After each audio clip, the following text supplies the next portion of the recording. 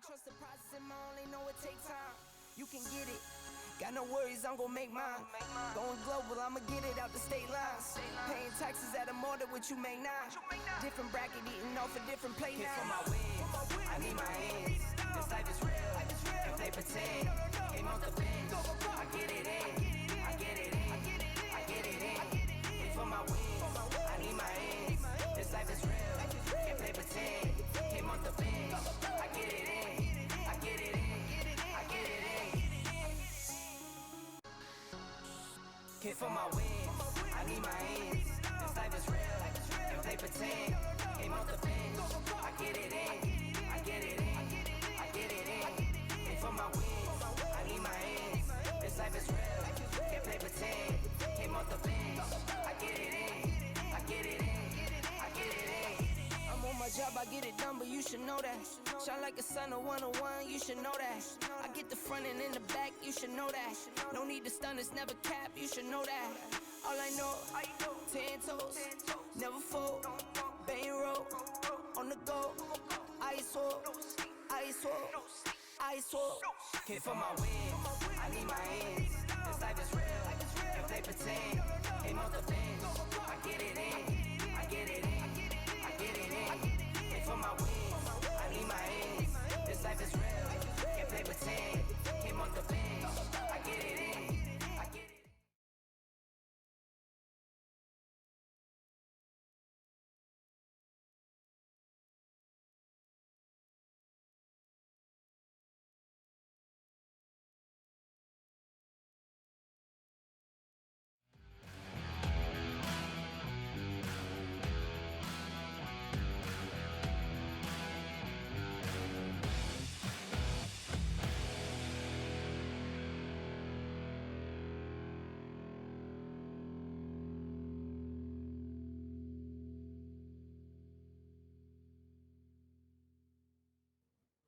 And a good morning to you, rugby fans. Welcome to our nation's capital. National Collegiate Rugby is bringing you day 3 of the Collegiate Rugby Championship National Sevens at the Maryland Sportsplex. Wheeling University Cardinals crowned the men's champion last night. Today is all about the fantastic women's team. We're going to crown a small college champion, a D2 champion, a D1 champion, and a premier champion. We're going to start the day with the semifinals in the Premier Division, Challenge bracket, the Survivor bracket, the Contender bracket, then the Premier Cup bracket. We're bringing semifinals in small college D2, D1. Take a break and move on to the championships. I am John Brooker. I am joined by none other than the great Darian Lovelace for a great day of rugby ahead, Darian.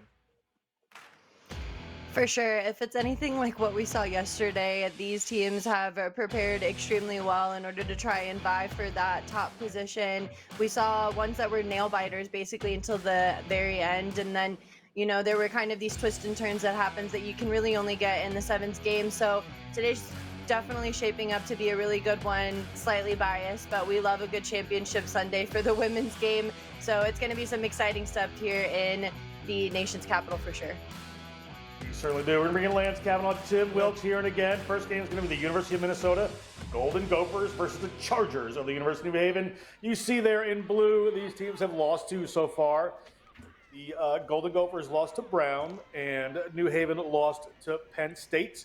Then later in the day yesterday, New Haven lost to Virginia Tech, and Minnesota lost to Southern Nazarene. But they're still in the semifinal. There's still stuff to play for here.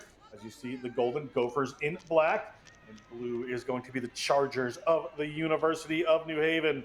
Great day coming up. We will talk to you through all of these things as we go. We are underway. Golden Gophers kicking off all day on the Rugby Network. Next Level Rugby Productions bringing you these games. New Haven looking to get going right away. Sydney Dela Cruz moves it out, gets the ball to the hard running Guimares around the corner. Guimares called into touch.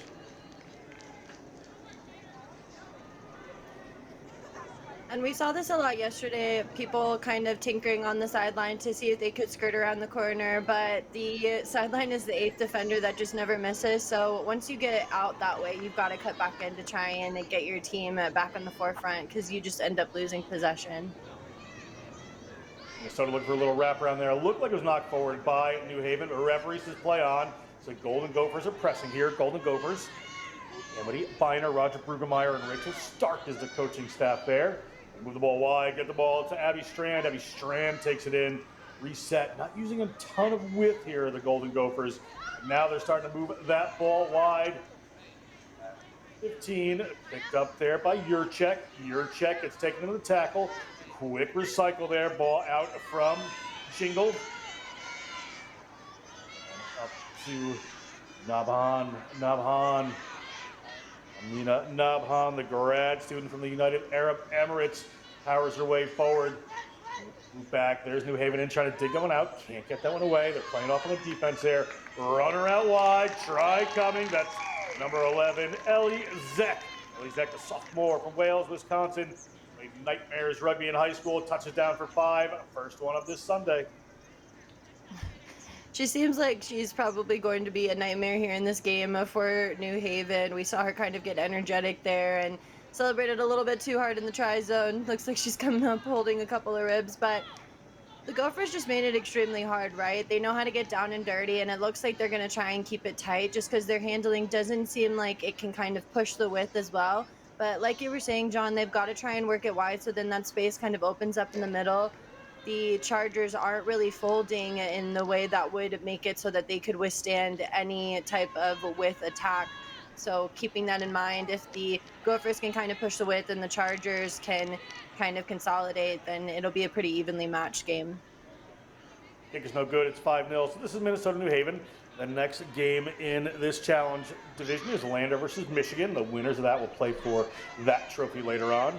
And we're going to move to the Survivor. It's going to be Southern Nazarene, Virginia Tech in one game. Eastern Mount St. Mary's. We'll talk through the rest of it in just a second as New Haven a chance to spread their legs. Coming around the corner there. A good fast run, a big chase. The race is on. There's one more person coming to the party. But it looks like it is going to be Amani Saucier. Did she get it down? Saucier, the senior from New Haven, Connecticut, the Highville Change Academy, touches down for 5 points. We're all tied up. Saucier definitely put some extra sauce on that one. The speed was good, and we see what happens whenever you're actually able to work it to the wide channel there. She just takes the corner really well. She's got enough space where she doesn't have to worry too much about the sideline, and then that cut in towards the sweeper who's coming across, it does her justice by getting it time with the fend, and then she's just able to kind of bring her team over and finally get them on the scoreboard as well. Not sure if that conversion was good, but it looks like we're basically at a tie game. Yeah, it should be tied at 5 here. Taking a look at Saucier, the New Haven, Connecticut native, started playing at University of New Haven quite quick. See her just fending off this wannabe tackler. Gets the ball to the ground. Ooh, a little separation there, Darian, but we gave it a try. Question mark. Upon in over that ball. Golden Gophers looking to respond here. Golden Gophers a break up the middle of the field. Saucier called on to defend now. Good tackle. Ball spills forward. Spots are going to have a scrum here to the University of New Haven. The Chargers in just a moment. The intention was definitely there. She got a good line break, but then the execution is just from being able to hold on to the ball in contact. We saw a lot of that yesterday with slippery conditions, day 2 feels, so people are definitely going to find it extremely hard to kind of reel that in. Probably a couple bumps and bruises on the arms, but it's important as long as you keep 2 hands on the ball.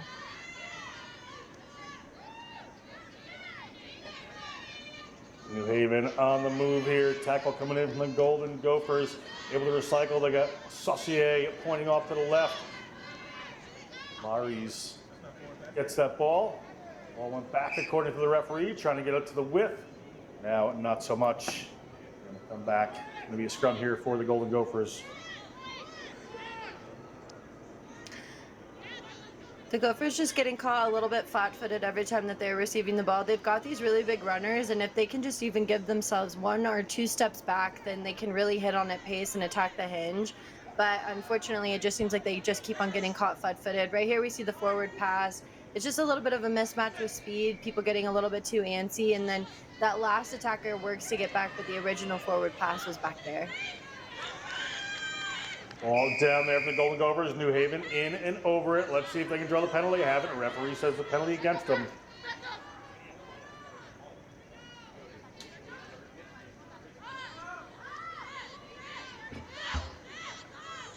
Ball coming across for the Golden Gophers.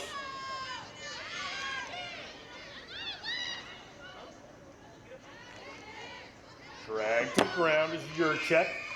New Haven coming in and over it, and they draw the penalty this time. We're all knotted up at 5 here. 5-5, New Haven and Minnesota from the Saucier try. New Haven looking to extend that lead, but tackle on the outside. A little wrap around there. That's Guimarães looking to have them take the lead here. A little step around. New Haven still in the move. Nice long pass out wide. There's the runner. Amani Saucier. Headed toward the line to make it 10. She's got somebody on top of her. She gets it to the ground. Referee has whistled, and 2 Saucier tries. Puts New Haven up 10-5. And that was just a perfect ball movement of working it to one side and then working it back the other way. And then Saucier, nobody was really marking her, but it was a pass from the number 9 there. Just a beautiful look pass into perfectly timed space. And then Saucier, she's just got the ability to always finish if she's got this green grass. Comes across, this one's definitely down. There's no question about that. So now the Chargers are on top against the Gophers, and the Gophers really haven't had a whole lot of possession in the last 2 minutes. It's been all Chargers. So when they go back during that halftime talk, they're really going to have to talk about marking up Saucier and making sure that they maintain the width. Now it's going to be halftime. That conversion was good, so it was 12-5. The Chargers over the Golden Gophers. We'll step aside. We'll be right back.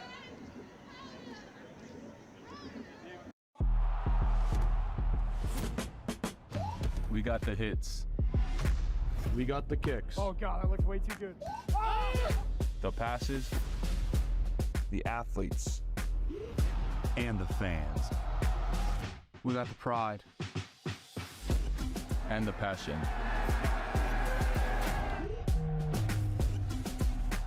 All we need is you.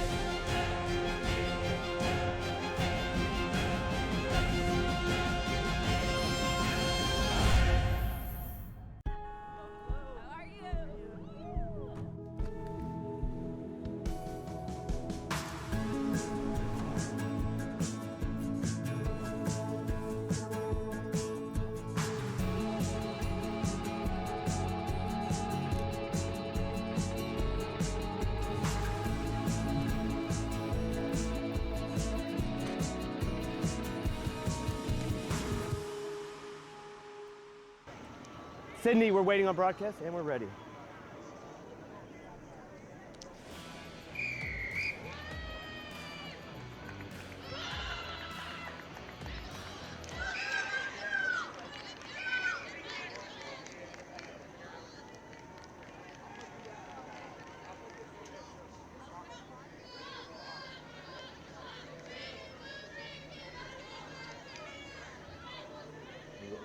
Newer varsity program, not new, in New Haven, Connecticut.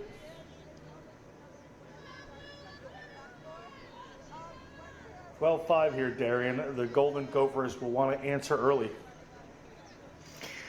For sure, and the thing is that towards the end of that first half, we really didn't see them have a lot of possession. They were really stuck underground there, and the Chargers were just dominating. But they can do a lot whenever they've got ball in hand. They've got some people that really make a difference in that game. But the Chargers are already showing a little bit of a lack of discipline getting into those spaces. They're going to do a rush defense in order to starve them of possession like what they did in the first half. So hopefully the Gophers had a conversation about how they want to move the ball and how they want to keep the ball alive. Little dummy runner, ball comes out wide for the Gophers. They've got their danger runner out wide. Saucier called on to defend two people and does. Ball ripped away by University of New Haven. They're starting to get in their stride. Maurice gets that ball wide, and they get it out to this wider runner here. They get it in the space. Does she have the legs? Lexi Byrne cruising through the 22. Got a player on her heels, but she separates a little bit. Lexi Byrne, the senior from Belmar, New Jersey, the Manasquan High School, touches down 5 points, extends the lead 17-5 New Haven. Byrne and Saucier are just kind of fighting themselves on the width with the ball movement that's happening from that number 9 there in the middle, which she's just doing a good job of kind of finding herself in these right positions. We see her just run a beautiful support line, trying to block off that last defender, just being a little cheeky, getting in the way. It buys Byrne just a little bit of time to really finish the job, and the Chargers are kind of leading by having good ball movers in the middle and then having their attackers just remaining patient on the outside. The Gophers really need to kind of replicate that in a sense, take the outside, set a platform, and then move it back the other way. They're just getting caught kind of in the middle, and the Chargers are really just exploiting all that defense. Good try there. Interesting story is Lexi Byrne studying criminal justice. University of New Haven, a very prominent criminal justice program, doing a lot of work in forensics in that area. So great program she's studying in.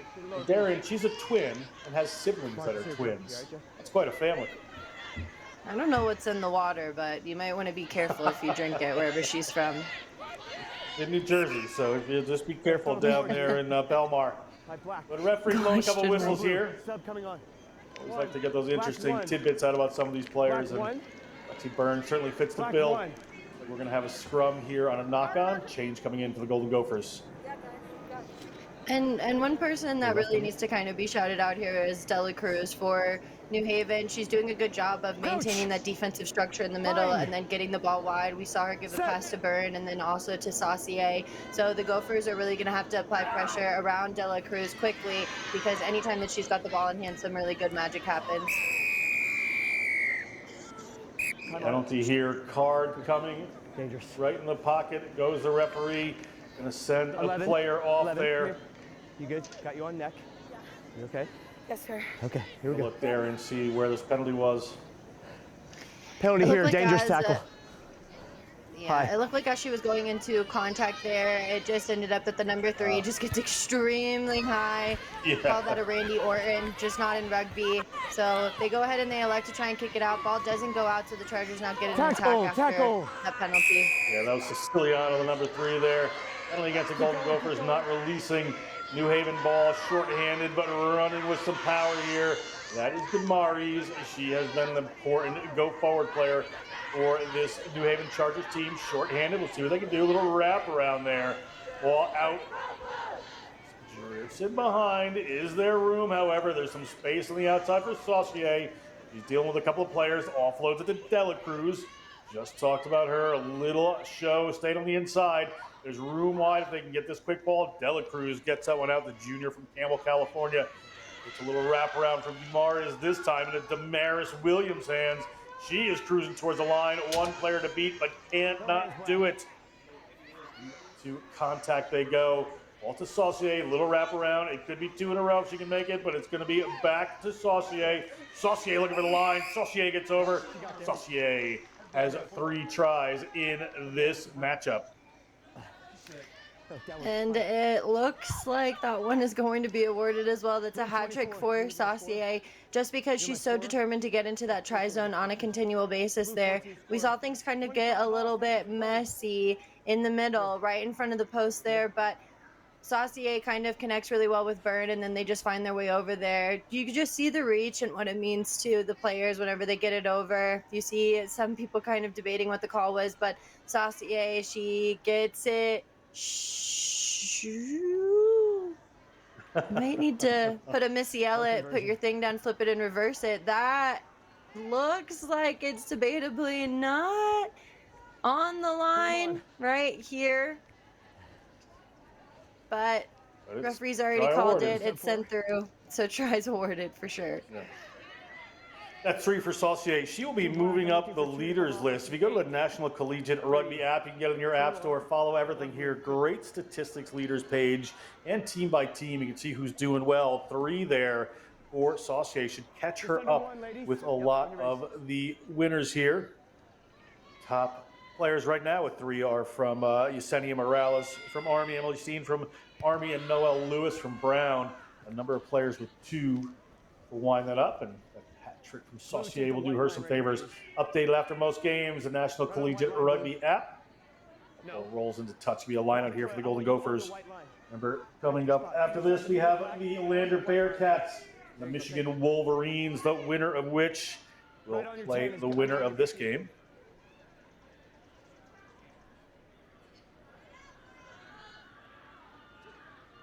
Fine.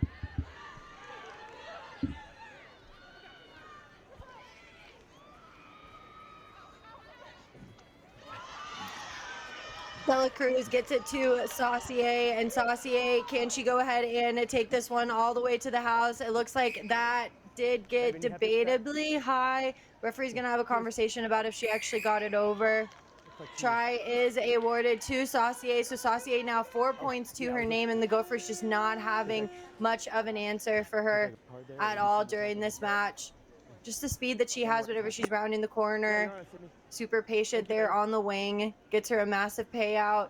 Looks like we're at full time, so New Haven's going to take the win on this one. Kick to come, but Saucier and that Dela Cruz mix is just one to not be messed with. 29-5, and it was mostly Saucier that took it today. New Haven will go ahead and take this one. We'll be right back with some more matchups for you on National Collegiate Rugby. In our game, we play with our hearts. We don't play with sticks, bats, or gloves. We don't wear shoulder pads or helmets. We keep playing when it hurts. And we leave everything on the field.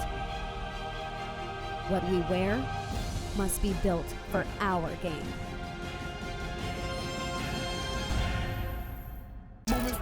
Already gone, yeah, but you bringing me back. Try to double cross me, dog. Just let me relax. Stop assuming what we doing. Keep it moving, what we doing.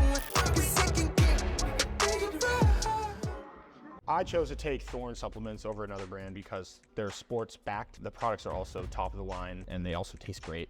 It's important that the substances athletes take are tested for banned substances. One, because you want to make it a fair, even game, especially with the other players. And you want to make sure what you're putting into your body as an athlete is clean, researched, science-based, and it's healthy for you. So you want to put good in and get good out.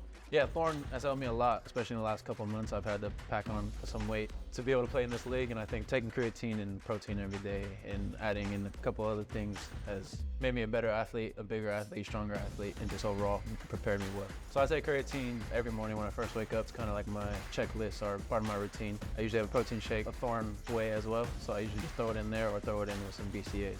Whey protein definitely makes my life easier because I can come. Welcome back. It's game number 2. It's going to be the Lander Bearcats taking on the Michigan Wolverines. You see Ember Larson. She has played with the USA Falcons, highly rated player, playing for this Michigan team. Both these teams, however, 0-2 leading into this. John Broker here with Darian Lovelace. Hopefully Ember Larson can get a chance to stretch her legs this game. Team, are you ready? Yeah, Ember Larson yesterday, she was kind of more of a playmaker rather than being that speed that we're always looking for. She kind of got caught in the middle trying to get it to their speedsters on the outside. If she can really find a way to work it around the corner, we'll see more of that speed open up. But Lander University play a lot of defense, and they're always here for the violence. So we're just going to go ahead and have to see how this one plays out and if they can kind of corral Ember Larson in. Both a bit blue and yellow, but a lighter blue on the Lander Bearcats. They have the ball in hand right now. Do the Bearcats Michigan trying to come in and disrupt. Lander, team from South Carolina, coached by Ken Pape with Orville Porter, manager Sheila Rivera. That ball. Referee spots a forward pass. So we're going to come back here and see whose ball it will be. In Just this a lot of matchup.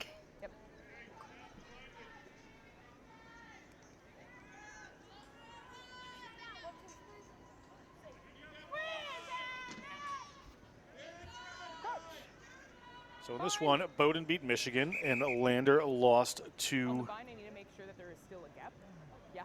Notre Dame College.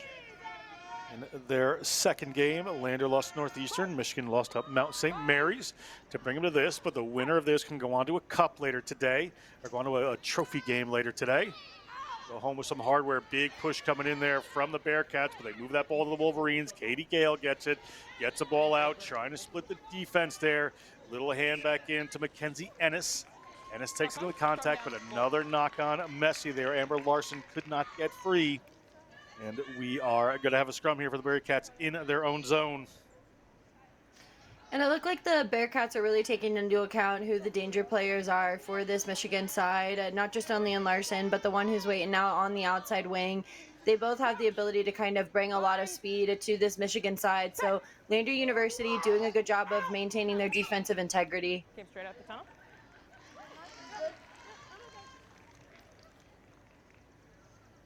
Yep, back on the mark where it was. Yep. Crouch. Bind. Set. There's a shot of Ken Pape, Lander coach. A lot of rugby administration experience in the Northeast. Good fella, Ken. Ember Larson makes a big tackle there on Liz Sinatra. Not sure if there's any relation. Ball coming across, Lander Bearcats, middle of the field, under the post. One more runner out there. They try to get it to her. Ball slips in behind. Looking for a battle for the ball here. Lander has it. Referee spots. Forward pass for a knock on there. We'll see what they're going to come down with. Grounded by the defending team, which is a scrum at the 5. Calling it grounded by the defending team, so scrum 5. 15s, that would be a goal line dropout, but it is an attacking scrum here. Good opportunity. 3 minutes in, no score for the Michigan Wolverines. Opportunity for a try here. Larson in the second receiver spot back there. Wolverines lose the ball to the Bearcats. Bearcats from their own line. Esmond moves it out. A bit of a high pass there, but in Sinatra's hand. She comes down with it. Larson in and over. Larson picks up the ball. Larson offloads the ball. Katie Gale gets it in. And Katie Gale, the junior from Grand Rapids, Michigan, played for Sparta Rock girls rugby at Sparta High School. Touches down for 5. And the Michigan Wolverines are on the board. Gale playing some very smart rugby. That was her second touch in that passage of play. Right here we see Larson and that number 11 for Michigan really do a good job of working around. Larson's got nothing but daylight on there, and then Gale, after getting a touch on the ball earlier off of that offensive strike, she comes right around to try and get this next one. Tries to convert her own score, but it's no good. So that'll finally bring some points on the board for us, but that's going to stay at 5-0. And Ember Larson, she's just so quick. And then also, as you were saying, she's trained with the USA. She knows the cheeky little moves that'll kind of get your teammates over the line. So she's just got a lot of intelligence that she brings to this Wolverine side.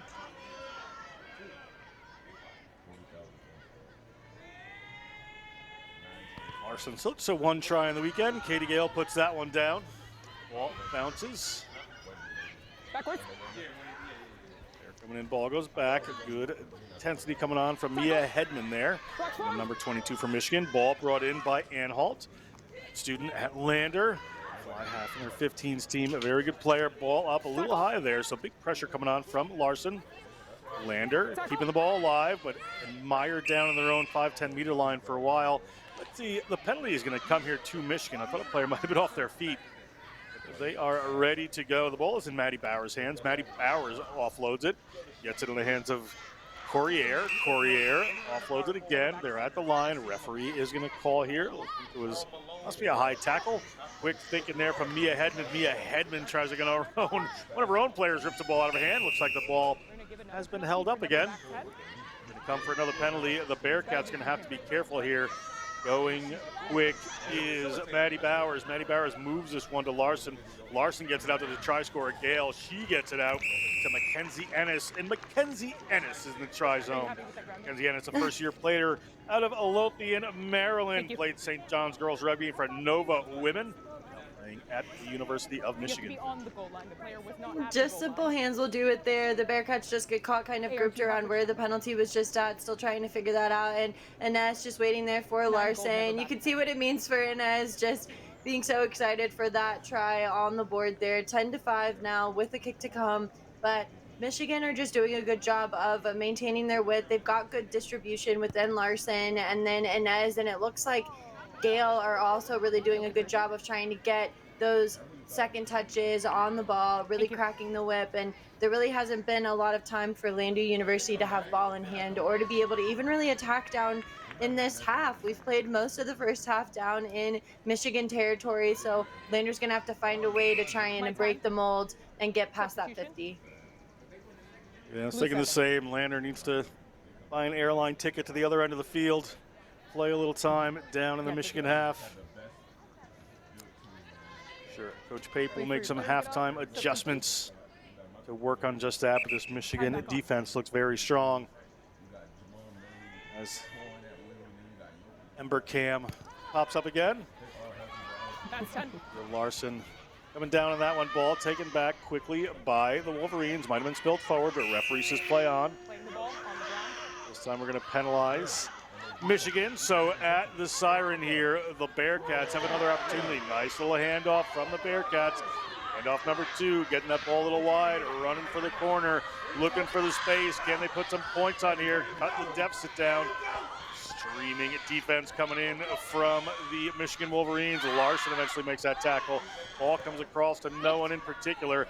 Hacked forward by this Lander team. Picked up by Michigan. Put into touch. Referee is going to whistle us for halftime. 10-0. Michigan leads Lander. They are finally down in the Michigan end of the field, but they're going to need a bit more of that. We'll come back with second half action in just a minute. Straight off the gym, straight off the pitch, and it takes 30 seconds to mix up a protein shake and get down some extra protein. Rugby is a sport where teamwork truly makes the difference. In alignment with the values of rugby, Globant and Major League Rugby join forces in a powerful innovation scrum that aims to elevate the sport using the latest technologies. We are already co-creating digital solutions to impact the game, the fans, and the global community in a sustainable way. When technology meets passion, the unthinkable happens. Globant, technology that dares to delight.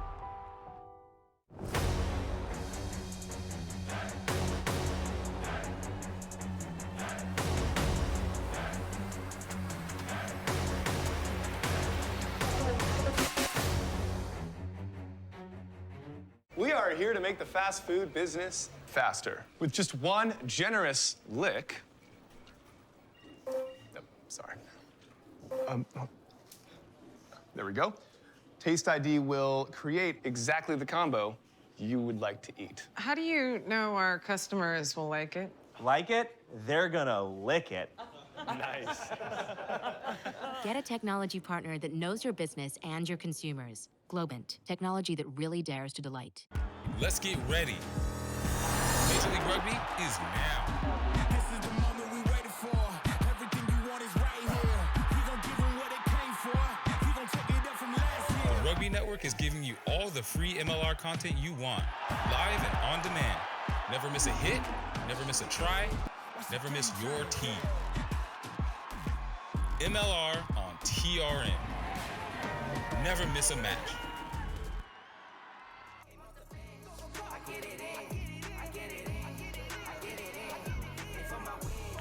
Blue team ready.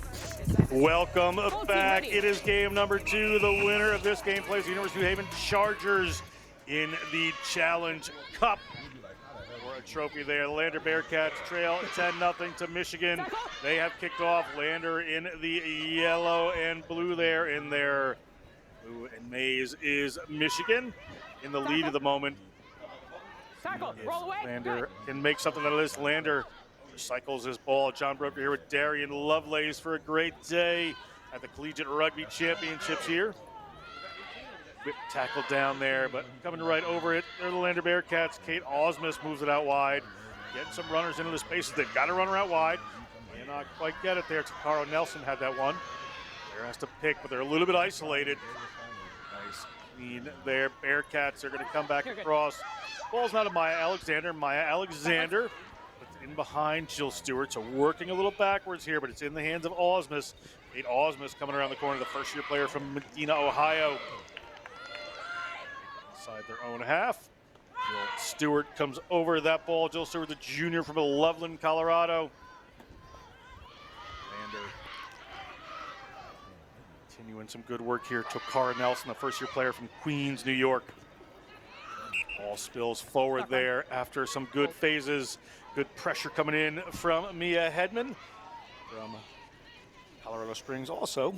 It's a Colorado flavor on these teams, so it's going to be a scrum here for Michigan, Darian.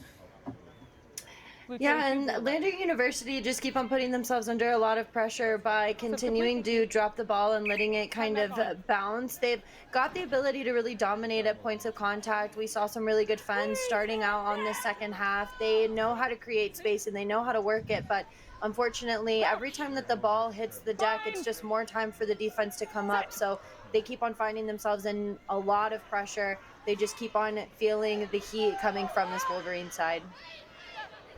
Ball coming across here. Lander takes that one away. It was a Michigan scrum. They have some space. They have a runner streaming on. Can they make something happen here? This is Liz Sinatra. Sinatra hauled down by Larson late there. A little pick and go. Make sure they don't get isolated, the Bearcats, on these quick movements, but they're doing a very good job of coming to clean it in. Ball goes in behind, and they get rid of this half done. It's back in Alexander's hands. Jill Stewart gets it.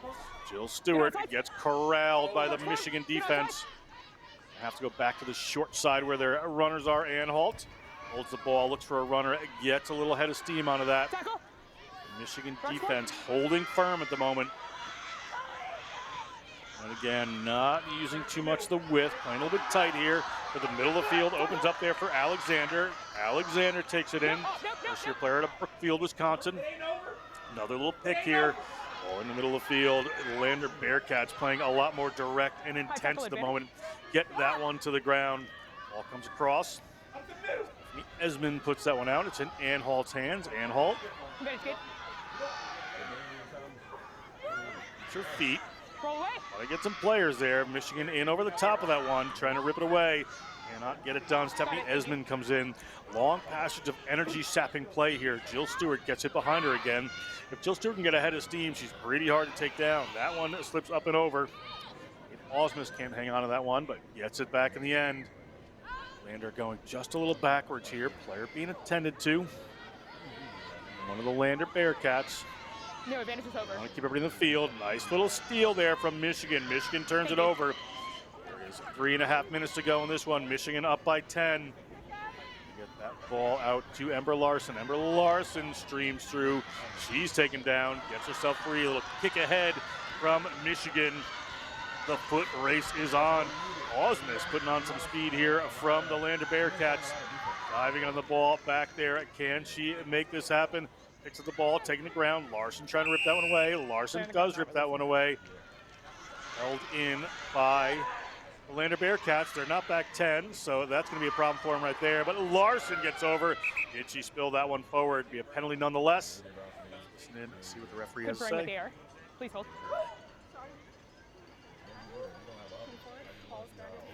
The knock our hand with the ground. Knock on can't be forced by the ground, so great. Tries good. Thank you.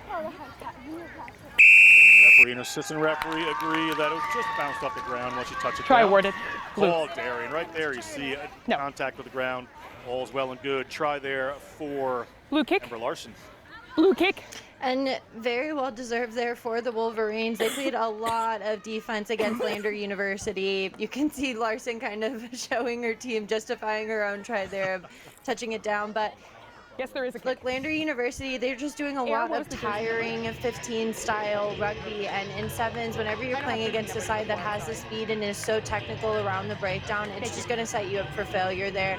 Lander University played about 2 minutes of just crashing and one-off rugby. People were slow to get back and to get back on sides. And with all of that, it's just a recipe for disaster there. And whenever disaster strikes, it almost seems like Ember Larson's always in the right point at the right time. So she's just able to kind of look up, recognize that nobody's back yet for Lander, and then get that try over.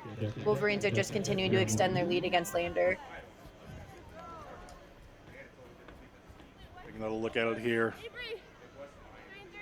Where Larson over that quick, great work, not released by this Lander Bearcats team.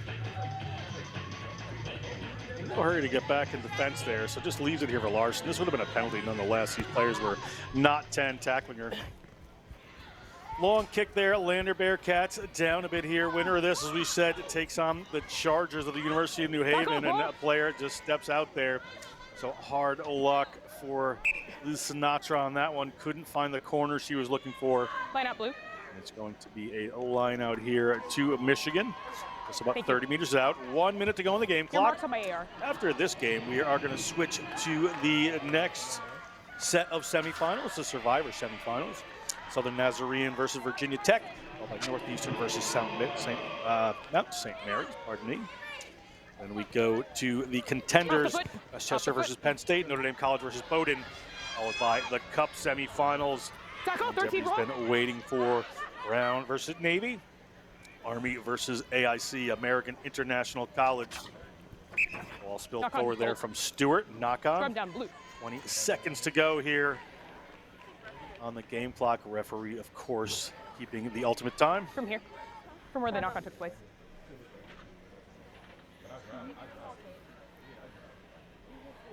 Yes. Gold driving upwards. Gold, make sure you're not driving upwards. Otherwise, it'll be a free kick. Yes? Okay, thank you. Crouch. Bind. Set.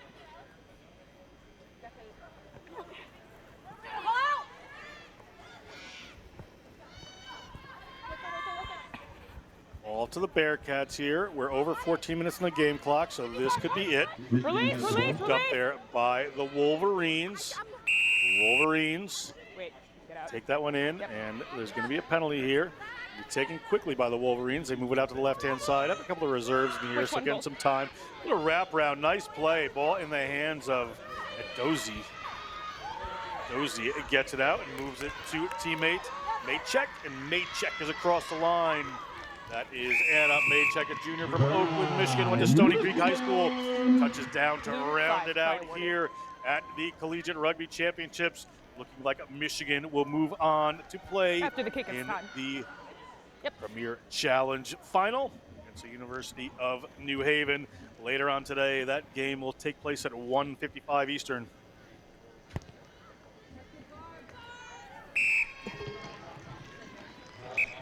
And that is it. Indeed, they will be moving on. We're going to step aside. We're going to go back with Southern Nazarene taking on Virginia Tech. In just a minute. Stay with us. Okay. Thank you.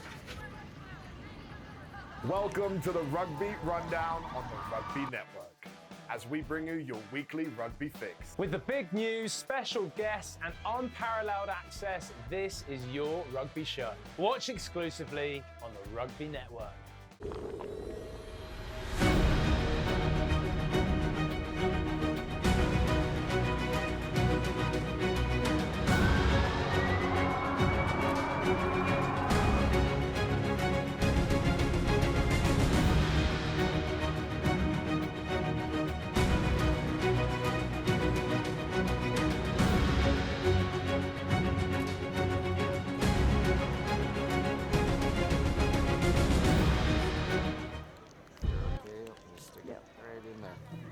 Good. Yep. Welcome back The Challenge Trophy is going to be contested between the University of New Haven and the Michigan Wolverines. Now we're on to the Survivor semifinals. Survivor semifinals. First one is Southern Nazarene versus the Virginia Tech Hokies. The winner of this is going to take the winner of Northeastern versus Mount St. Mary's coming up right afterwards. See Virginia Tech in white and orange there. Southern Nazarene in black.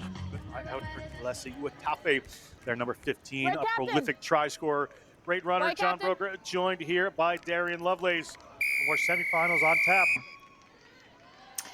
Yeah, and we talked about Uatafe, had the pleasure of playing with her for PR7. She's just an incredible athlete when she's got ball in hand. Yesterday, Southern Nazarene really struggled to kind of get the ball into her hands. So we're going to kind of hope that the Hokies are going to play a very tight, strong defense and really put on the pressure whenever it comes to Uatafe. But if she gets the ball in hand, it's really going to be something lethal. So we'll see what the game plan is for Southern Nazarene. No retreat. Little pass out there from Southern Nazarene, trying to get the ball over the top. Guys.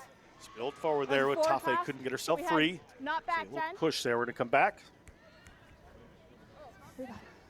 Back 10. See what the ball was here. There might have been offsides there against Virginia Tech, trying to just sneak up here. Scrum called.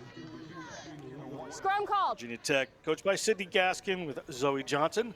Southern Nazarene, Eric Gilliland, Tom Willoughby helping out.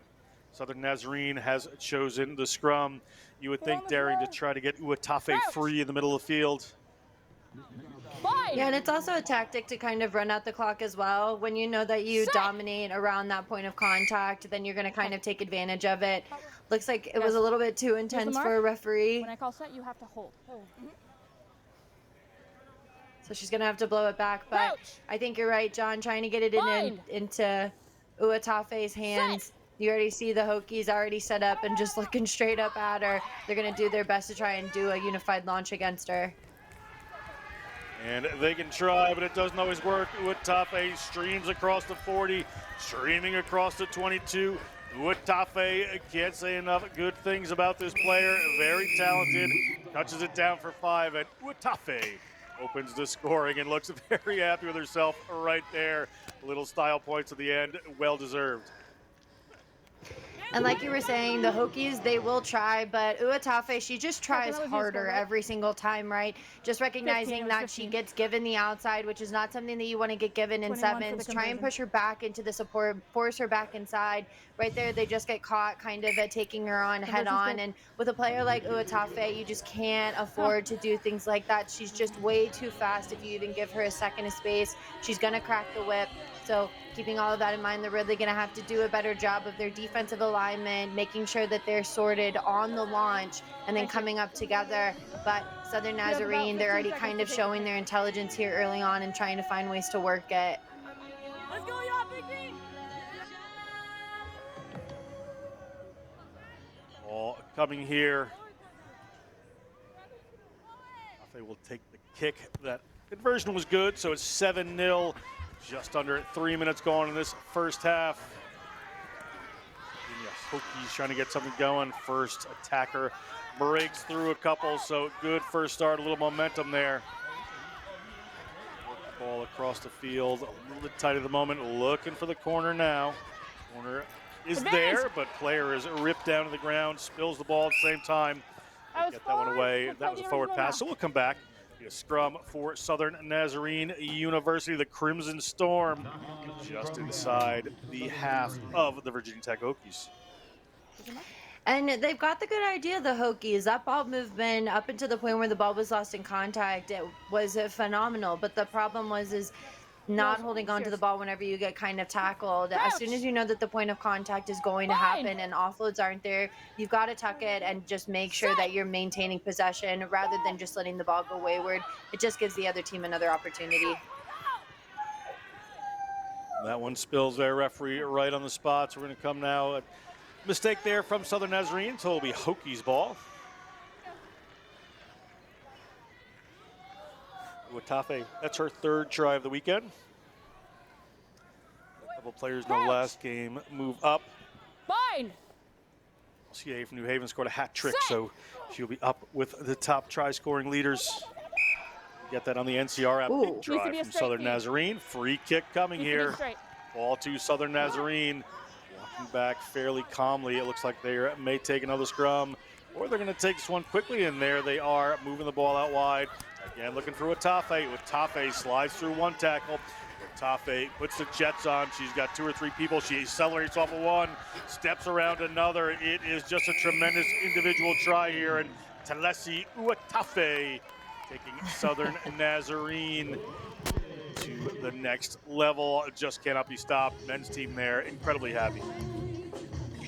Yeah, I've got to wonder if Uatafe is really trying to make it so that I give her a shout out for scoring 5 tries for the weekend. She still has a little ways to go, but she's really making moves. Just the same thing that we saw there. It's almost like deja vu for the Hokies, just getting caught in front and on the inside of Uatafe. And then she's got such a good, powerful step. Having those one-off runners and not being unified in the defensive line, for players that are lethal like that, you've got to make sure that you bracket them. Make sure that you're kind of maintaining the inside and the outside of those players to make it so that if needed, somebody can come up and cover that tackle. But right there, they just leave one of their teammates out to dry by just having her take on Uatafe herself, and that's a very heavy ask for any player. Little error there from Southern Nazarene afterwards, so just about a minute and 15 left. It's going to be a free kick at midfield here for the Hokies, and they have players coming on quick. Something on, that's Fiona Galvin. Fiona Galvin able to get that one away to Natalie Rodriguez. She'll be able to recycle this ball with the Hokies. Hokies hold tight. Pass across the face of the defense there. Trying to get in some speed runners. Aaliyah Royster comes around the outside. Aaliyah Royster gets a hold of it, and Aaliyah Royster is on the outside. She is held by a Southern Nazarene defender. Spills the ball forward. Southern Nazarene just kick it. About 40 seconds left in this half. Southern Nazarene will have the scrum. But that did look a lot more promising coming in from the Hokies there. Virginia Tech, they have really good ball movement, but the Southern Nazarene side, they just have players that are just way too fast. They're good at corralling them, bringing them to the sideline. They have their personnel in the right spots at the right time, and that's just making it really hard for Virginia Tech to really gain any momentum. Set!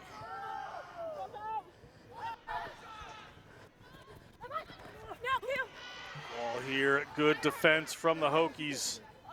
Tafe has to come in and clean that one up, so she's not going to get the chance to get free there, but Kezia Segovia go into contact, but taken into touch. The referee whistles us for halftime at 12-0. Southern Nazarene over Virginia Tech.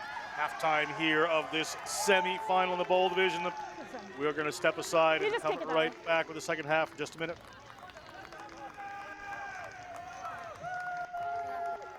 Whey protein is my favorite product. Best part about it is I can have it straight after a workout or a training session. My favorite product is vitamin D. Back in DC, we practice a lot indoors, especially in winter, don't get a lot of sunlight, so having some vitamin D is important. We select Thorne because we know it's tested and it's safe to use.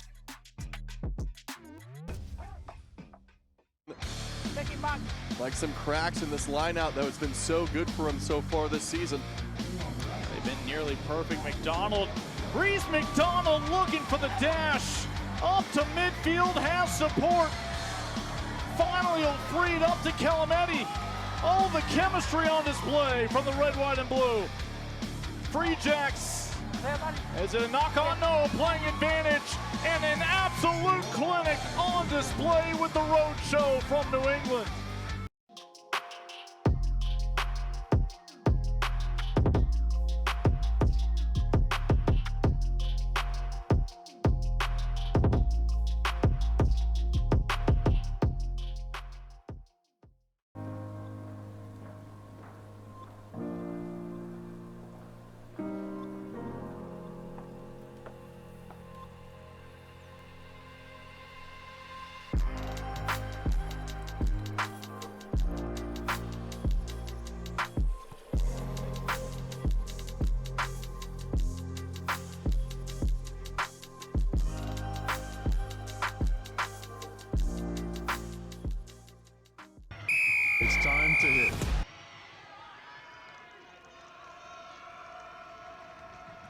Welcome back. It is the second half here of this Southern Nazarene Virginia Tech game, and we are looking at a 12-0 lead. John Broker here with Darian Lovelace, bringing you great rugby action all day. Tim Wilkes, Lance Kavanaugh will join us from time to time.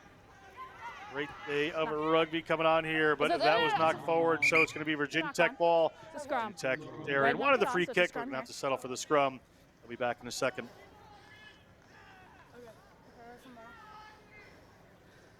Just unfortunate there for the Hokies, but you've got to hope that they kind of went back to the drawing board and kind of regrouped a little bit. This is still anybody's game, even though it's 12-0. There's only 2 scores for Southern Nazarene.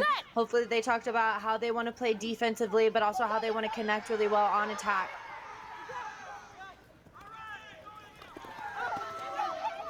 Virginia Tech on the move here. This, we said, plays the winner of the next one. Mount St. Mary's versus Northeastern. And with Telesi Uatafe playing like this, I think you're going to see a Southern Nazarene move forward as the Crimson Storm men's team just cheers them on from the stands. And you'll also hear me give a shout out to Uatafe for getting a hat trick. All of the scores now are going in favor of Uatafe, but they're just so tenacious and aggressive on defense. Everybody is kind of flooding in there, and it gives up players an opportunity to really attack, such as Uatafe. The defensive effort that's coming in from Southern Nazarene really just allows her to play pretty freely and pretty creatively as well. You see the celebrations there. The support is always kind of flooding through those channels in Southern Nazarene, and the Hokies, if they can figure out ways to maintain their possession and then also maintain their line integrity on defense against players like Uatafe, then they're going to just see that scoreboard continuously extend in favor of Southern Nazarene.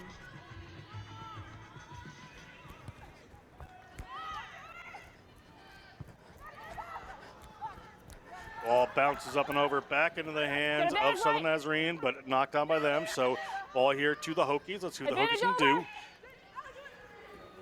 Royster, one of their speedsters, playing a distributor role there. Uatafe in and over, forces the penalty. She is a lot more than just their key runner at the moment, Darian. Scrum. And anytime that she's just giving an opportunity, she's going to be hungry enough to take it. Just allowing yourself to kind of end up in those breakdowns. We used to call it headhunting, but when you recognize that some players are just athletes, you have to make sure that you're trying to get the ball as far away from them as possible. Off. Red 20, red 9, red 10. Some changes coming in here for Southern Nazarene.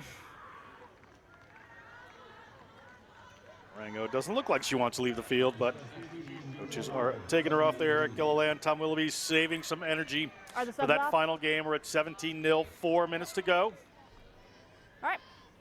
You got it. Crouch. Bind. Off your knees. Off your knees. Set.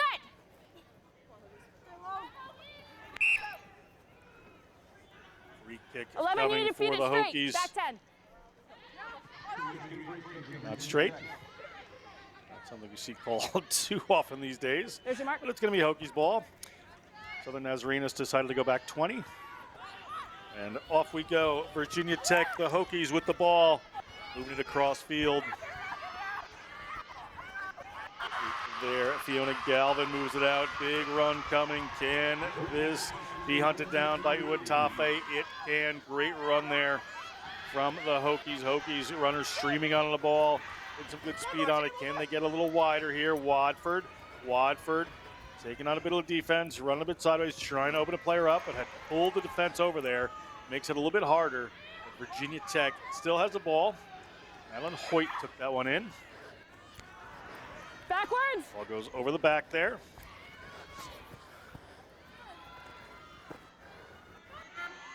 And Virginia Tech gonna get a try here. Good work, Virginia Tech. Eventually, Natalie Rodriguez, the first-year player out of Ellicott City, Maryland, is gonna touch that one down. herself a shy old soul.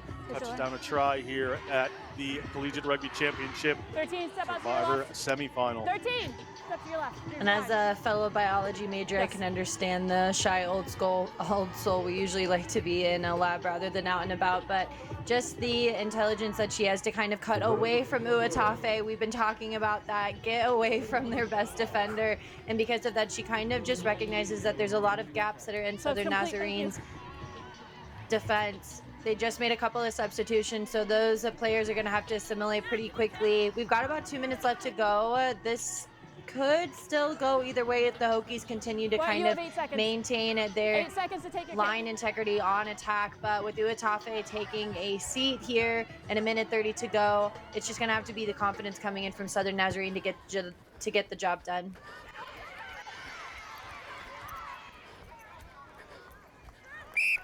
Ball here rolls in a touch. The Hokies ball, as you said, there's still time. About a minute and a half. The white line out. Hey, guys, come to the line out, please. Slow it down just a bit here. Red here.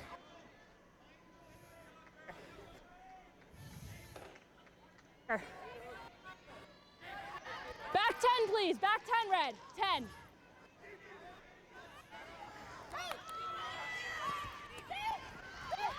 Ball in to the Hokies. Good streaming run here. Hokies coming on. He's looking for some late magic here.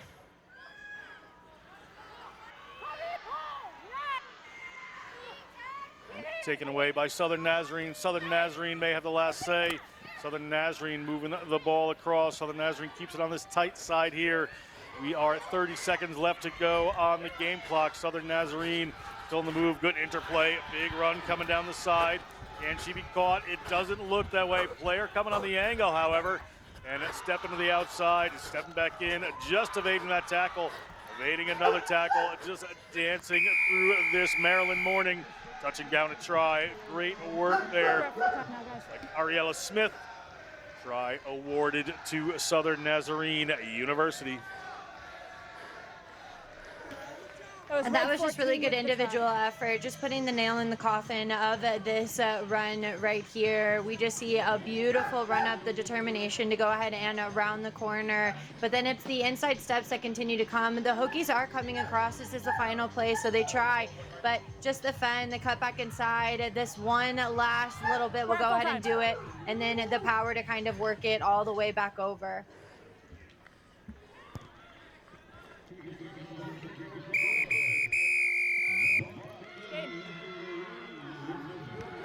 Great work, and that will end the game there. So Southern Nazarene will move forward. Take on the winner of the next contest, Northeastern versus Mount St. Mary's. Let's say Uatafe, the difference maker there. We'll step aside. We'll come back with that contest, that game, in just a second.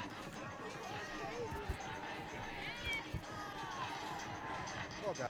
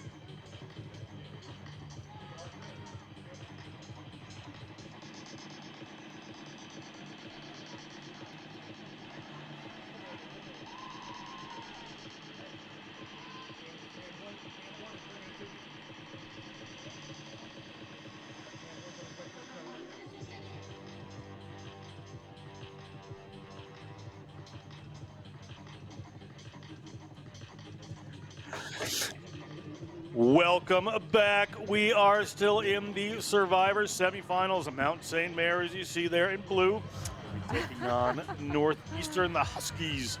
Here from Boston, John Broker with Darian Lovelace, bringing you great rugby today, this women's finals day.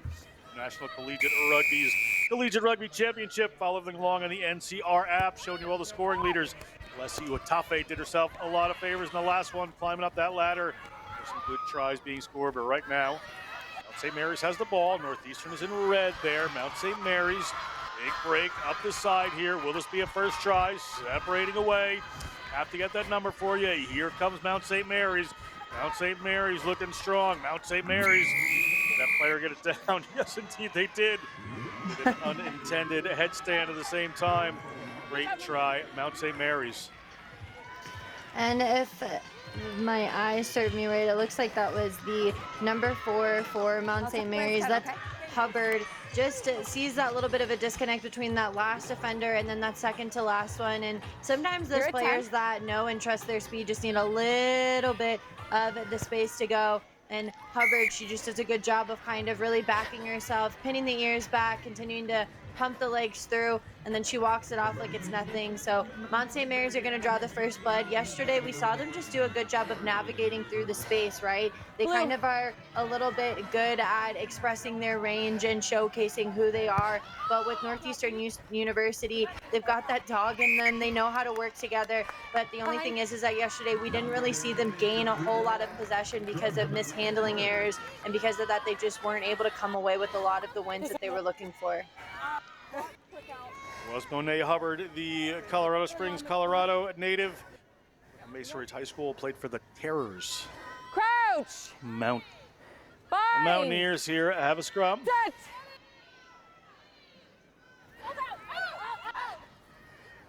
Little break around the right-hand side, back to the try scorer, Hubbard.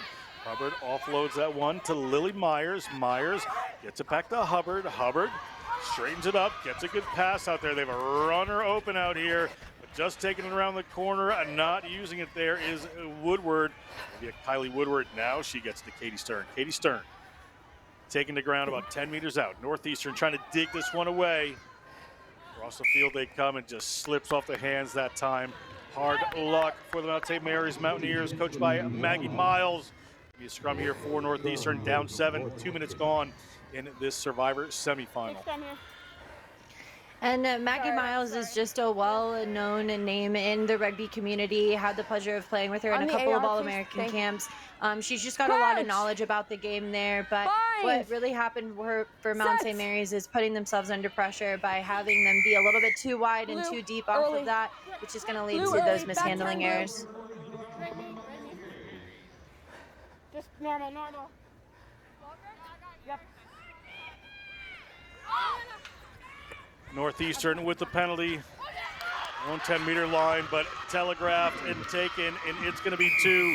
Hubbard, 2 in a row. That is good work from Monet Hubbard. Excellently done, the senior.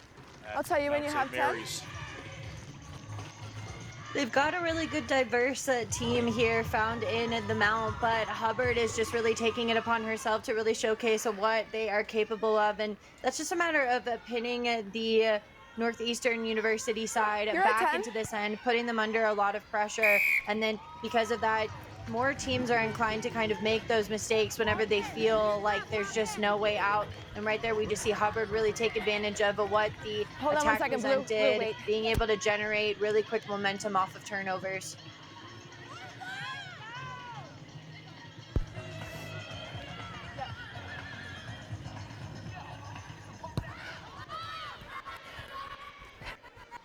Ball over to Northeastern there. Down a little bit more now after 2 Hubbard tries.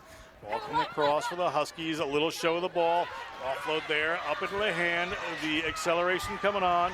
Trying to get away. Eventually taken down on the tackle. But good work there from Northeastern. Player trying to put the ball down and winds up back in the Mount's hands. You really didn't know where to put that. So interesting decision there. They're going to take it into contact are the Mountaineers. Penalty coming this time against for not releasing. So it's a Mount St. Mary's ball. Referee Roberts going to bring them back. Wants ready to come from the mark.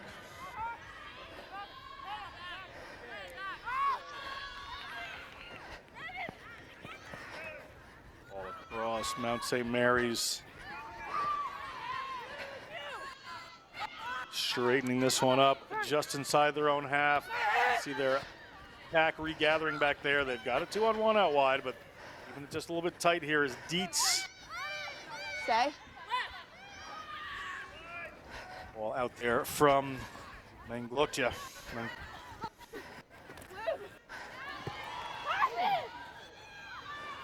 Bologna, sorry. Dramatic spelling here, a little off. Katie Stern takes that one, the senior from Fort Collins, Colorado, and she is streaming down the sideline. She escapes that tackle. She is going to stride in under the post untouched. 5 minutes gone in this first half. 17 points in it for Mount St. Mary's. Kick to come. Stern has had a lot of touches here in this first half. We see her kind of calculating how she's going to make it through the next 9 minutes of this match. 2 minutes left to go in the first half, and then we've got a whole second half left to play.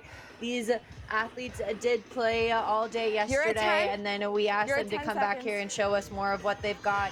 But here's Stern. She's just got a lot of pace and a lot of power there, and kind of running off of the confidence that we've seen in Hubbard. You just see Stern really take hold of the attack, make sure that she's rounding the corner and getting the width that they're looking for. Northeastern University, again, just kind of giving up possession. We saw it yesterday with the handling errors and just not taking care of the ball on the ground.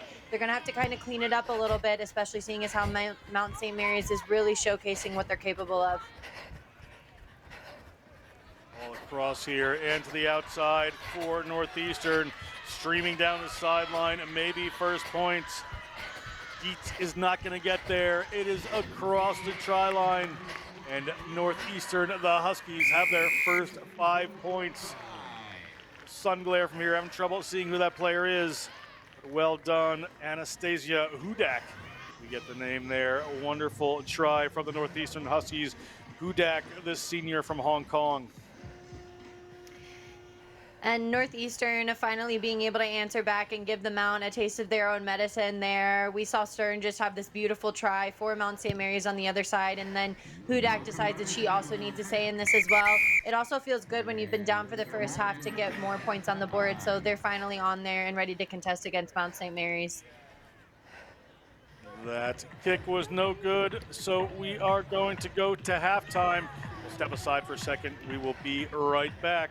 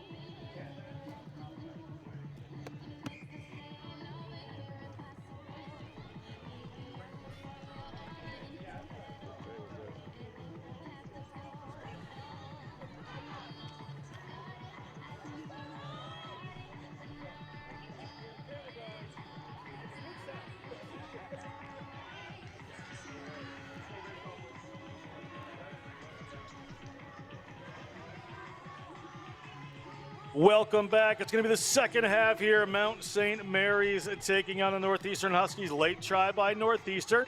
But Mount St. Mary's still in the lead here. Northeastern to kick off there in red, or to receive in red, looks like right now. Winner of this plays Southern Nazarene later today in the Survivor Trophy game, 2:15 this afternoon Eastern Time. Mount St. Mary's gets us underway through Lily Myers. Northeastern down 17-5 here. They scored a late try. Let's see if they can keep this momentum. Ball's going to go to ground. Eastern pressure coming on from the Mountaineers. Eastern keeping that one tight. A little more space here against a team like Mount St. Mary's. They move that one wide into the space, looking for another runner, but runner is the try scorer, Hudak, and she gets ball and tackler at the same time. Able to move it just a little more forward are the Huskies. We have a penalty here, not rolling away against Mount St. Mary's. So here come Northeastern. They've gone 10. Somebody can tackle this player now.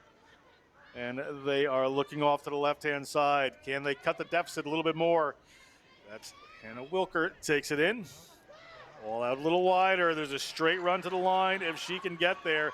Tackle coming, but players at the line and players over the line. And Northeastern through Emma McNeil, the junior from Portland, Oregon, have cut the lead a little bit more. And you can see what it means to the team by being able to get the points on the board here for the first minute of this second half. We see both of the try scorers kind of walking in tandem there, probably mentally preparing that they're going to have to get some more points on the board there against the Mount. But the Mount now kind of getting on the flip side of things. They're not really getting a lot of possession. We saw a couple of early penalties there leading to a lot of possession for the Northeastern University side. So both teams are going to really have to maintain their discipline and continue to work well in tandem. And the Mount is just going to have to come back to the basics, right? Get to their speedsters, work the width, and just make sure that they're respecting what the referee is asking whenever they're at the breakdown. Northeastern kicks this one off at 17-10 now. That ball spills forward from the Mount. Another opportunity here for Northeastern to tie this one up. This is getting interesting here. A dominant first half by the Mountaineers and a few errors creeping in now. So Northeastern have to make some difference as some changes are going to come in on the field.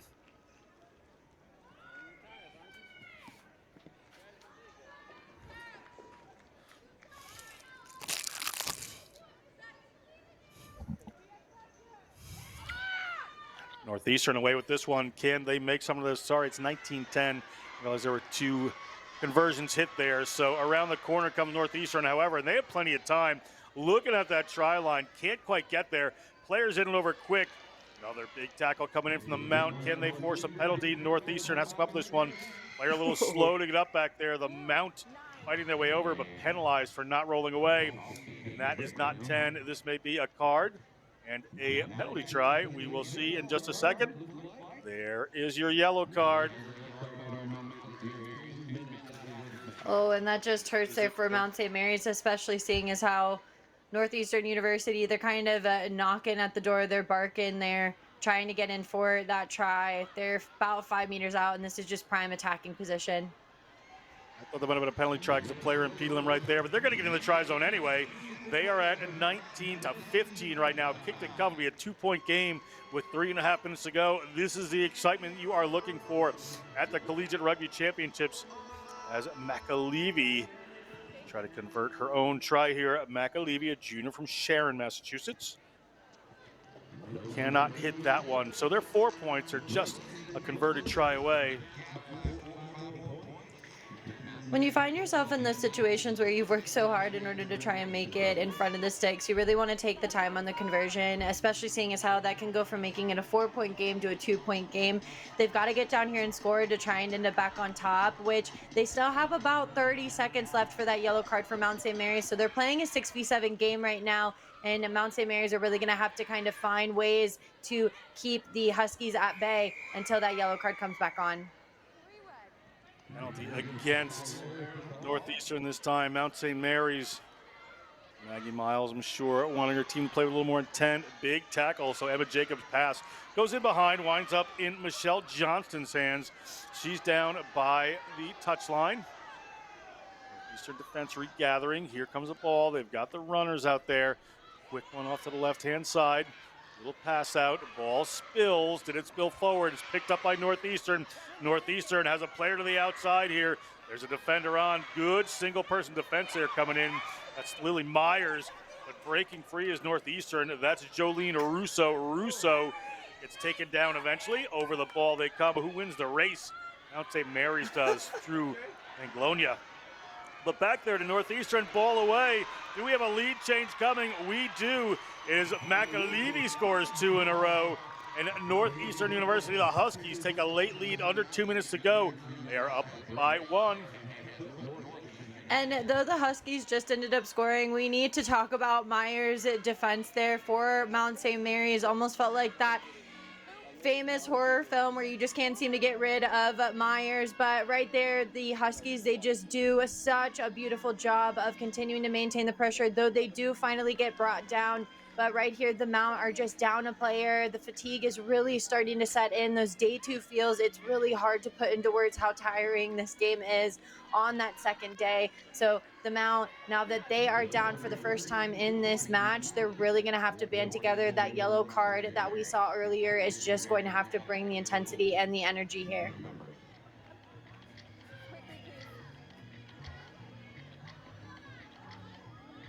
Waiting here. It seems like time is off. Eastern now in the lead as we get to the later moments here. Southern Nazarene awaits.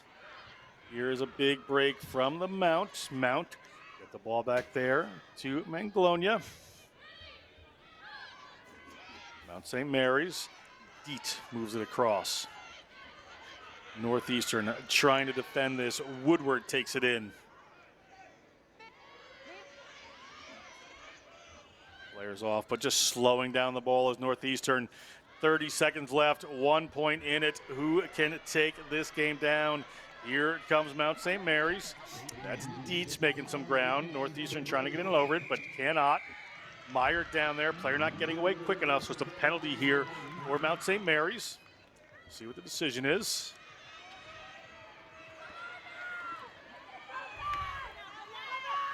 Mount St. Mary's running a set play here. Cross there from Manglonia. Incorrectly identified somebody else with that number a minute ago. Apologies. Katie Stern breaks outside.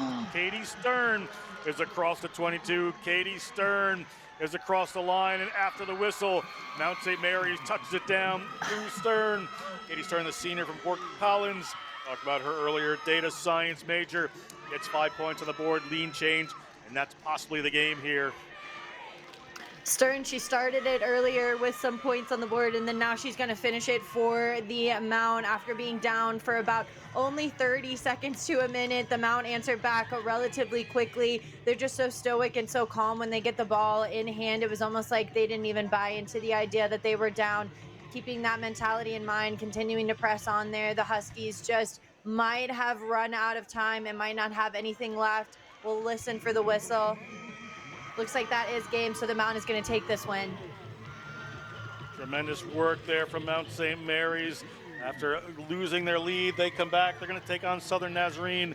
Northeastern will move in the other direction. We're going to step aside for a second. We're going to go to the contender semifinals. This is the plate.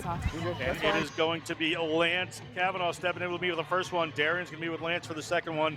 Stay tuned. We got Westchester, Penn State coming up, then Notre Dame College versus Bowdoin. Be right here.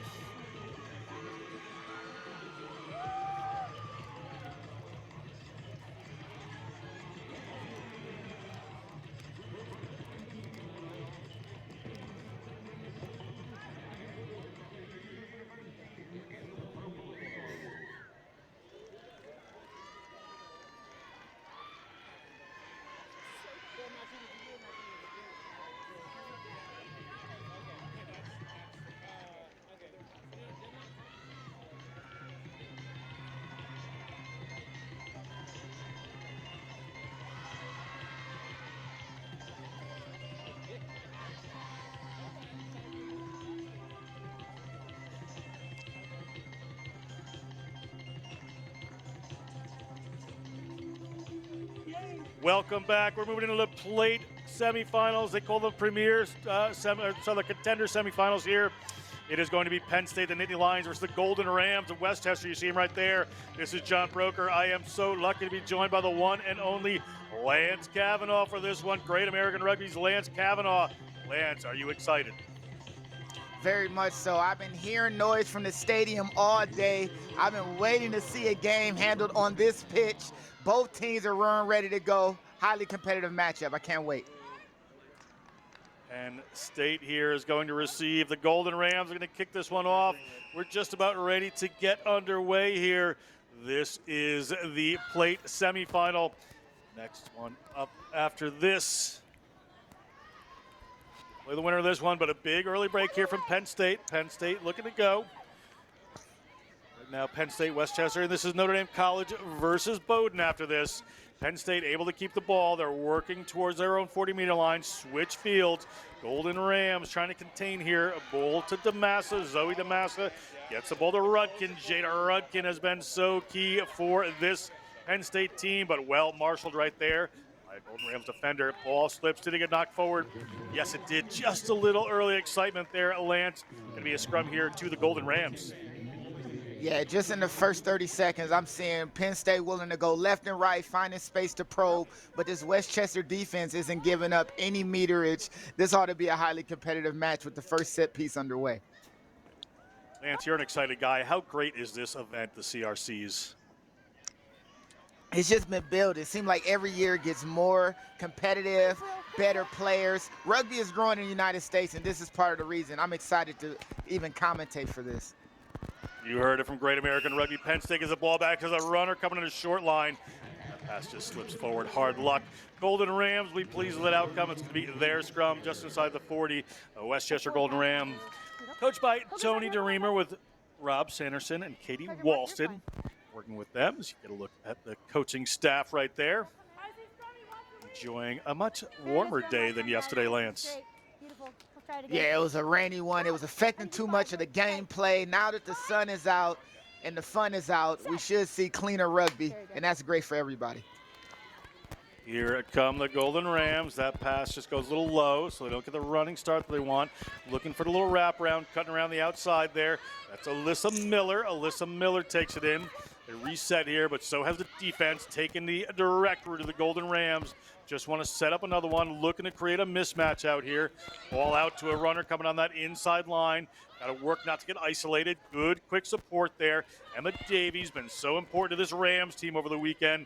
Gets that one moving. A little handoff there on the outside. They are still alive, but ratcheted over. That is that player, Jada Rudkin. She is just a vice over that ball. It's turned over, and here comes Penn State. Penn State, tackle in there by Crago. Ball across. Into Rudkin. Out there to Holler. Big break coming across the 22. Trying to fend off some defenders. Offload is good. Ball down there into the hands of Amber Bigler. Referee says play on. Golden Rams trying to come over that one. Recycled here. They've got runners out wide if they can get it there. The long pass over the top. They're not going to get it there. McSorley is going to take that one in. Golden Rams player just caught in there. Will they be penalized? They will. That looked like Emma Davies. Big run coming from Bigler. Was she hit high there? She was kind of going down, but referees have had different interpretations of that. Run going forward from Holler. Sarah Holler, the junior from Snowshoe, Pennsylvania. It's high tackled. The referee was going to point in that direction. Time is off. Making a change here, Lance, but things going Penn State's way. Yeah, Sarah Holler is absolutely monstrous with that earlier run. Even with that thin right to get this high tackle call for her, she looks like she's going to break this game open if they keep letting her get momentum. Stop her early or you'll have to worry. Penn State scrum here, and I believe Penn State has a great attacking platform right now. They certainly do have a great attacking opportunity just outside the line. Coach Katie Daly there with Sahar Hamdan assisting her. Ball comes around that weak side. Look at the Nittany Lions going for it. Nittany Lions, just a simple play there. Zoe DeMassa, the senior from Fairfield, Connecticut, played for the Fairfield Rugby Club, touches down. And 5 points on the board for the Nittany Lions. Walks through, Lance. Just caught Westchester napping. That space on the other side of the scrum, away from the scrum half, is always dangerous. Defense was there, but overstretched. That inside step will always work. The undefeated Brazilian Jiu-Jitsu combatant sneaking her way in and getting an early try for Penn State as she dabs back to her team. Yeah, I saw the undefeated in competitive jiu-jitsu, and just change to only say positive things there about DeMassa. Don't want to get in a tussle with this player. Penn State seems to have all the initiative. The momentum of the last minute and a half has been all Penn State, getting down the field, physical and hard to bring down. Ball does not go 10. Bit of the coach killer. It's going to be a free kick here at midfield for the Golden Rams. Minute and 20 seconds to go in the half. Make sure you take a step. There you go. Come the Golden Rams. Switch back around. Ball in the hands of Crago. Crago hangs on to it, tried to get that out, but it didn't go, so a knock on there. So it is going to be a Penn State scrum here just inside their own half. But a good result for Penn State to get the ball back after that kick didn't go 10. Westchester needs to take a deep breath. The mistakes are starting to mount defensively. High tackles, not protecting and resourcing rucks to keep Penn State away. They had to find their center, find what got them to the point that they're at in this CRC tournament, and figure out this difficult Penn State puzzle. My time now. Go. Crouch. Bye. Set. Hold. There you go. Penn State off the back. Penn State at their own 40s. Switch it back in. Player coming with some speed. Marin McSorley, but tackled by this Golden Rams defense. Now they're going to move it wide. Player on the wraparound coming back inside, keeping it alive. That's Caitlin Sosa. Sosa from Hamilton, New Zealand. Now the ball back across from Penn State. Penn State, a little more room to run. Good tackle there by the Golden Rams, trying to turn that one over. Ball goes back, and that one slips forward. Nerves now from Penn State under the defensive pressure. Scrum here for the Golden Rams. 15 seconds and a half left in the game clock. So we'll see if the Golden Rams can tie this up before they go off to the sideline for one. And what better opportunity? Right before half, get points back to tie it or even take the lead. But Westchester has to play a little bit more perfection rugby, not allow these mistakes and not allow Penn State to dictate how these tackle contests go. Time's up. Time's up.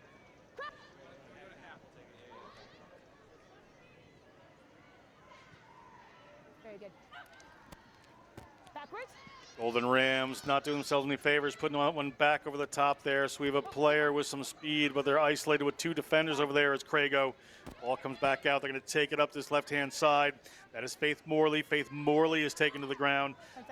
Davies in the distributor role, moves it to Crago.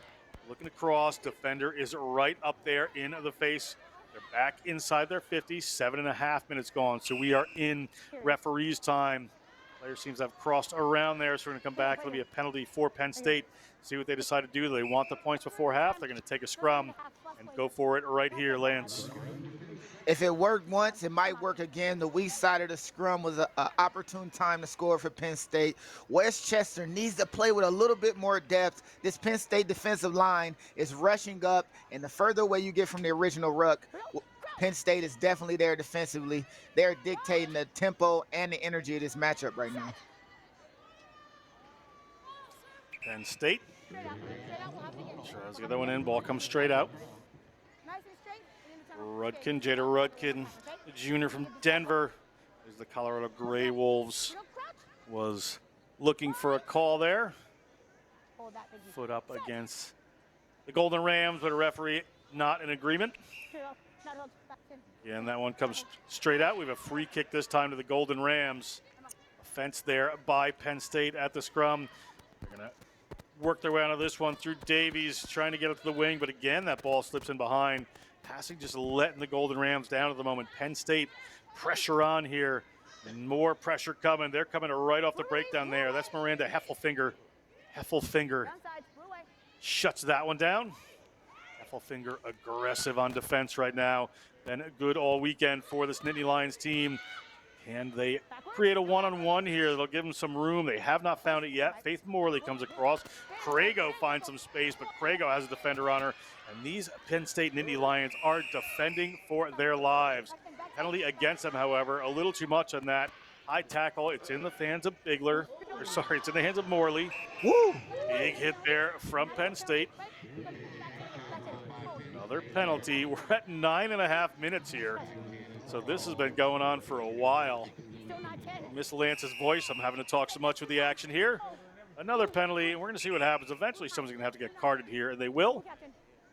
Possibly. Lance, what a passage of play here. Yeah, penalties mounting back and forth. Both teams taking the ball, getting it back. Free kicks on scrum, everything you can ask for. And we love the first half to end with a little bit of drama. Let the clock creep up a little bit. Let's see if Westchester can get some points before the break. Yeah, there's no time. There's no time. The time's been out. Westchester just down 5. We're at the 10-minute mark. Morley's going to hang on to that one. Morley's going to try to offload that one, but offloads it to the wrong team. They're around their own 22 here, Penn State. We'll see what they want to do if they decide to keep running this. It's ball in the hand of Sosa. Sosa gets it over to Heffelfinger. Heffelfinger takes a forward pass, and it is going to be the longest half of the weekend. We're going to step aside after the first half. It's going to be Westchester and Penn State Nittany Lions looking to move forward to some hardware games. We'll be right back with that action.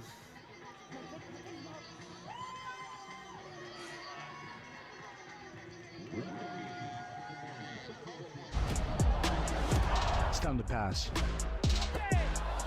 It's time for tradition. It's rugby time, America. It's rugby time, America. It's time to hit. It's time to pass.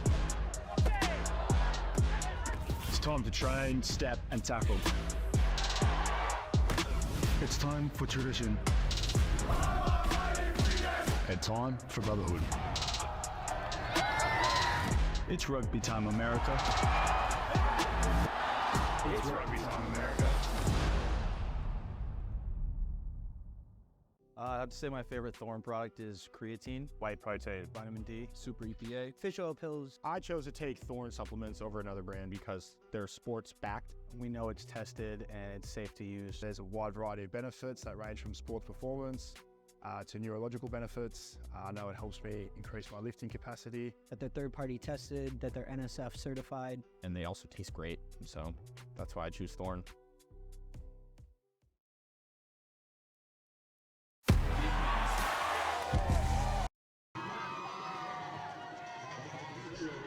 Welcome back. It is 5-0 Penn State over the Golden Rams of Westchester University right now.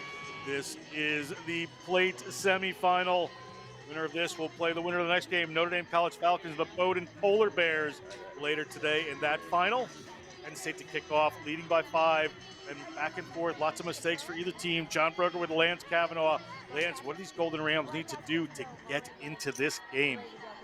Have sustained ball in hand. Whenever they kept the ball in hand, played a continuity game and play left to right, they gave Penn State fits. Unfortunately, this defense from Penn State has woke up this morning early and decided to be on 1,000. Let's see if it can continue to the second half. Not a good start there for Penn State. It's going to be a free kick here for the Golden Rams. Players a little tired. Played an extra 3 minutes of rugby there. Rams go straight up. And it's going to be turned over immediately by Rudkin. Rudkin, so good for this Penn State team. Moves it out wide. They have some power coming on here. A little step inside. Amber Bigler across the 22. Amber Bigler at the line, but a haul down. Great defense from the Rams at the end. The battle of the number 2s. That was Faith Morley that took her down and ripped away by the Golden Rams. Even better work here, but that pass a little specious. Who's going to come up with it? It's picked up by Penn State, slammed down, no whistle yet. Referee and assistant referee may have a little conversation here. We'll wait and see what decision ultimately will be. Referee? My time's off. Yeah. So purple 21, she needs her shoe taped. She should be able to come back on. Her shoe's falling apart. So we need to get her shoe taped so she can get back on the field. Bring in a sub. I think they can have a sub for that, yeah? Or I don't know if it's, they need a replacement. 1, 2, 3, 4, 5. Purple needs a replacement. My time is off. You don't see all the time. Send in purple replacement. Shoe is time busted. is off. We're going to play with 6. Are you guys playing with 6? Okay. Hey. They have a replacement. Okay. If they have a replacement, send them. We're going to play with 6. Let's go. 27's coming on. Okay. Make it happen quick, guys. But run them in 2. There we go. Kiesel coming on while they fix this shoe. Looks like it was a knock on there by Westchester somewhere, so it's going to be a scrum here for Penn State. Off. Good result for them. 13 blue See off. that powerful group. That's Sarah Holler, Amber time. Bigler. On my whistle, guys. On my whistle. Side there. Aaron McSorley out wide. Ball coming in from Rudkin. Excellent. Rudkin, Here we go. a carrier around these tight Done. areas. Crouch. May try to take this herself. We'll see what happens. Set. Some open room on that right-hand side. A ball in That's here fine, from that's fine. Penn State. That's fine. Rudkin gets a hold of it, but gets tackled at the same time. Heffelfinger working towards the line, spins through a couple. Players trying to come in over. That's a replacement, Michaela Kiesel for the Golden Rams, but turned over again. Looked like an advantage there to the Golden Rams, but referee is playing on here. So here they come through Heffelfinger. Heffelfinger gets to Rudkin. Rudkin puts that pass out. Luzak looking at the line, and Luzak is over. It is 10-0. Danica Luzak, the first-year player out of Downingtown, Pennsylvania, gets 5 points here at the CRC. And she says Gordon Ramsay is her idol. She might be Gordon Ramsay's idol, the way she cooked that try up, going through one defender on her way to the try zone. The stutter step there, creating a one-on-one, and she was just too powerful, too strong, too determined. Penn State extend this lead against this Westchester side. Penn State looks like they are unstoppable. Defense has been leading the day for them, and physicality on offense has put them ahead even further. Well said, Great American Rugby, Lance Kavanaugh. Now there's a couple minutes going in the second half, 10-0 Penn State. Penn State will be kicking off. Time for the Golden Rams to answer here.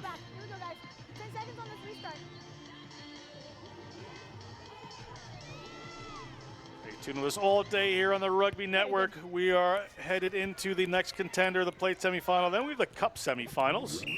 Two of those coming up starting at 11:40 a.m. Eastern. We'll do D2 semifinal, small college D2 and D1. The Premier Cup starts at 11.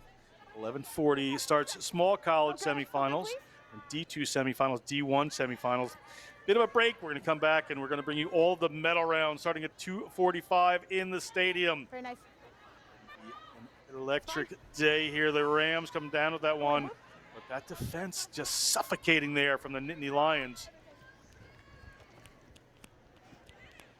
Wrap around from Golden Rams, but it goes back, but then it's spilled, so we'll see where the initial knock-on was. The referee here says it's going to be Golden Rams ball. Just about 3 minutes on the game clock. It's going to be the Golden Rams to attack. Need some points quickly. Like I said, Westchester just doesn't seem to, have that absolute speedster on the outside right now that they need to really take one home.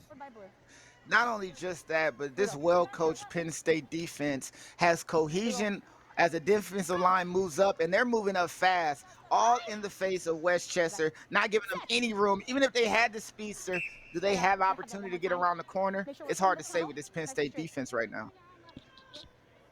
Last one here, we need this hook. His ball's going to come in here anytime. That ticks away like a resetting the scrum right here. Works in Penn State's favor. Penn State would love to take on the winner of Notre Dame College Falcons versus Bowdoin, the Polar Bears. Coming up next, ball slips over. And Crago, special education major, minor in elementary education. Pittsburgh, PA, went to Moon Area High School. Ball across the front, but there's that defense again. Just puts the pressure on. It is Penn State ball. Penn State in front of the post here. We're going to come back. It's going to be a penalty against Penn State. However, not rolling away. Here go the Golden Rams. They know the situation. They have to get themselves downfield. Somebody has to stand up and take this one, make some ground on it. That's not going to help. Getting the ball into Marin McSorley's hands. McSorley, the senior from Lower Marion, Pennsylvania, played at Doylestown. Another jiu-jitsu competitor. See where the good tackling comes from in this team, Lance. Fenstermaker getting in the way and intercepting that pass. Again, another example of the defensive pressure from Penn State. The jiu-jitsu practitioners are tackling, grappling, pulling, squeezing, and they're making it very difficult for Westchester, who had multiple handling issues moving the ball down the line. Penn State defense is A+ right now, and it's the reason they have a shutout. Listen, jiu-jitsu in all their notes here is giving away a little bit of the game. You're going to see a lot more of that from the other teams. The way this has been going, big hit coming in from the Golden Rams. That wraparound play just didn't work. Going to come back for a penalty there for a high tackle. So it's going to be a ball here to Penn State. Rudkin always ready to go quick. Got a runner out wide, gets it there, but it slips over the back of Kaylee Rautenbach. 5, 6, 7, Heffelfinger, Rautenbach, and Fenstermaker. 3 of the better names here at the CRCs, Lance. But that one just slides over Rautenbach. We're going to come all the way back. And Westchester is lucky that that ball didn't go to hand. It looked like another try in the corner for Penn State, an extension of this 10-point lead. But even now, look at the slow creep back to the line. We're going to scrum down. We're going to take our time and let the clock tick just a little bit. They already played an extra 30 minutes in the first half. Why rush it? Penn State's looking good right now. 20 seconds to go in the game. Penn State gets this one in. Ball is in Rudkin's hands, and Rudkin is looking at the try zone. Rudkin is going to score it. It is going to be 15-0. It is looking for all rights that Penn State is going to go through and play the winner of Notre Dame versus the Bowdoin Polar Bears coming up next. Lance will take another look. Westchester needed to make this adjustment on the scrum. They gave up a try earlier on the weak side away from that scrum half after a scrum. And again, Penn State doubling up on the set piece scrummy pick and go tries. Amazing game so far from Penn State, and defense leading the day. Congratulations to Penn State. Penn State's going to win that one. We're going to go to the next semifinal. Winner of the next game plays Penn State. It is going to be Notre Dame versus the Bowdoin Polar Bears. I am going to step aside. Darian Lovelace is going to take over the play-by-play with the great Lance Lance Kavanaugh, sorry, I have a friend named Coughlin. Lance, we will see you a little later. We'll be back. Stay with us.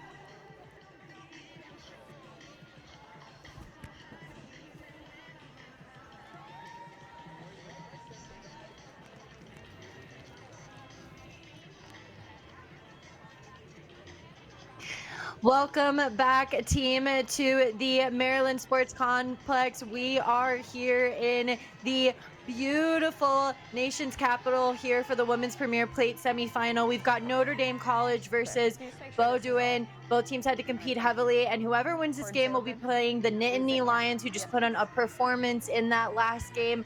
I'm Darian Lovelace. I'm joined by Lance Kavanaugh. Lance, you commentated on that last game against Penn State. What do both teams here in this plate semifinal, Bowdoin and Notre Dame College, have to do in order to compete and win this game, and then also take it to the Nittany Lions for the next?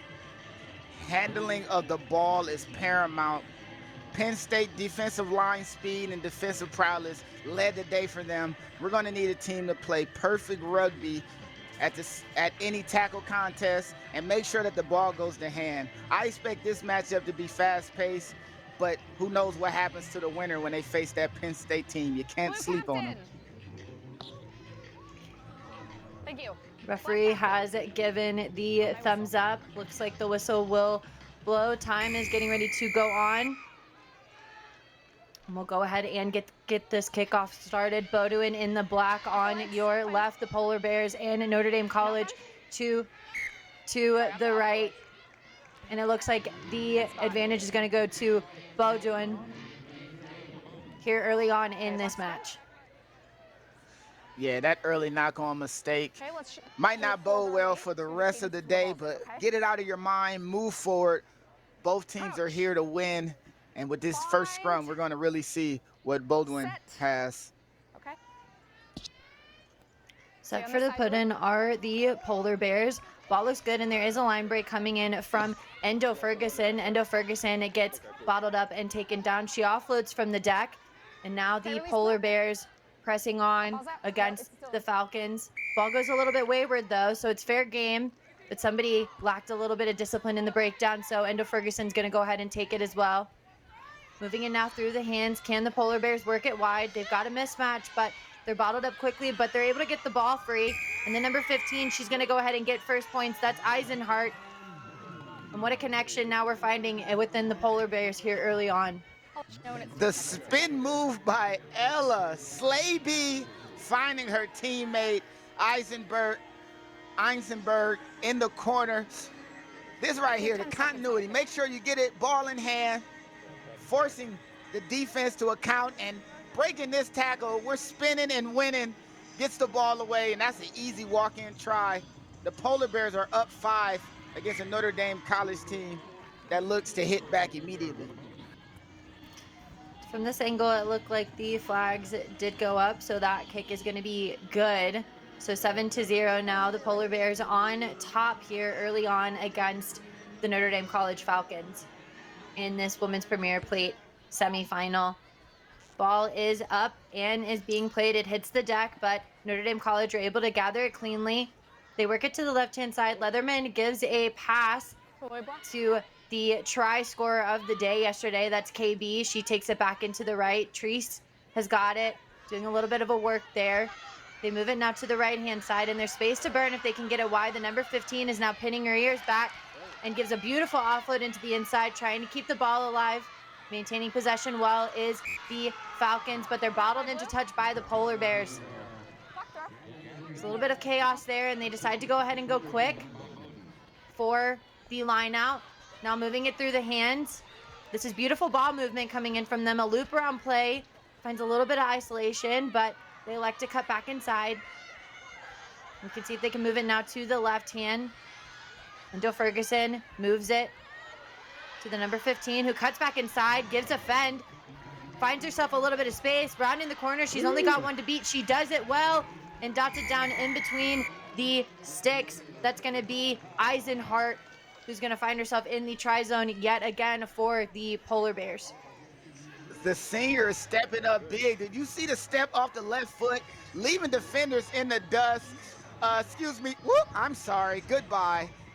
Didn't even get anyone to touch her. She went in scot-free. Another step. 10 seconds. And the fin, and immediately the Polar Bears are up big time. 12 points to nil over Notre Dame College.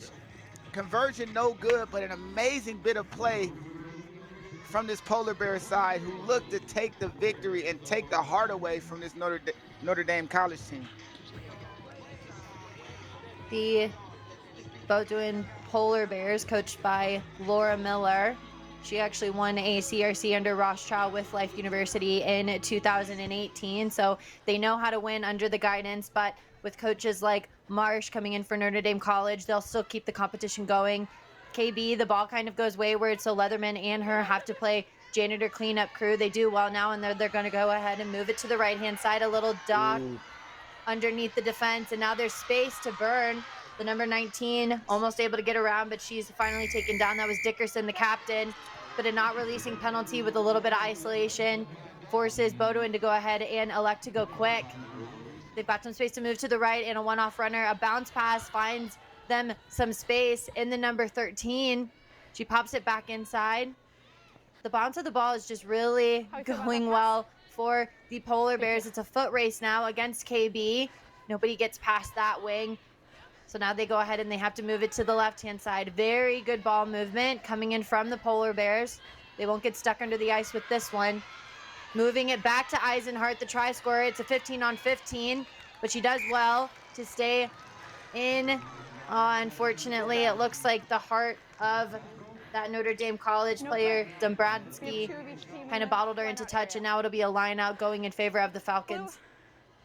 Notre Dame College is playing frantic defense, getting stretched from right to left, left to right. This Polar Bear side is bringing the noise right now. Coached by Laura Miller, the Life University winner. I know quite a few of those myself. Isn't that right, Darian? Good job by this Polar Bear side. Rumor on the street. The Falcons do a little bit of a Dan Marino check in the air, and the line out goes over, but Leatherman cleans it up. Always there and ready to go, but the Polar Bears get in there quickly. Was it legal, though? It was not. Seems that hands kind of ended up there before body did, so now the Polar Bears almost taking too much of an advantage there, but it was the Falcons penalty, so now Treese looks to kind of take it in herself, gives a cut back inside, does a little bit of a basketball pass over the top there, and finds a connection with that last attacker. Leatherman now at the back. She goes ahead and tries to get a couple of meters forward, only about 1 or 2, and she's isolated as well. Looks like the Polar Bears are just able to get in there, the Hunters, and they are able to get the penalty. And now they're off to the races yet again. This number 13, she's been huge for this Coons. Gives it to Endo Ferguson, not in as better of a position, so she's kind of bottled up and taken in. Eisenhart always there and ready for the attack. She cuts back inside, leaves one in the dust, but she's finally taken down. Looks like there was a Falcon stuck under there, but they do well to get out. Okay, thank Treese comes up and makes a good defensive launch, but they're able to get the ball off. The Polar Bears are just being tossed around by the Falcons. The Falcons, the Leatherman finally ends up with it. She's going to go ahead and get some meters herself. Has to take it to deck. Gets it in the hands of Treese with an offload off the base. Treese taken down. Both these teams are just hunting for the ball. Doing a little bit of a drift. KB finds it within Captain Coons, or Dickerson, excuse me. Knock on advantage. Clear out looks good, but the ball was not protected well. Lands a very long passage of play for both teams, but we're seeing a little bit of line break. There's some promise there coming in from the number 10 for the Polar Bears. That's going to be Hamer. Hamer drops the hammer, and now the Polar Bears will score yet again. This looks like it'll probably be final play. She's going to milk out the clock a little bit, wait for the Falcons to come, and that'll bring our score 17-0. The Polar Bears on top. Hey now, Hamer, finding the legs to stretch his Notre Dame defense. Again, we're seeing them going from left to right, right to left. They know how to space this field out properly. And this Notre Dame side isn't protecting the ball as well as they should. Many poaches by this Polar Bears team, and they're going to go into the halftime with a big lead. And the way their defense is playing, it could be seen as insurmountable. Fantastic half for Bowdoin. Conversion is good, so that's going to bring our score 19-0 with the Polar Bears on top. We still have another 7 minutes left to go for the Falcons to catch up. Stay with us, team.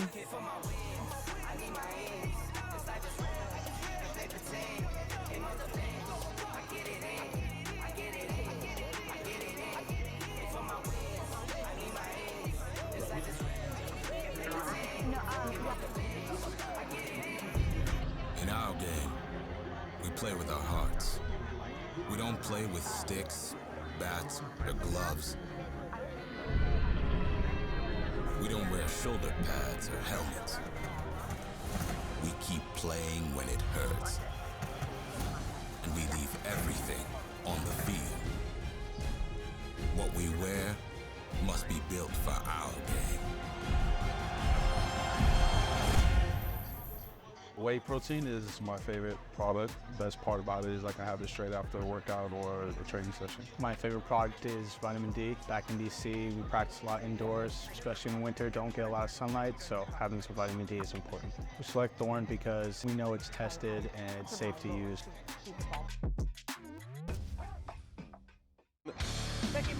Like some cracks in this lineout that has been so good for him so far this season. They've been nearly perfect. McDonald, Reese McDonald looking for the dash. Up to midfield, has support. Finally, he'll free it up to Calametti.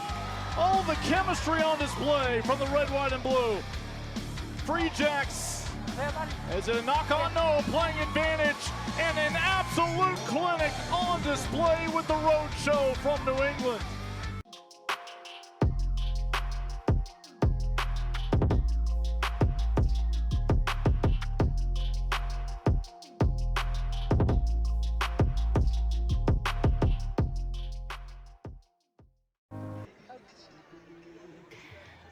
Good afternoon, team, and welcome back to the Collegiate Rugby Championships here in Maryland, nation's capital. My name is Darian Lovelace. I'm joined by Lance Kavanaugh. Lance, talk us through that first half and what we saw from the Polar Bears.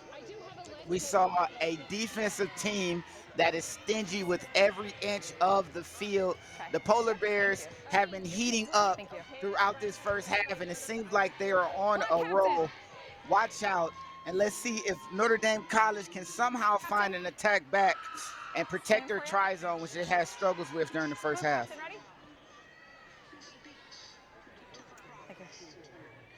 KB there with the ball in hand. Yesterday we inducted 2 female players into the Hall of Fame, Maya Beiser and KB Slaughter.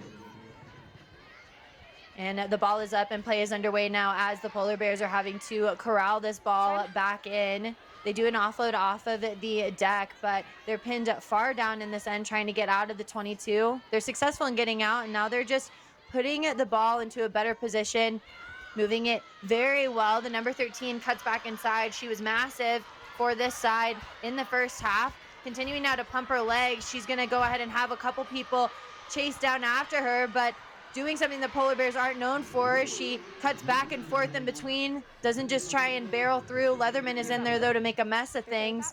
She's unsuccessful, though, because about 4 Polar Bears now are just swarming through there.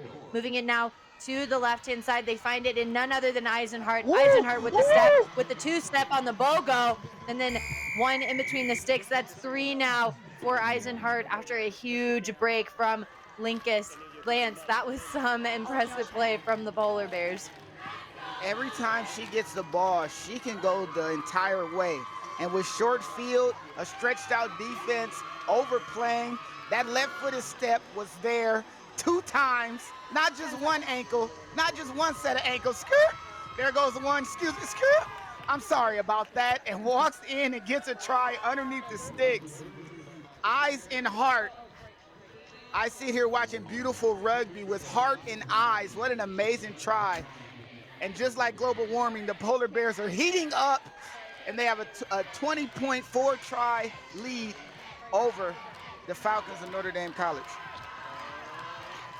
I mean, we can see some of the teams from the days yesterday kind of piling in to watch these matches as they do start to heat up in competition here. We're going to be with you all day talking you through all things rugby here at the National Collegiate Rugby Championship. Big defensive push coming in from the Polar Bears as they tackle out Captain Dickerson. And Treese finds a way to get her hands in there. So now Treese has a little bit of a line break. Does she have the support, though? Of course, she'll find it in Leatherman. Polar Bears trying to bully their way over the Falcons. They'll be unsuccessful. Taken in front of the mark. And I think that was caught inside of 5 meters. Great presence of mind to intercept that quick line out, but unfortunately was inside of 5. AR's right on top of it. And you can see her coming from the left side of the screen, flying in like a flash. The Falcon swoops, but just inside that 5-meter channel. And look at the fin. She had no thoughts of going down. An incredible individual effort, but unfortunately it's for naught.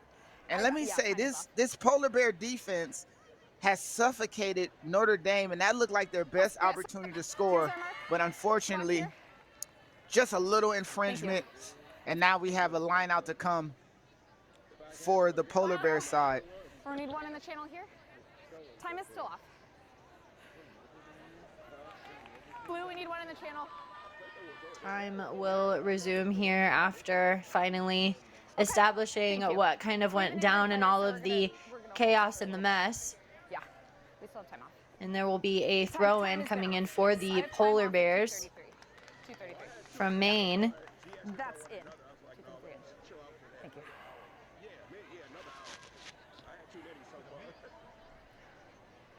Looks like we will be set to kind of get this underway. Clock has been reset as well, so hopefully we're running pretty true to time. We'll keep you posted throughout the match.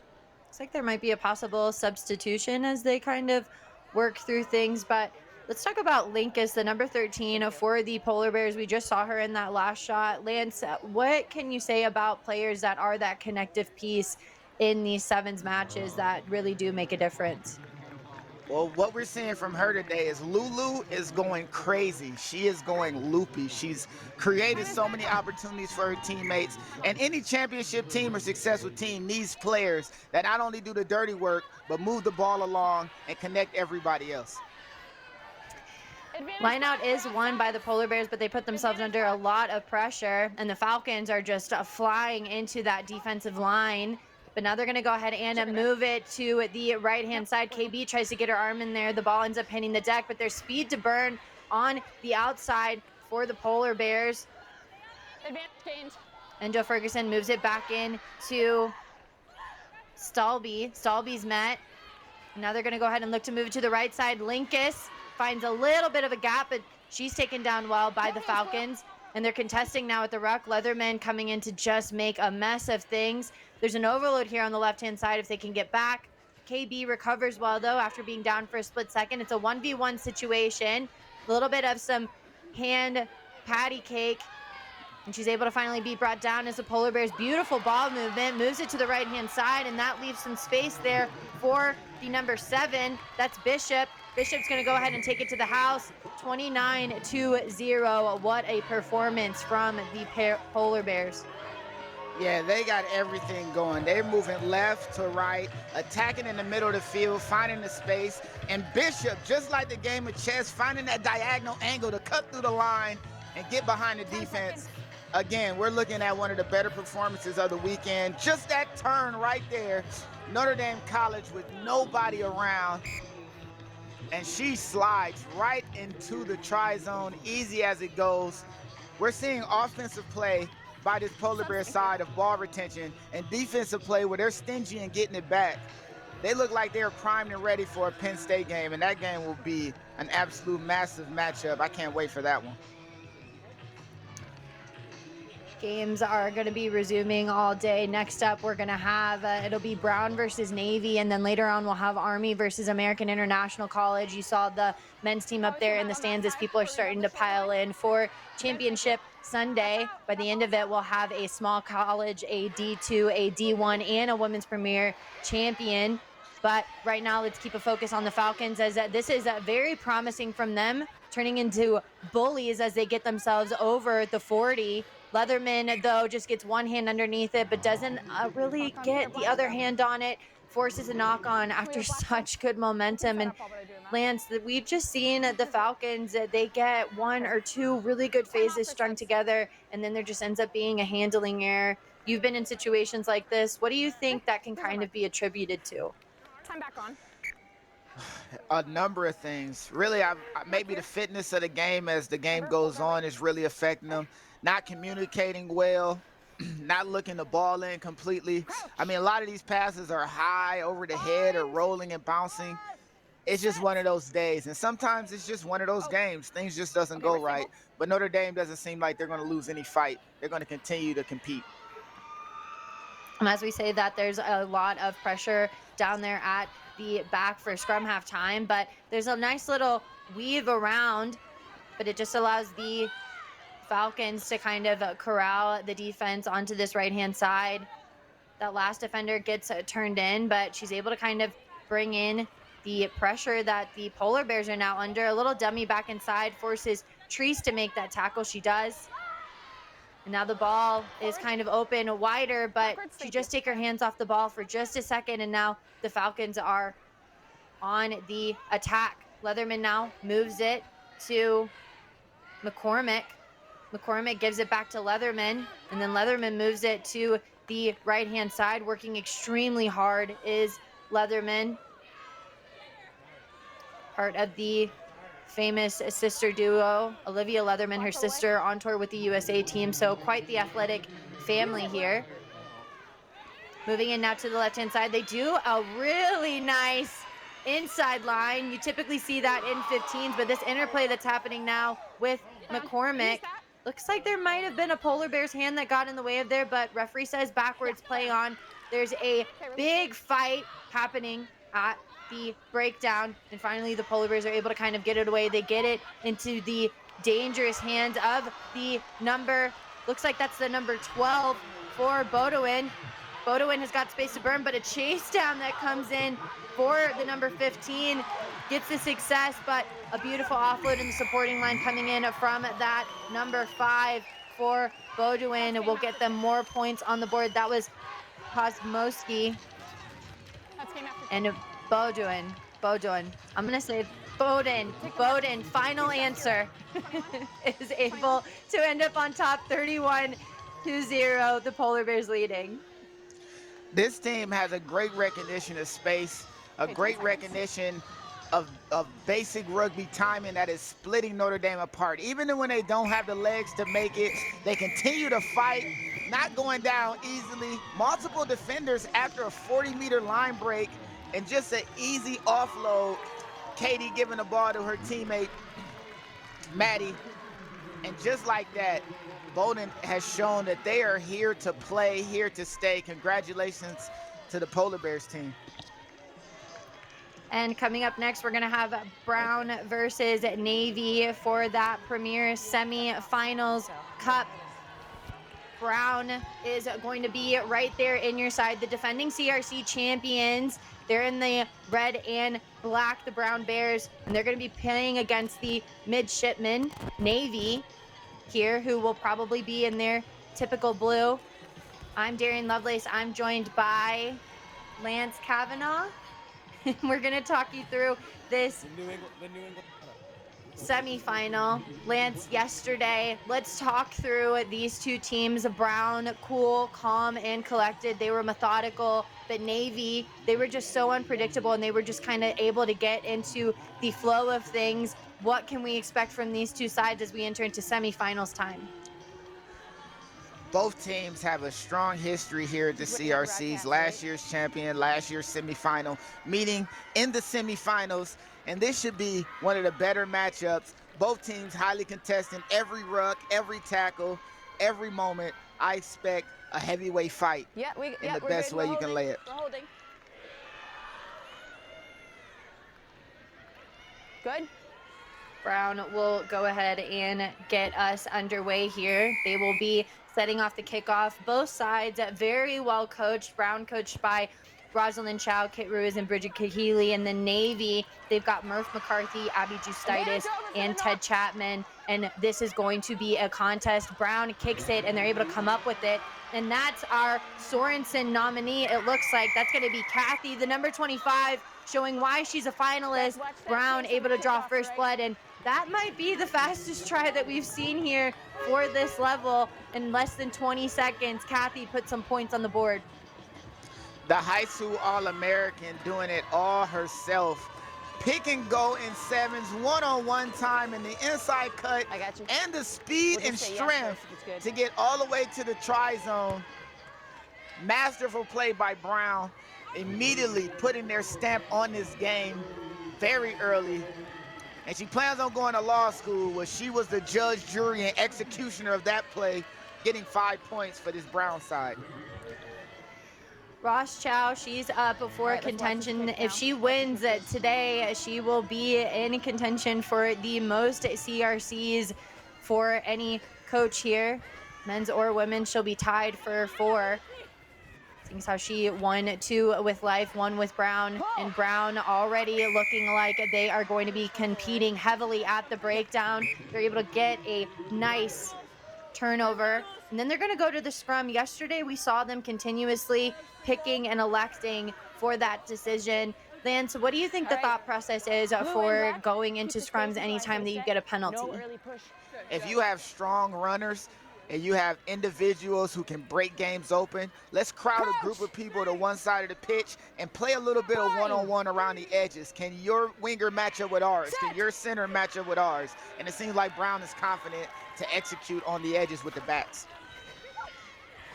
And Brown do win this scrum, and they go ahead and they take it right to the 22. They're knocking on the door yet again. They created a 2v1, and they found it in another Sorensen nominee. Looks like the pass might have gone a little bit forward, and Lynch is just not able to be successful there. So Navy will have the opportunity now to finally be on the attack. We haven't seen them much with it for these first 2 minutes as they get the first scrum, but they're down at the 22, and this is no easy feat for the midshipmen.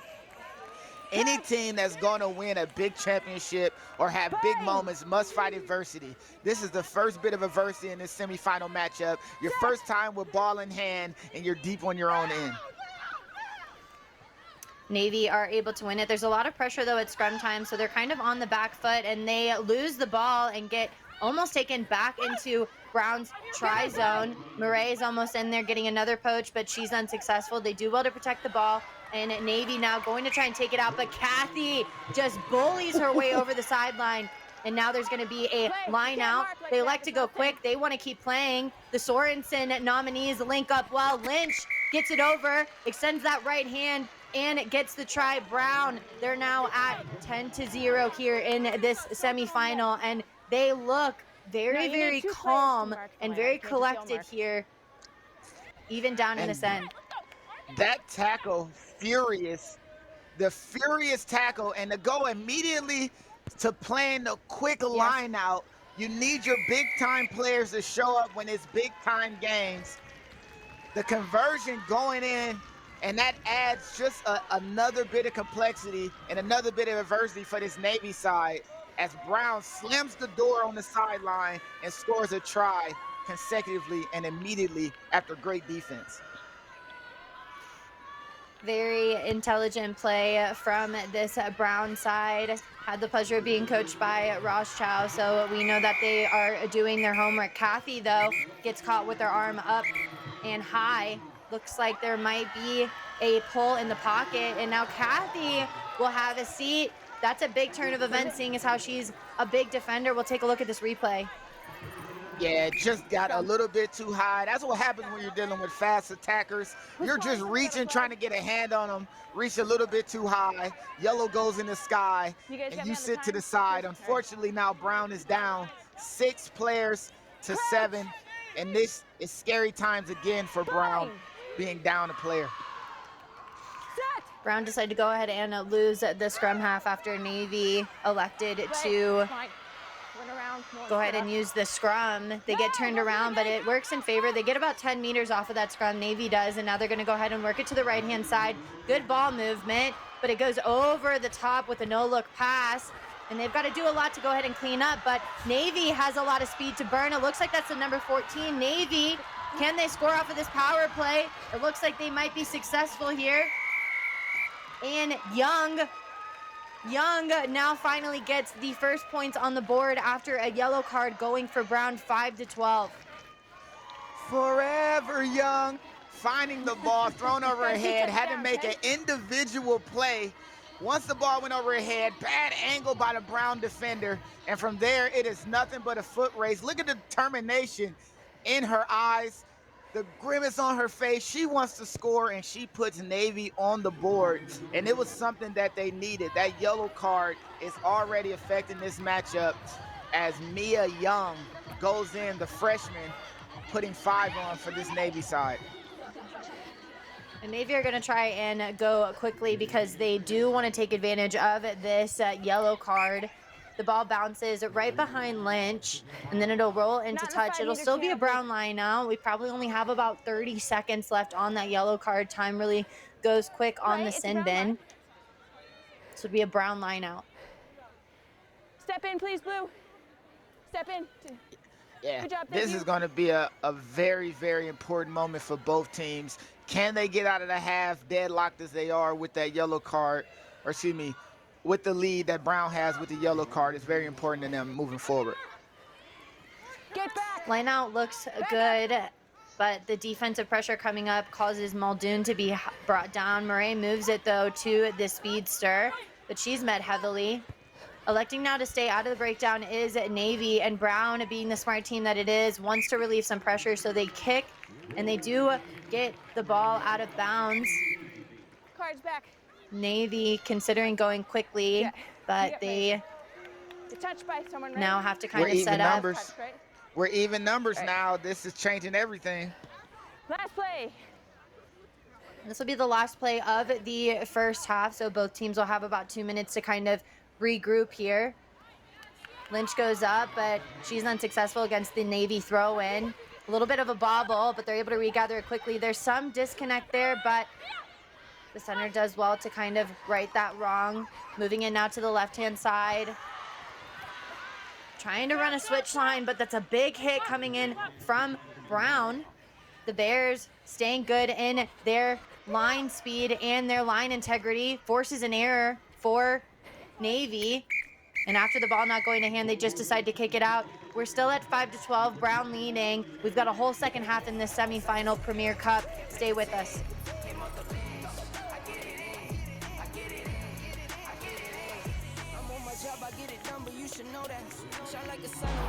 It's time to hit. It's time to pass. time to train, step, and tackle. It's time for tradition.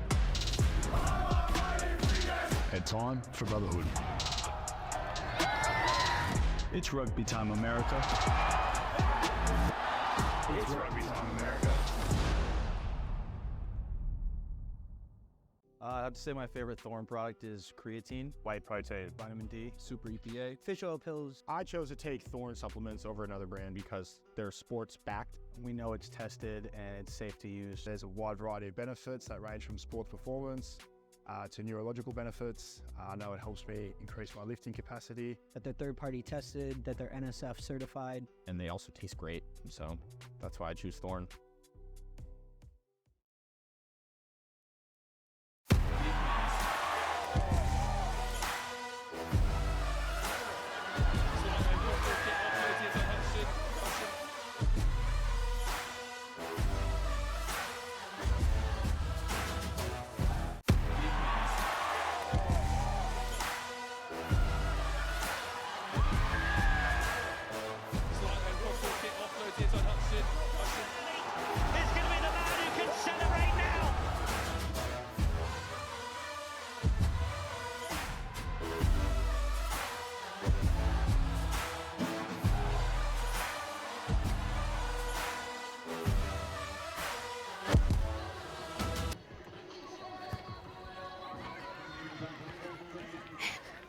Welcome back, team, to the second half of this semifinal. You'll see Brown in the left. They're wearing the black and red, and then navy in the blue.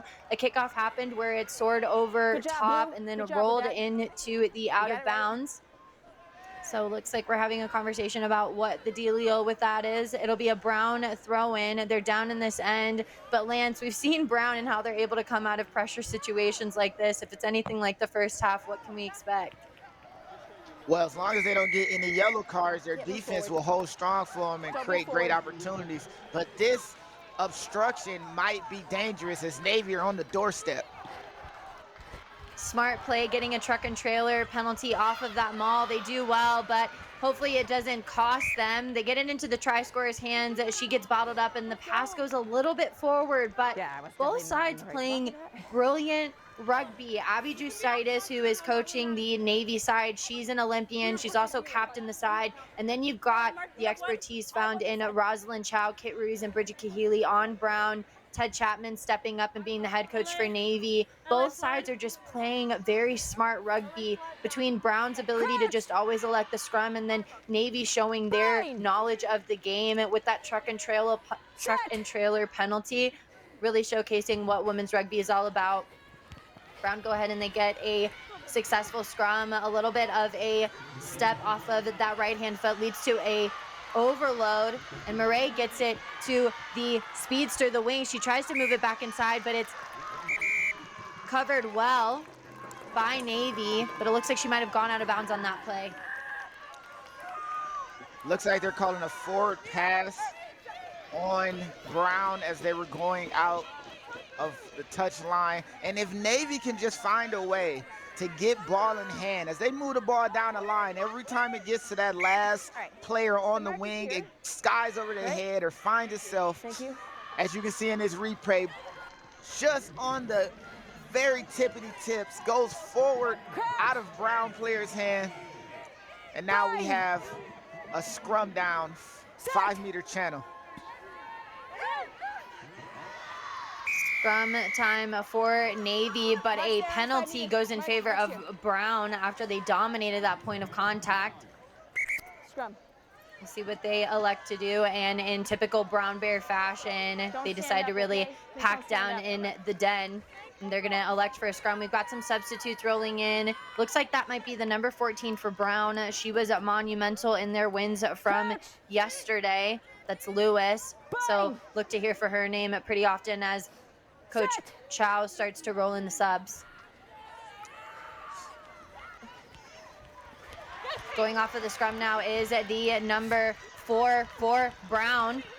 She's going to go ahead and take it all the way. That's Muldoon. Muldoon gets some tries of her own.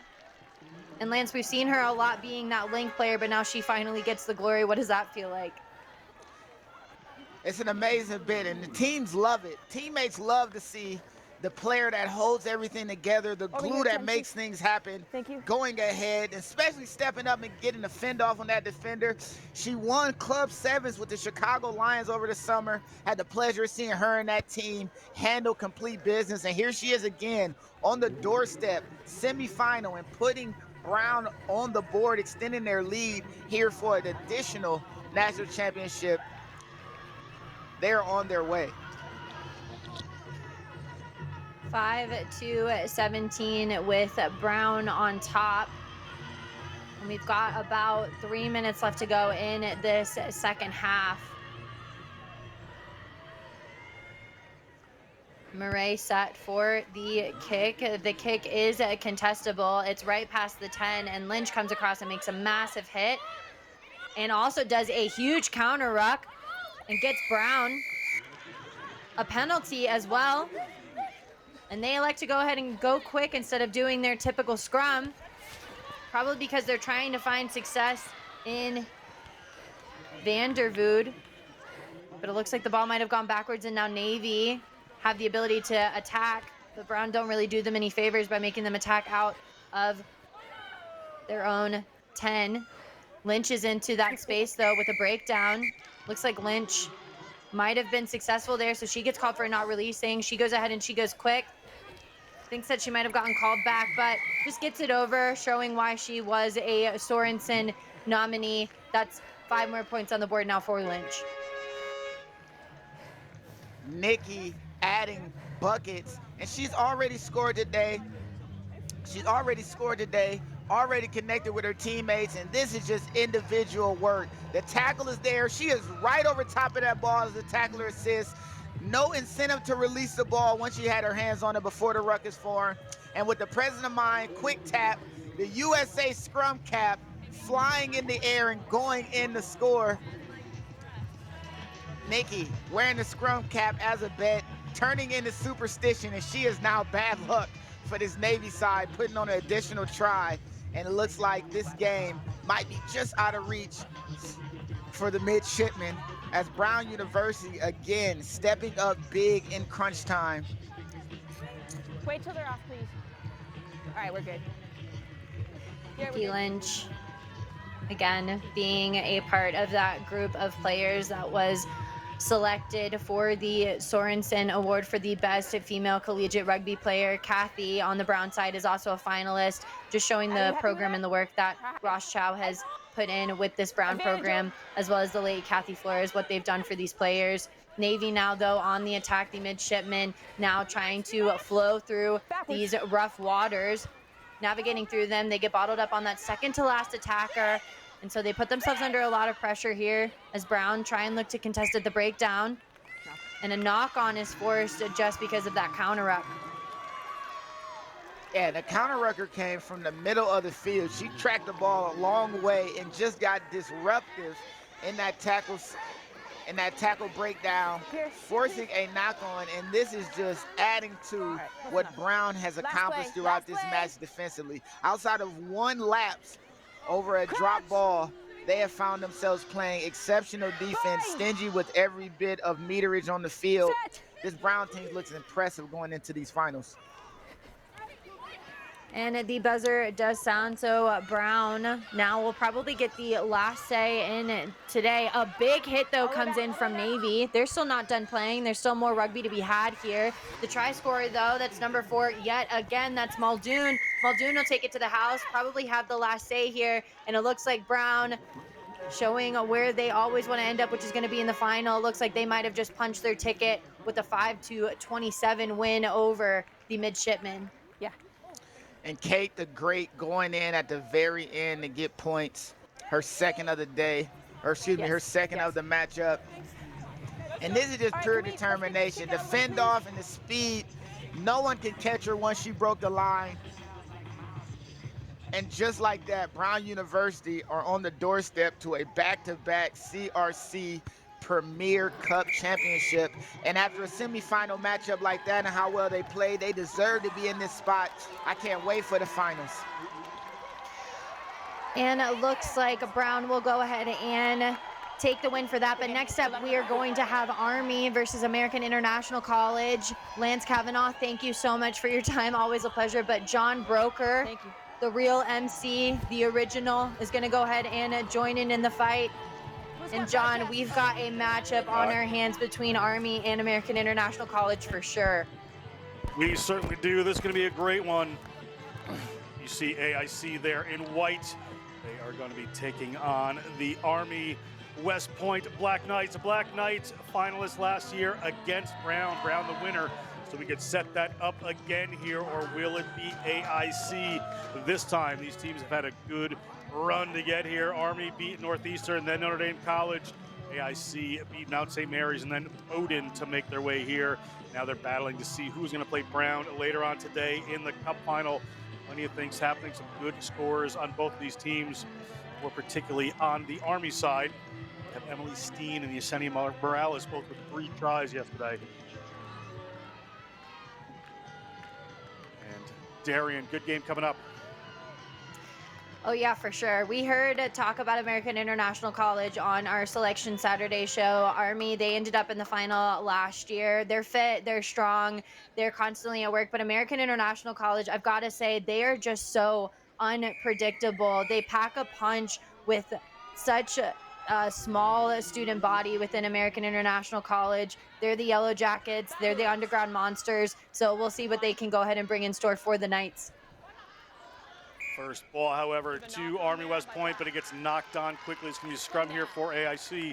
They will get that attacking opportunity. AIC coached by T. Fletcher with Denver Divins, managed by Connor Hansen this year at this event. And Bill Leclerc and Kelsey McDowell, the coaches for Army West Point. Army West Point on defense right here, just 30 seconds into this Premier Cup semifinal. Who is going to play Brown later on? After this, we're going to bring you the small college semifinals, the D2 semifinals, the D1 semifinals. Take a little break, and we're going to move into all of the cup rounds later on today.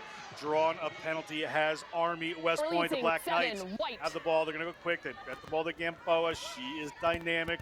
Gamboa gets the ball back. The New Jersey native. Little pass there. Just putting the passes in to keep that defense guessing. Gamboa is going to come back into the distributor role. They move this one off to the left-hand side. Sideways, good pressure there. Is the corner available? That is a player you want to have a ball in hand. No. That's Alyssa Eisenhart. Eisenhart eventually taken in. AIC player coming in to dig over that. Not releasing, so it's going to come back. Talia Johnson is going to have it. Talia Johnson is going to get us going, is the first-year player. Move it back out there across the field. Gamboa has it. Getting it back is Gamboa. That went fine, says the referee. Tries to get the offload away. Couldn't get the pass out a little earlier. Little steps coming in here. Army West Point. All across to the hands of Johnson. Johnson back into traffic. No more hands. Thank you. AIC over that ball, but referee saying have to release. Players there in time. Gamboa again. I'm off to the left, or the right, excuse me. A little chip through. See some space in behind. The speed is on there. Can they get the ball? Not quite. Unlucky for them. That looked like Morales, Yesenia Morales could not get a hold of that one. Okay, the first-year player out of Milwaukee, Wisconsin. The line out here to AIC. Darian, 2 minutes of action so far. Your marks on the white. Yeah, and not a score to the name, but Morales is just knocking on the door. That connection between Morales and Gamboa was really what got them here. And then the Knights are just all in all a very fit team. But American International College, they are finding a little bit of weakness around that breakdown. They will probably end up getting rewarded here pretty soon off of that defensive effort. Thank you. And AIC goes for the kick this time. Give me put that one in, wearing the number 20 jersey. Ball coming back around. It is in the hands of Winker. Winker moves that ball out to the right-hand side. Gamboa back into the distributor role there. Move it across to the left. They're going to go for another kick. Interesting tactic from both teams, playing in behind here with the kicks, trying to put that pressure on, not seeing a sweeper. So ball is now back in the hands of Vanessa Sampt. Sampt has to get rid of the one. She's a great player. Moves it across the front. They're at their own 5-meter line. Trying to set something up here. Can they get an offload away? Have not. We're going to get the ball back. Player from Army digging in there. It's going to come back to AIC. AIC, runners in both directions. They go off to their right-hand side. Sampt looking for some space, not materializing. Denise Sampt gets that ball back into the hands of Ivana Kiripati. Kiripati at the 40-meter line, moves it across to the left. Kiripati gets it out in a little step and come back in. Power run coming. That's Langi Langi. Langi Langi moves it back. Now into the hands of Cameron Henderson. Morgan Schechter takes the ground. Morgan Schechter with Gamboa here to turn over. And Gamboa does the work. Turnover ball here to the Army Black Knights after a good run of play 4 minutes in by AIC. Just a lot of work coming in from both sides. We've got this really good defense in this line that is maintained so well within Army, and then they finally find that little bit of a disconnect here. They'll get rewarded with some attack, but American International College is also extremely hungry to get down there. They put on massive defensive efforts, but we'll see what they can cook up here in the middle of the field. Gamboa moves that ball. Eisenhart continues to move it as well. AIC coming in over the top. Are they going to be able to dig it away? No. Ball. They have a 2-on-1 on the right here. Ball comes out to Yesenia Morales. Can she open the scoring account? She has got Schechter hot on her heels. Can she get there? Just slips through it with a little hop step there. And walks her way slowly over towards the post. The touch is down. 5 minutes gone. 5 points in it. Army leads. Kick to come. It's got to be none other than Morales. Yesterday we saw her get multiple scores on the board there just because she's so patient and she just waits for the ball, and whenever she does get it, she makes every single second count. We see Schechter try and come around, try and get that ankle tackle, but that little hop skip actually just buys her just a second of time, just a little bit of separation away from Schechter, and that's what kind of propels her forward. But Army, that was not easy for them to get those first 5 points on the board. American International, they know how to dig deep, they know how to band together, and they're gonna have to try and figure out a way to maintain the possession and get the support there quicker, because Army is just so fast over that ball. Left or right? Army to kick this one off. Restart coming. You see Sampt back there and then receiving the ball. Across at their 22 they come. That's Kiripati. Kiripati. Dysart, Ireland. Tackle. AIC, player in from Army over quick, but they're going to be able to recycle this one. That's Kiripati. Kiripati, big tackle coming in, forces the ball backwards. AIC having to scramble back just a little bit. Two Army Black Knights in that tackle. Their defensive line back up. Is a space going to open up? Little trip tackle there. Army in over it, but ball is back for AIC. AIC, Langi Langi hanging on to it, but they have a penalty for offsides. So AIC, with about 25 seconds to go in this first half of this Cup semifinal, have an opportunity to run here, and they move it to their right. Up the middle they come, straight, not messing around there is Cameron Henderson. Henderson, the first-year player out of Murfreesboro, Tennessee. Ball drops, winds up in Kiripati's hands, slips around there. That was Langi Langi that couldn't quite hang on to that. That will be a scrum here late in the half for Army. Very tight. The referee does whistle for halftime, so we're 5-0 to Army at the half. We'll step aside for just a second, bring you an exciting second half. See who is going to play Brown later today. Anything you're seeing? Thank you. I didn't. Rugby is a sport where teamwork truly makes the difference. In alignment with the values of rugby, Globant and Major League Rugby join forces in a powerful innovation scrum that aims to elevate the sport using the latest technologies. We are already co-creating digital solutions to impact the game, the fans, and the global community in a sustainable way. When technology meets passion, the unthinkable happens. Globant, technology that dares to delight.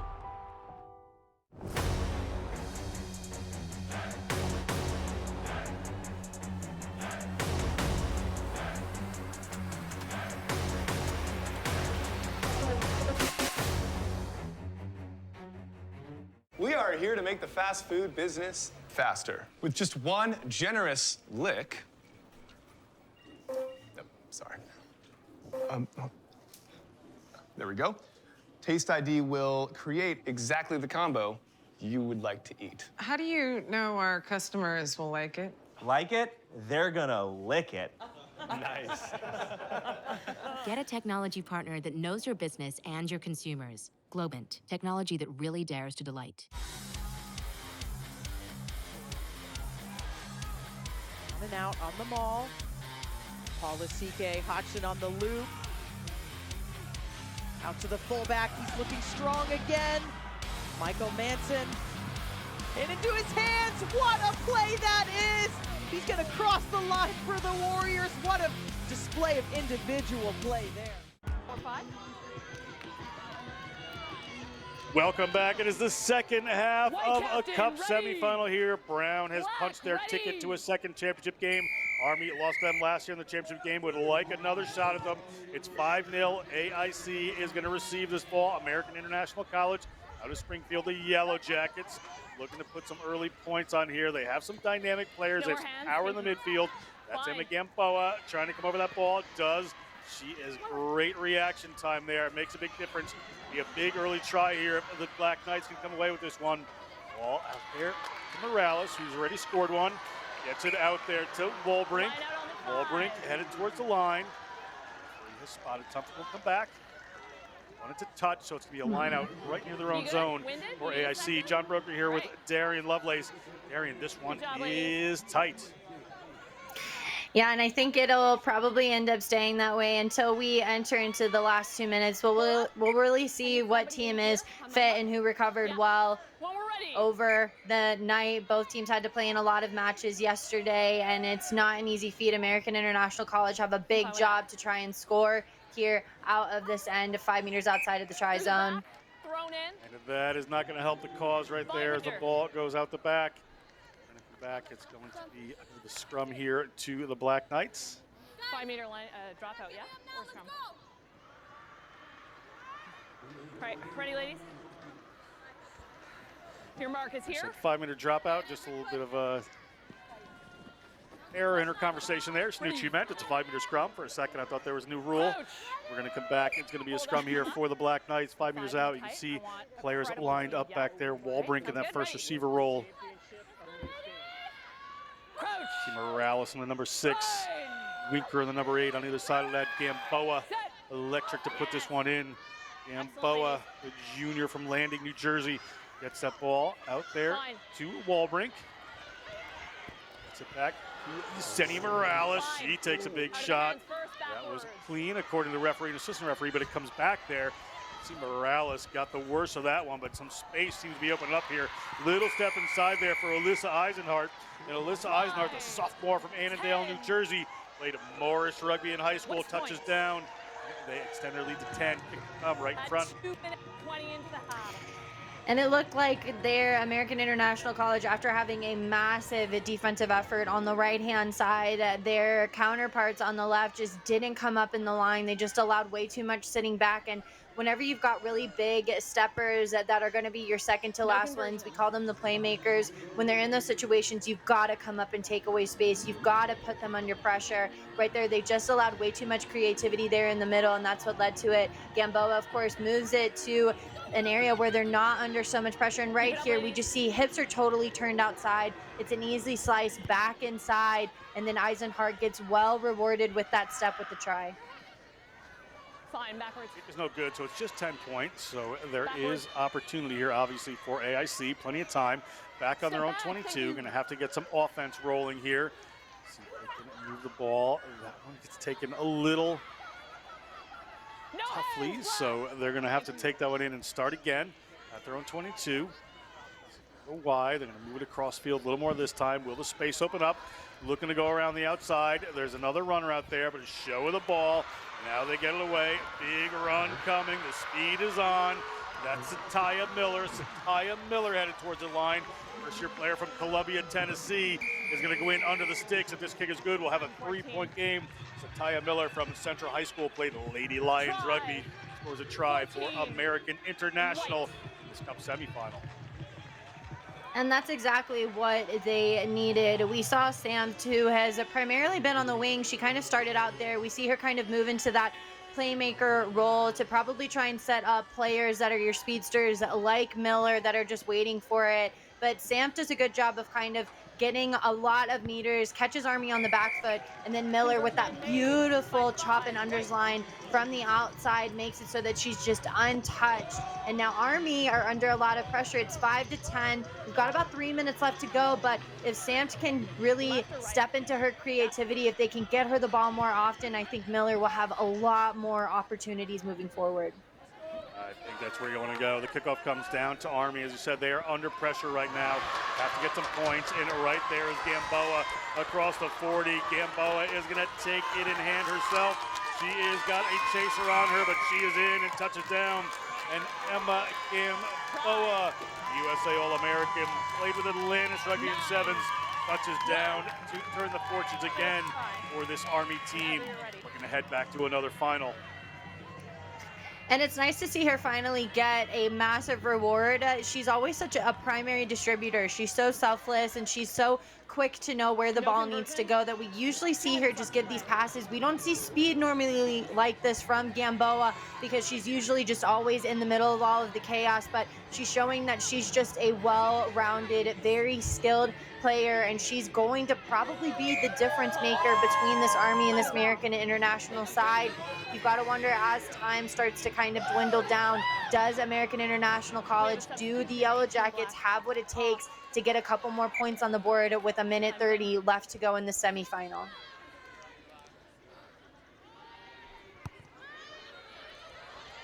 It was good, so 15-7 Army. Minute and 10 seconds on the clock here. AIC needs to work something quick. Into the middle they come. That's Thank you. Mariah Quarenta. Now it's Somt. Somt shows it in one hand. Somt trying to work some magic. To the right they go. Coming back in. Somt, ball back in hand. Gets it over the top. Touched by a Black Knights player. So free to go there. That's Morgan Schechter.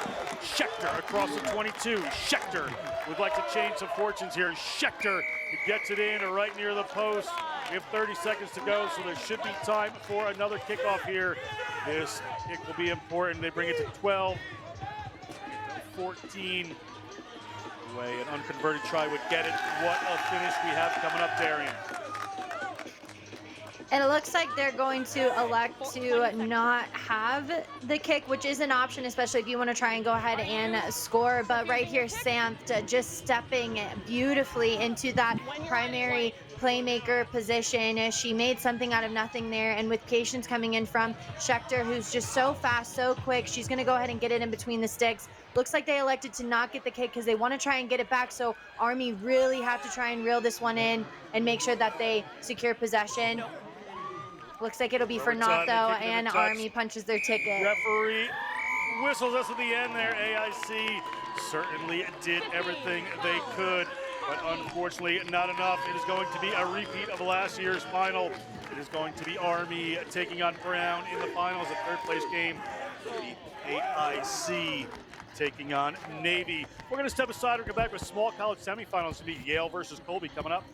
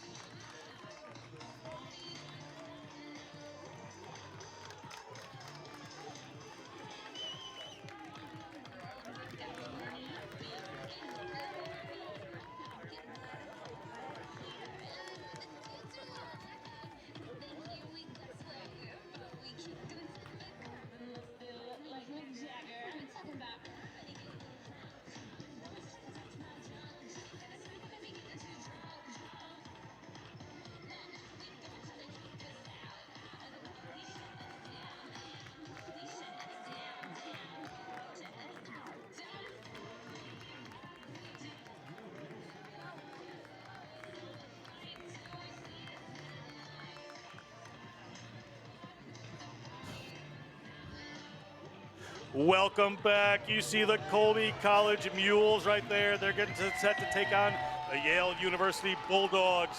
This is the small college semifinals here. National Collegiate Rugby's Collegiate Rugby Championship. Yale Colby. The other side is Cannon Niagara. John Broker joined by Darian Lovelace for this. You see the Bulldogs in their blue and white stripes there. They're going to be kicking off. University coached by Nikki Campbell, the great Nikki Campbell. Mattia Sarnheim of Vanderhorst, managed by Craig Wilson, the contact coach. The college coached by Susan Childers. Big game coming up here for both of these teams now in the stadium field, Darian. And it just feels so good to finally get into this position. You've worked so hard throughout the weekend, so it's about time that you just celebrate with your mates and have a good time. But you've got a massive job to do. This is semifinals time. This is what determines who's going to go in for that first and second place match versus the third and fourth. So both teams are going to be vying for a lot of competition. Yale Joseph gets us started with a kick. Colby College, ball in hand, first couple of passes. Yale regathering their defense. Yale coming up strong. Ball is with the Mules, however. At number 6 there, Jiang Buckman takes it in. No hands white. Coming in from one of the Bulldogs players. Good rush defense coming up. Fine. Trying to put some hits on. Little hole opens up. Hands away. That's Kia White. Now the Mules. Straight up the middle. Trying to attack this team. That's Barrist. Takes it to ground.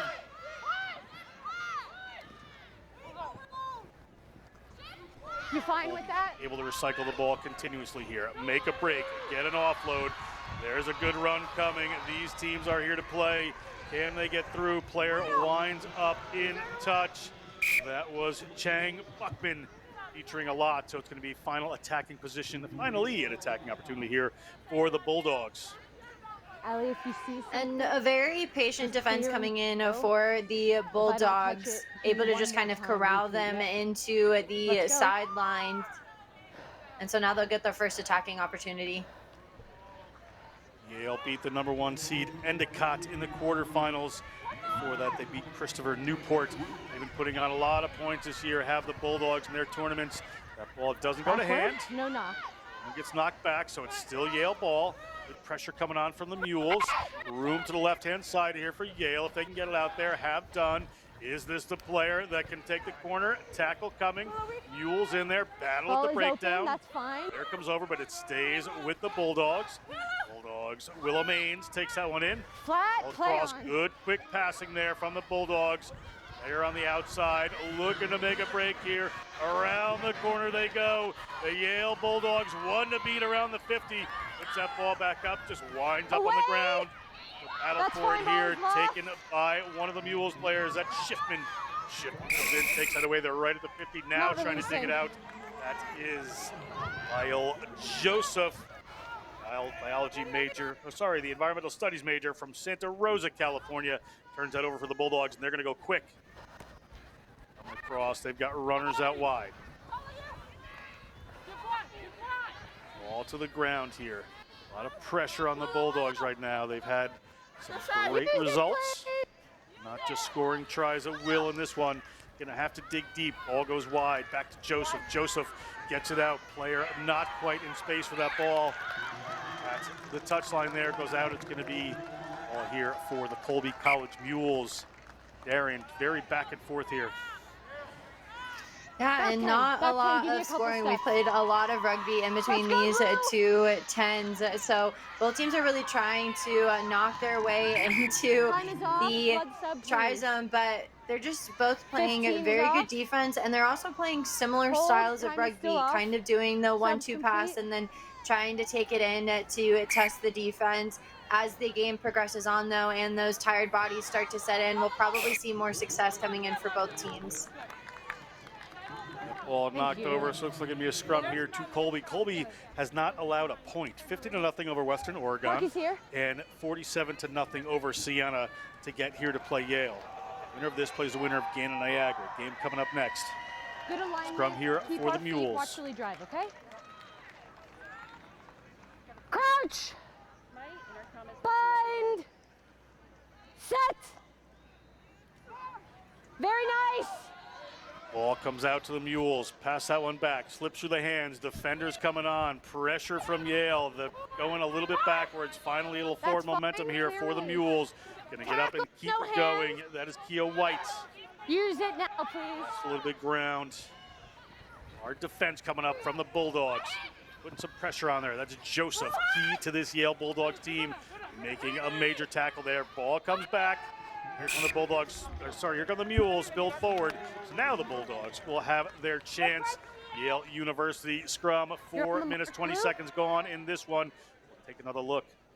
Scrum, let's keep Yale really showing a perfect example of how you play defense. If you can hear them even on the broadcast shouting, my hit, designating the roles and making sure that they're coming up together in order to generate turnovers. They know Colby is a side that can easily score, so they really are trying to do their best to corral them in. But both teams are really suffering from a back shoulder pass curse. They're not really allowed to get a lot of that momentum going because of the fact that all of these passes are going behind the shoulder, so hopefully they can kind of correct that more if they want to try and get down in the try zone.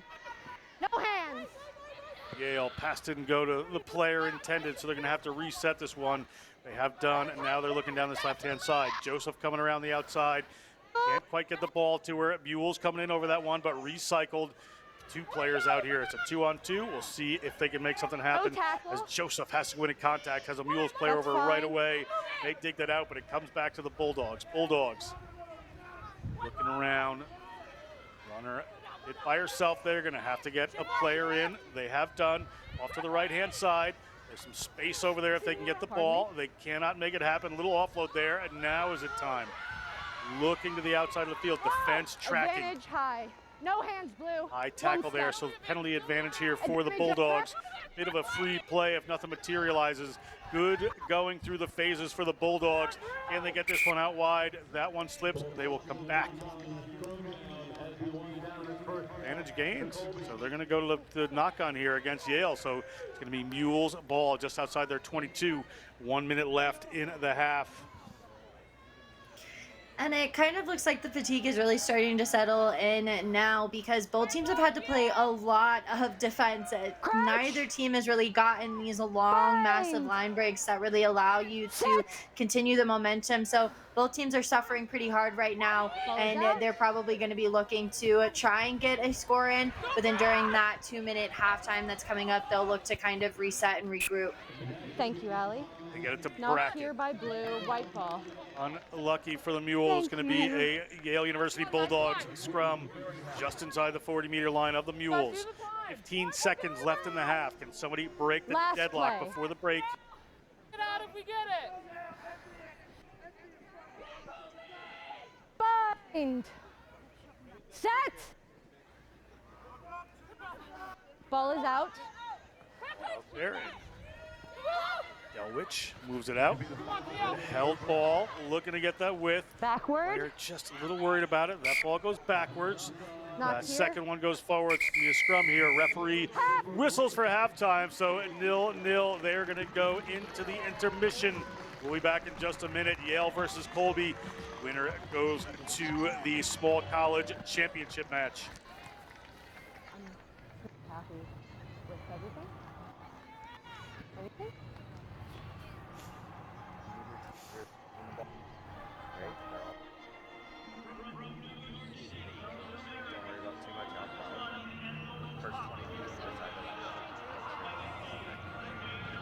Are we seeing creeping? Creeping within the first. And I feel. Does it look like I'm scanning? Perfect. Okay, great. You're turned outwards. You're looking calm, doing your calls. Dun, dun, dun, dun, dun, dun, dun. Let me know if there's anything that happens where you guys think I need to breathe. Otherwise, I think that's far. You're letting it breathe. You're letting it play. Letting things go when letting they need things to. happen without.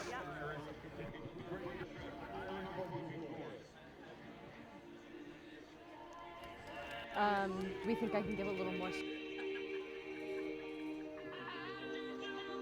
Basically good. Just it's a game thing, right? Recognize neither team's really going out wide.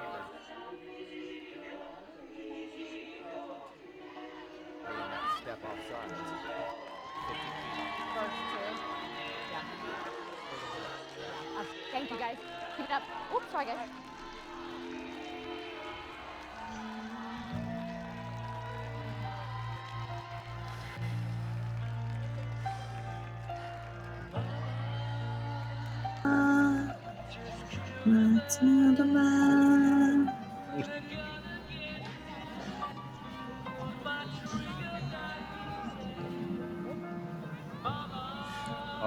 We are back. Here is the small college semifinal number one. Mules of Kobe College kicking off the Yale Bulldogs inside the Yale 22. We are at zeros right now. Somebody looking to break this. Kyle Joseph would love to be that player, but passes it to the wrong blue jersey. One of the Mules has it. On the defense now are the Yale University Bulldogs. Tackle away, Gary taking it in for this Mules team. They are powerful. Chang has 3 tries so far on the weekend. Would love to put one in here to keep her team moving. They're over near the touchline. Mules have the ball right now. Sitting the back. John Brooker with Darian Lovelace bringing this matchup.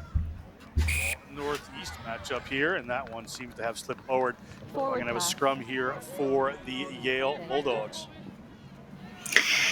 And we didn't see a lot, actually, not a lot, any scoring here in this first half because both teams were playing very well thought out defense, but then we didn't really see a lot of room for attack. Colby, we talked about them, how they didn't allow any points yesterday. And then Yale, they are a successful team that can get the ball over if they can move it wide. We just kind of see them get a little bit bottled up against this impenetrable defense on Colby. Those passes just not quite going to hand, but now Willow Maines has it. Willow Maines takes a corner. Willow Maines run into a sweeper there and get bundled into touch. So it's going to be Colby ball. Colby, you can see their bench very happy back there. Okay, we're going to set it up. No quick. Give me one. After this, we have Gannon Niagara, the other small college semifinal. And D2 semifinals, D1 semifinals, a break, and we'll get into all of the medal matches after that. Good on-rushing defense from the Bulldogs. Put some pressure on there. Bulldogs come up with that one, fighting for the ball right at midway. Player not really rolling away from the Mules. We'll see what they call. It was back Mules' way. Referee is happy to play on. Here come the Mules halfway. Got the ball there. Was it knocked on? Referee says no. Go back to Colby College. Colby. Across, defense strong here still from this Bulldogs team. One step, White. There's not using a ton of width here, but a little slip up the side there from the Mules. That's Eva Schiffman for Colby College. Schiffman, the senior from Lyme, New Hampshire. Ball out wide. Is it a one-on-one? Is this a player that can break some tackles? There's a high tackle there. The referee is going to whistle. I believe we might have a player going to take 2 minutes in the bin. 15. My time is off. 15. Okay. Number 4, are you reading this? I do not have my cards on me, but I would like you to have a seat, okay? Yellow card, okay? It's a bit harsh from here, but yellow card, 2 minutes in the bin for a Yale Bulldogs player, Willow Maines. So attacking opportunity here, Darian, for the Mules. Yeah, I mean, it's a respect game in rugby, but I would have just said, you know, no card. No card. But anyways, the game kind of plays on here. It's unfortunate for Yale because now there definitely is going to be a mismatch somewhere. So hopefully Colby can kind of spot the gap here, knowing that they don't have that extra defender. Right up the middle they go. 2 defenders coming with that Mules runner. So it makes it a little more difficult. Is the space open here? They come back in. That's Lucy Barrist. Barrist. Sophomore from White Plains, New York, has covered a lot of ground today. Now they go out wide. There is the mismatch. They're coming across the 22. Colby headed towards the line, and the one-player advantage rears its head. And Colby College, the Mules, have a touchdown through Caitlin Drew. Caitlin Drew, the senior from Hingham, Massachusetts. Yeah, that looping play by pinning that last defender, there's nobody around. We see the corner defense trying to get across, but she also just gets caught. The number 8 for Colby is just way too fast. The kick goes up and it's no good, so our score still stands 5-0. But Yale with the player down, and now Colby really starting to rev up the engines a little bit. You see the fans in the crowd here coming out to support them as well. So both teams are going to have to really hang on and hope for the best here for the last 3 minutes. It's time for the Bulldogs here, but they still are down a player. Just 5 points in, and as you said, Darian, ball hits the ground, bounces up, hands, waiting Bulldog player. One step. On the hands of Joseph. Now they've got a little wider, looking for a step, wrapping around the outside. Streaming player coming on. Can she stay in? She has. She's across the 50. Can she beat this player? She has done. And it is Lyle Joseph is going to tie this one up under the sticks. Kick to come. 5-all here in this small college semifinal. Great work. The junior from Santa Rosa High School scores a great evening try here as we take another look, Darian. Just an intelligent play there and an individual effort by putting the ball in two hands, doing that little bit of a starter step. It just forces the defense to ask a little bit of question, which buys her just a second of time so she can round the corner there. But Yale being a player down, it looks like the yellow card might be able to come back on, so they might be at full strength. But Yale being the first team to score on Colby all weekend now, and they have a player who's coming back from the sin bin. It might have been all they really needed was Colby to kind of light a fire under them by scoring off of that power play. Yale, the Bulldogs, look like they're about ready to defend the house more, and Colby are really going to have to band together, find the energy as we enter into the last 2 minutes for who's going to go through to the small college final. No knock. Heard the whistle go, so I believe it's 7-5 to the Bulldogs right now in this semifinal. Good covering those passing lanes, but they got the ball out wide, has Colby. Colby has another runner. Player going to hold it back in. She's already just scored a try there. Caitlin Drew starting to feature late in this game. Big tackle coming in from the Bulldogs. Gets the ball back there to Chang Beckman. They move it out a little wider. Good, tenacious defense. Did that one go forward? Did not. Oh, it did, says the referee. Referee in a better angle than we are in the broadcast booth up here. Going to be a scrum to the Bulldogs. Could be a big moment. 3 minutes to go in the game, Darian. It feels like a really big moment. We see here the players that have worked so hard throughout the weekend just piling in to support the women's game. We love to see it, but it just feels like a big moment for Yale. They've worked tirelessly, and finally whenever Colby was able to break through the defense, they kind of turned up the volume a little bit, and now their communication and their defense is just so in tandem. So they're going to have to just work really hard. They're at the 50, so they've got a lot of room to work with here. They're going to have to get really creative as well. That was interesting. Ball kicked into touch. I think the player was looking at the clock and thought there was time. There's still a couple of minutes to go here. I still have time. See what the time left is. So it's going to be Colby ball with an opportunity here. Yale not realizing, thinking the game was over. Bulldogs on the defense now. That one goes up, taken by Colby. Colby gets it in the midfield. Defending for their lives here are the Bulldogs. Good tackle. Can they turn that one over? They cannot. Ball comes back there to Brackett. Now they go wide. Slips forward off the hand. Referee whistles it. Looking at her watch, and the Yale Bulldogs on a Lyle Joseph try. We'll move into the finals later today. Hard luck for the Colby College Mule. Coach Nikki Campbell will be elated for these Bulldogs. They're going to play the winner of the next game, which is Cannon versus Niagara. Stay with us. We'll be right back for that one.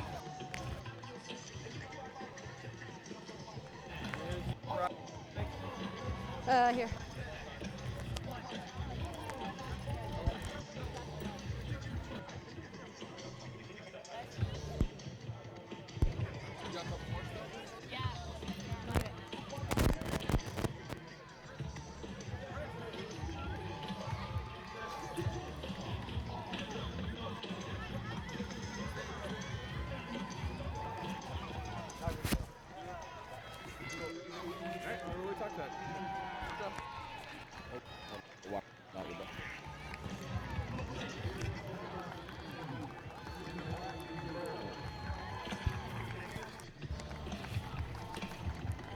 Welcome back. The Yale University Bulldogs have just punch their ticket to the finals in small college division here at National Collegiate Rugby's Collegiate Rugby Championship, brought to you all weekend on the Rugby Network. Next Level Rugby Productions here. This is the other semifinal. This is the Gannon University Golden Knights, the Niagara University Purple Eagles, obviously wearing the purple there. I'm John Broker with Darian Lovelace. We're going to see who plays the Bulldogs in about 14 minutes, well 15 with your 1 minute halftime as the ball rolls in behind the David Chapman coached Niagara University. Maggie Biter working with him, working from in their own zone. Down from Niagara Falls near the beautiful capital of the United States of America. Here we come through McNabb. McNabb gets tackled. Gannon, customers from Minnesota, all across, gets spilled forward. A referee may not have seen it, did. Referee Roberts, be looking the other way for a second there. Bring it back for an attacking scrum here for Gannon. Good opportunity for the Gannon University Golden Knights, Darian. Yeah, and something that we saw in the last match that is kind of something that you've got to question going into this semifinal is how evenly matched that last contest was between Yale and Colby. We didn't really have any scoring until about the second half here, and we're seeing that big defensive pressure already coming in from Gannon, and then Niagara. They're just kind of having to feel each other out a little bit, make sure that they have the attack going. Both teams here, even at scrum time, are kind of feeling each other out as well. So we'll see how this game kind of goes within the next minute or two. Gannon takes that around, pick off the back there, but quickly hit by Niagara. Niagara has 3 players in here and get penalized for coming off their feet. So Gannon has the penalty. Players didn't quite look like they were back 10 there. Big number 6 for Gannon. Hauser comes around. Have the ball, playing a little bit tight here. And across Lexi Hulick, one of the try-scoring leaders on the NCR app statistics page. Release. 7. Penalty. 7 Again, white. Referee is going for the card. And it looks like Emma Time's off. McElwain is going to spend 2 minutes off. 7 white. It's 2 penalties directly in front of your try line. Off this. 2 minutes in the bin. Player advantage here for the Gannon University Golden Knights. See if they can take advantage of this. They go quick on that one. Little step around. Another penalty. Behind the try line, please. Purple Eagles need to be careful. You don't want 2 people in the bin. Coming across and touching down eventually are the Gannon University Golden Knights. First points on the board. Kick to come. The discipline needs to improve, okay? Thank you. Yeah, it looks like Niagara is just getting a little bit too intense there. We saw earlier that they committed about 3 people to that breakdown alone, which isn't a tactic that you really want to use in sevens unless you're down by a lot, or unless you're down by a little bit of points and you really want to try and get the ball back. But committing the amount of numbers that they did, it just leaves a lot of overloads elsewhere. And right now it looks like Gannon is really taking hold of this game. They are learning that there's not a lot of discipline there coming in from Niagara, and because of that they're just looking to push the pace a little bit more. Niagara really going to have to play a lot of soft defense against Gannon. Coached by Kyle Julius, up 7-0. That kick was converted. But look at this answer right here. The big break, but good defense from Gannon across the 50-meter line. They've given the Purple Knights about 40 meters of a head start there. Ball comes out from Kelly. Moving across the middle of the field. A little start back in. Big break coming here. Around the corner they go. And keep things alive. Good defense by Gannon covering across there. Here come the Purple Eagles. Strategy discussion there while the ball was in the ruck. It comes back up, to Black. Tatum Hillman. Back. Tatum Hillman, the junior from Lewiston, New York. Ball in the middle. Big bump off there. Back. Hillman again.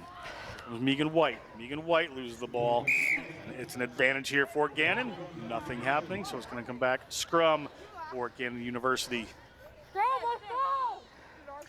And the contact is getting pretty intense there between the two sides, but right now Niagara, they just keep on trying to take it into the heart of the Gannon defense, and with keeping that in mind and already having a lack of the numbers, you don't really want to take the ball into contact as less often as you can.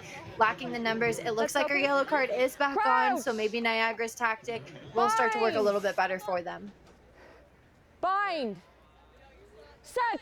Look at some of the fans there. Ball's going to come in from, again, University. The Golden Knights are away with it. Golden Knights player getting a haul down again in the University. Looking not to get penalized here. The players in the Purple Knights trying to rip that one away. Still a player to bin. Ball comes back to Mackenzie Adley. Adley takes it into contact. Across there, it is McNabb. Emma McNabb gets the ball out. Emma McNabb has to come in and clean that one up. Stay. Stay there. Hillman back in. Ball there to Tahira. Out there to Adley.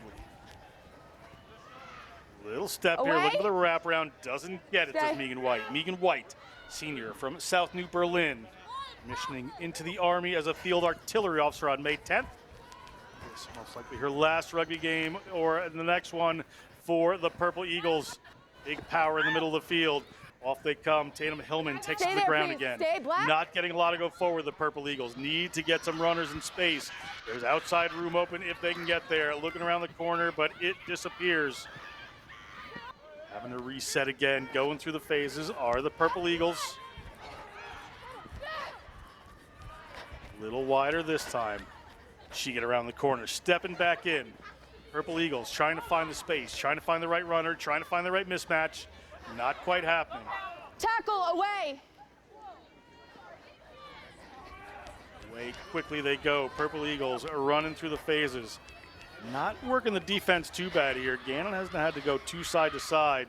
Have a runner out wide if they can get it there. Referee whistles, however. It'll be a scrum here for Gannon off of a knock-on.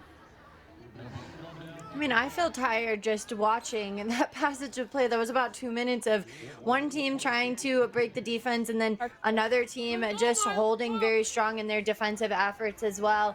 And that just made for a very, very, very long passage of play for Niagara. Niagara really, again, just doing the things that you really don't want to do in sevens, trying to take it in to the defensive line, especially with speedsters like Gannon. You just don't really want them to have the ball in hand and they're already on the attack. Stay awake. Purple Eagles trying to put the pressure on. Gannon, ball back in hand. 12 white. Referee, big whistle. 12 white. Niagara back at full strength here, but back 10. offsides. 10. I need to see it leave your hands.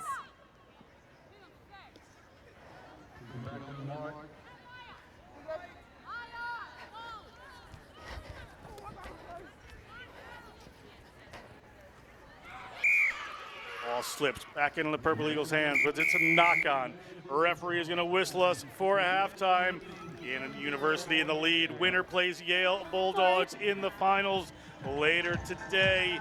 We'll step aside for a minute. We'll be right back in the second half after this. So far, so good. A lot of contact, not much flow. Yeah. But you're managing well.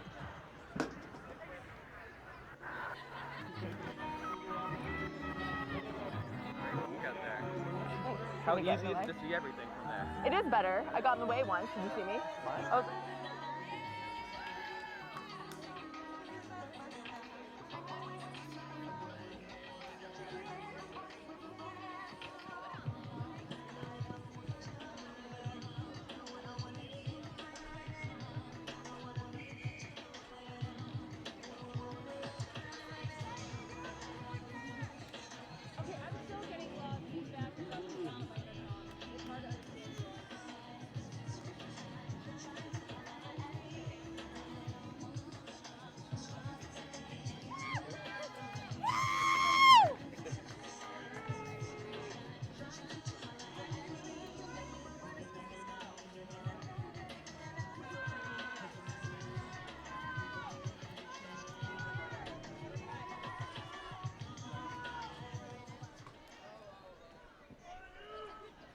Am I okay?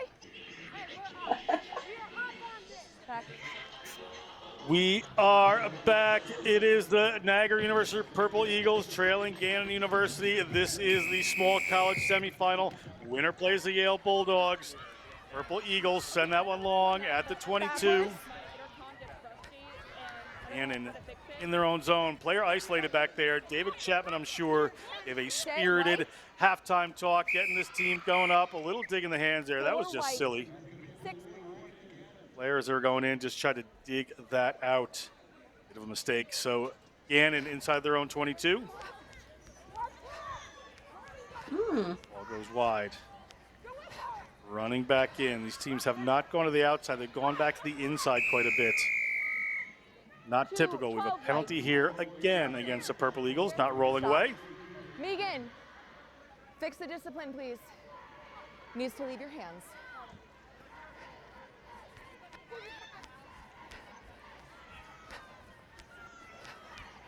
Backwards. Backwards. Ball squirts back. It is the Gannon Golden Knights getting driven back. Finally, they go to the corner, and a player streaking down that right-hand side. There is one chaser on, but looking good for Lexi Ulick. This would be her second. Lexi Ulick gonna have to score in the corner, but Lexi Ulick, the junior from Erie, Pennsylvania, touches it down. And 5 more points again, and they go to 12. Ulick, everybody on that Gannon side needs to walk up and give you a high five or a hug right now, because that was just impressive work.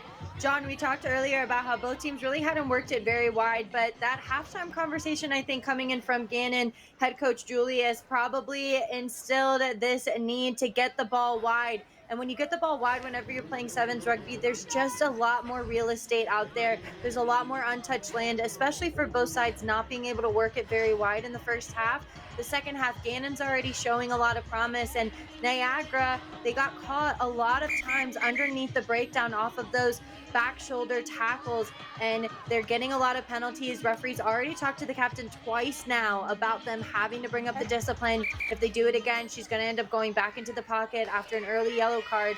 They're going to have to clean things up. After this game, we're going to go to the D2 semifinals. Roger Williams versus Columbia. Temple University versus University of Wisconsin at Eau Claire. But for the time being, let's see who's going to play Yale. Player going for it there from the Gannon, and it's going to be an intentional knock on. A referee going to the sock once again, and I think it's time for a Gannon player to head to the naughty chair. A player advantage for Niagara. We have about 4.5 minutes to go. They're down by 12. They could really use a try here.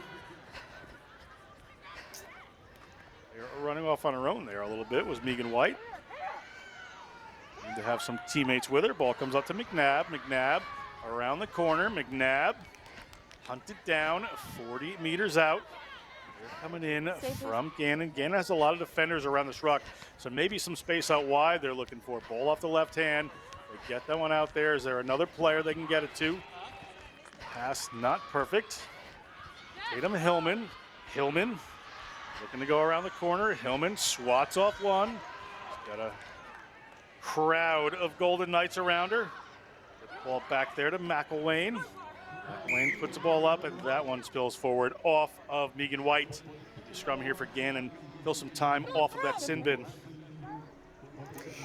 Just slowly etching away there with Gannon just not being able to, but this collision was just super him in there. Hillman making hills out of people. They're just using them as little stepping stones, it almost looks like, but you just got to make sure that the execution afterwards is what's going to propel you. With meters gained like that, you've got to make sure that ball goes to hand. We just see the frustration coming in from the captain, and now Gannon will get another opportunity to attack. Gannon down a player right now, gets the ball there to Kulik. Kulik on the midfield, mid collision, but there was a knock on, so it'll be a scrum here off the forward pass for the Niagara Purple Eagles. Purple Eagles. Sometimes whenever you see collisions like this, my bones hurt for the players, and then they get up like nothing happened. I mean, these female athletes are just so tough. They come out here after playing in day one yesterday in order to get them here. They play on the day two, and they just get beat up, and they get up like nothing happened. Both teams are really competing heavily right now. Ball here to the Purple Eagles. Purple Eagles looking to make this happen. Purple Eagles. Ball in hand. It comes out there from Jessica Yu. Again, worried about that corner. Ball goes back over the head. Staying on the short side of the field. Looking back, we seem to have a penalty here. I believe it's for offsides or a high tackle. They're going to go quick. Those players were not 10. Across the 22 they go. Can they make something out of this? The Purple Eagles. Purple Eagles get it out to the width. That's doused. Stay. Valencia Back up, doused. Black, get onside. Use it. Number of bodies over this ball. They're going to get this one out there to McNabb. This is the player you want to have the ball right now. Adley. Adley gets a hold of it. Can she move the ball? Just a bit of standstill at the moment here. Players trying to hold her up. They get her knee to the ground. This will be a turnover to the Golden Knights. Should it get called a maul? Referee is allowing it to go. It's going to go back to the Purple Eagles. Bit of time there. McElwain, the junior from Hilton, New York. Sliding back in, cutting through the defense. The Purple Eagles pouring it on late here, down 12. Yellow card against Gaines. They have a player. They could use a try here. They get one here. They could change their fortunes. The referee is going to whistle, and it's a penalty against Gannon for not rolling away inside their 5 meters. And a big run coming from Hillman. Hillman over for the try. 5 points, closing the deficit. 1 minute to go. Is an opportunity here for the Purple Eagles, but they're going to want to get this kick over. Put them at 7. We'll take another look. Hillman, we saw her on this right-hand side, bullying her way past the defenders, and then here we just see a good heads-up play. She recognizes that they're slow to get back. They're on the back foot, so tapping quickly, going, gets your team on the board. It's 5-12 now. Kick goes up, and it is good, which means that our score is at 7-12. Probably have less than a minute left to go, so Niagara's really going to have to try and get possession back, but they have to be disciplined in the breakdown. They've been slacking kind of around that little bit, and referee is not putting up with it. So in order to get the ball back, their defense has to be perfect in order to try and get them the rewards that they want. Little kick there from the Purple Eagles, trying to go 10, but we're going to come back to here. Player could have gotten it there. We're at 14 minutes here, so Gannon's in the lead. Could move on to play the Yale Bulldogs. Be wise to check some time here. Just up by 5, so you don't want some kind of a lost ball. Gannon realizes it, hoofs it towards touch. Will it find touch? It does. And that is the end of that one. It is going to be the Gannon University Golden Knights taking on the Yale Bulldogs later today in the small college final. That's the end of the road for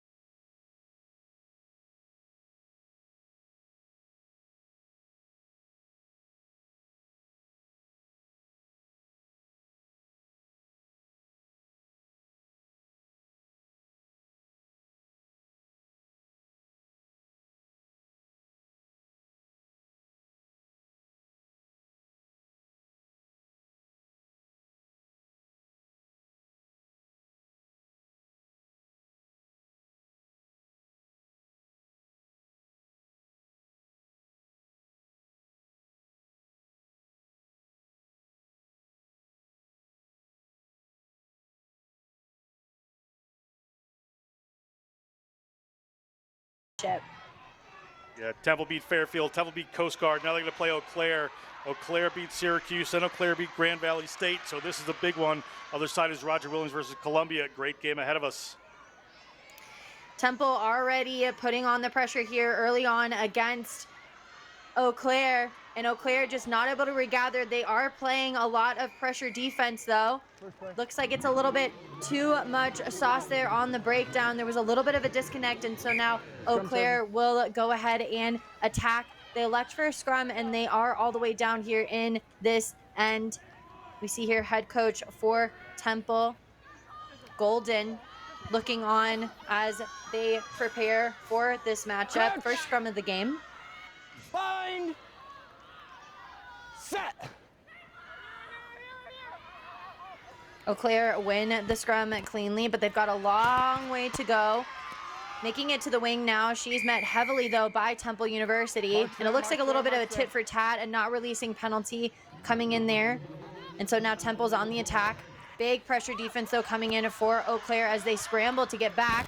They've got some room out wide if they can work it, but well-met defense keeps them there. The number 6 has it. She cuts back inside, almost knocking at the door. She's bullied over top, and it looks like she ends up on the bottom. That's going to be a try for Temple. They're able to get first blood, and that is Diaz who makes the day. Diaz from Lodi, New Jersey. Her notes just say she loves Legos. She also loves scoring tries here at the CRC. Great work you see here. She's got a couple of defenders on her. She takes it in against this Eau Claire team. Has to battle 2 of them trying to rip that ball away. Eventually able to get it down. Referee in the right spot. Wonderful try from Temple to open the scoring in this game. Conversion looks like flag stayed down, so it's no good, but Diaz making the day here.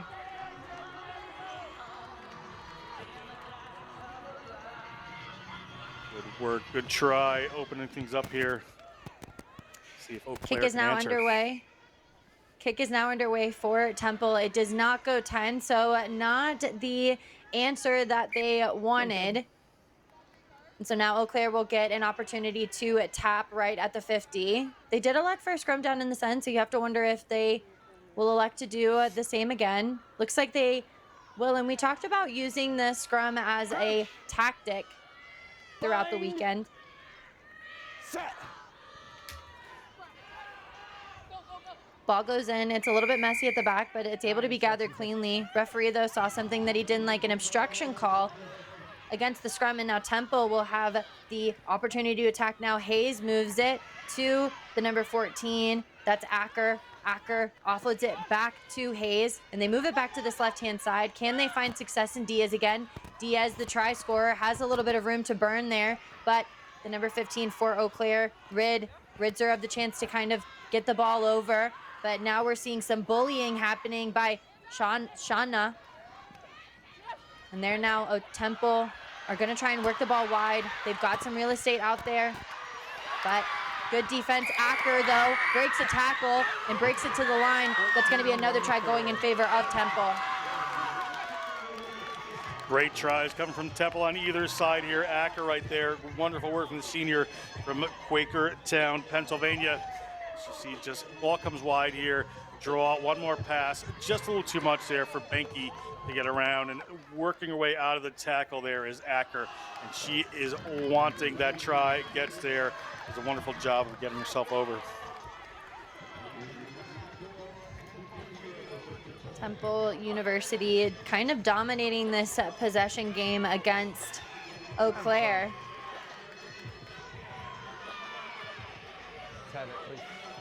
4 minutes gone here just in seem to this. have one try yesterday. We're back underway, though. 3 minutes left to go in this first half, and unfortunately, it looks like Eau Claire just not being able to catch a break here. A forward ball ends up back right in the hands of Temple University with the scrum on this right-hand side, right back down in this territory. Crouch. Bind. Set. Temple University with the put-in coming in from Hayes. Hayes moves it to the first receiver. They do a skip pass going to our recent try scorer, that's Acker, but met well by Ludi. Ludi brings her to ground, but somebody's not happy. Yeah, that was a tackle off the ball there coming in on UW Eau Claire. So there's going to be a change of a player coming in here. Somebody's a little bit hurt. Yeah, the second player coming in there could have gone for the ball, but they went for the player instead before the Eau Claire player had held on to it. So they are going to get penalized. Opportunity here for the Blue Goals, of Eau Claire. We just saw that face tape. Rugby players and our KT tape, honestly, it's probably one of the best relationships in town. Eau Claire, though, they get pressured at the scrum and then a knock on down at that first receiver position coming in from Chamberlain. She really hasn't had a whole lot of opportunity to do what she does best as Coach Wagner kind of looks on. They both look a little bit frustrated here. I thought that face tape was more war paint like we saw yesterday with St. Thomas University, small college men's. And an early drive comes in for Eau Claire. So now Temple University, yet again, finding themselves in the same position, get to attack. They get it in the hands of Acker, but they're bottled well. Looks like the tackle assist did not release well. So Temple University, yet again, get the reward of being able to attack.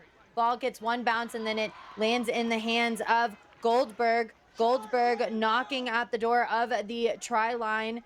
Eau Claire's got to get out of there. Sona decides to go ahead and move it to Hayes. Hayes working very hard.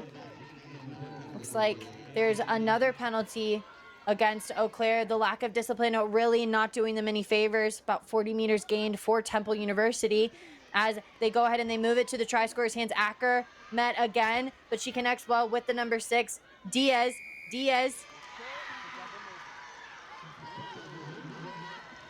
Also does not get the score. You can see how much it means to them. She's just short of the line. You see here, she hits the ground. She's down on the ground for a little bit, and she just takes it and tries to go ahead and push it over. But the referee says that's just too many bites of the apple there. So it is going to be a penalty here for the Blue Golds. Looks like she was playing it on the ground. If you ain't cheating, you ain't trying, and that's just what we saw there. Ball does go a little bit wayward, and Eau Claire end up knocking it on. Our score 10-0, Temple leading. We still have a whole second half. Teams will regroup. We'll be right back. I still can't understand you. I'm still getting a very staticky underwater connection.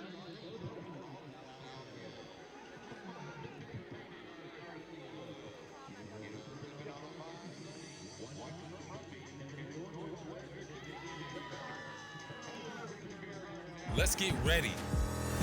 Major League Rugby is now. This is the moment we waited for. Everything you want is right here. We gon' give them what they came for. We gon' take it up from last year. The Rugby Network is giving you all the free MLR content you want, live and on demand. Never miss a hit, never miss a try, never miss your team. MLR on TRN. Never miss a match. Welcome to the Rugby Rundown on the Rugby Network, as we bring you your weekly rugby fix. With the big news, special guests, and unparalleled access, this is your rugby show. Watch exclusively on the Rugby Network.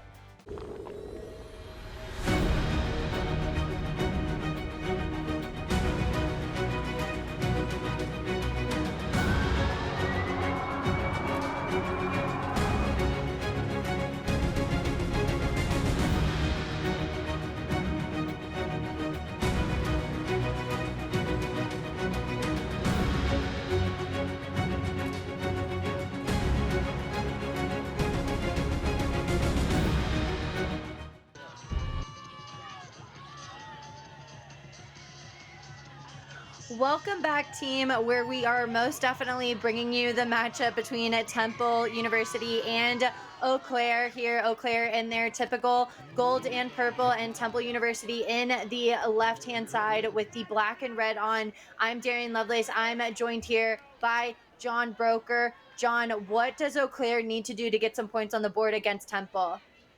What they're doing right here is what they need is to put a lot of pressure on this Temple defense. Temple has a lot of speed out wide, a lot of dangerous runners. But when getting the ball, they're just kind of trying to do it themselves a little bit. They'll find the outside or just duck back inside. So keep putting pressure on Temple and really just try to go through your face. This Eau Claire team is a little bit more structured when they play, and players are playing together a little bit more. Temple has just great breakout players. It's more of a team here for Eau Claire. So they need to keep that pressure on and really, really try to just work the phases and dislodge the defense at Temple. John, I think that they heard you a little bit too much pressure, though. Leads to Hayes quick tapping and going herself. It doesn't look like there's anybody on this left-hand side, but a corner flag defense does come across in Ludi. All the way? Ludi All the able to way? kind of corral her back inside, but Temple University is on Backwards, the fine. hunt for some points. The ball has gone backwards. It is available though. have to be on your Things are feet kind to of play getting it. a little messy there. It doesn't look like Acker released that ball. So now Eau Claire will get the opportunity to No. attack.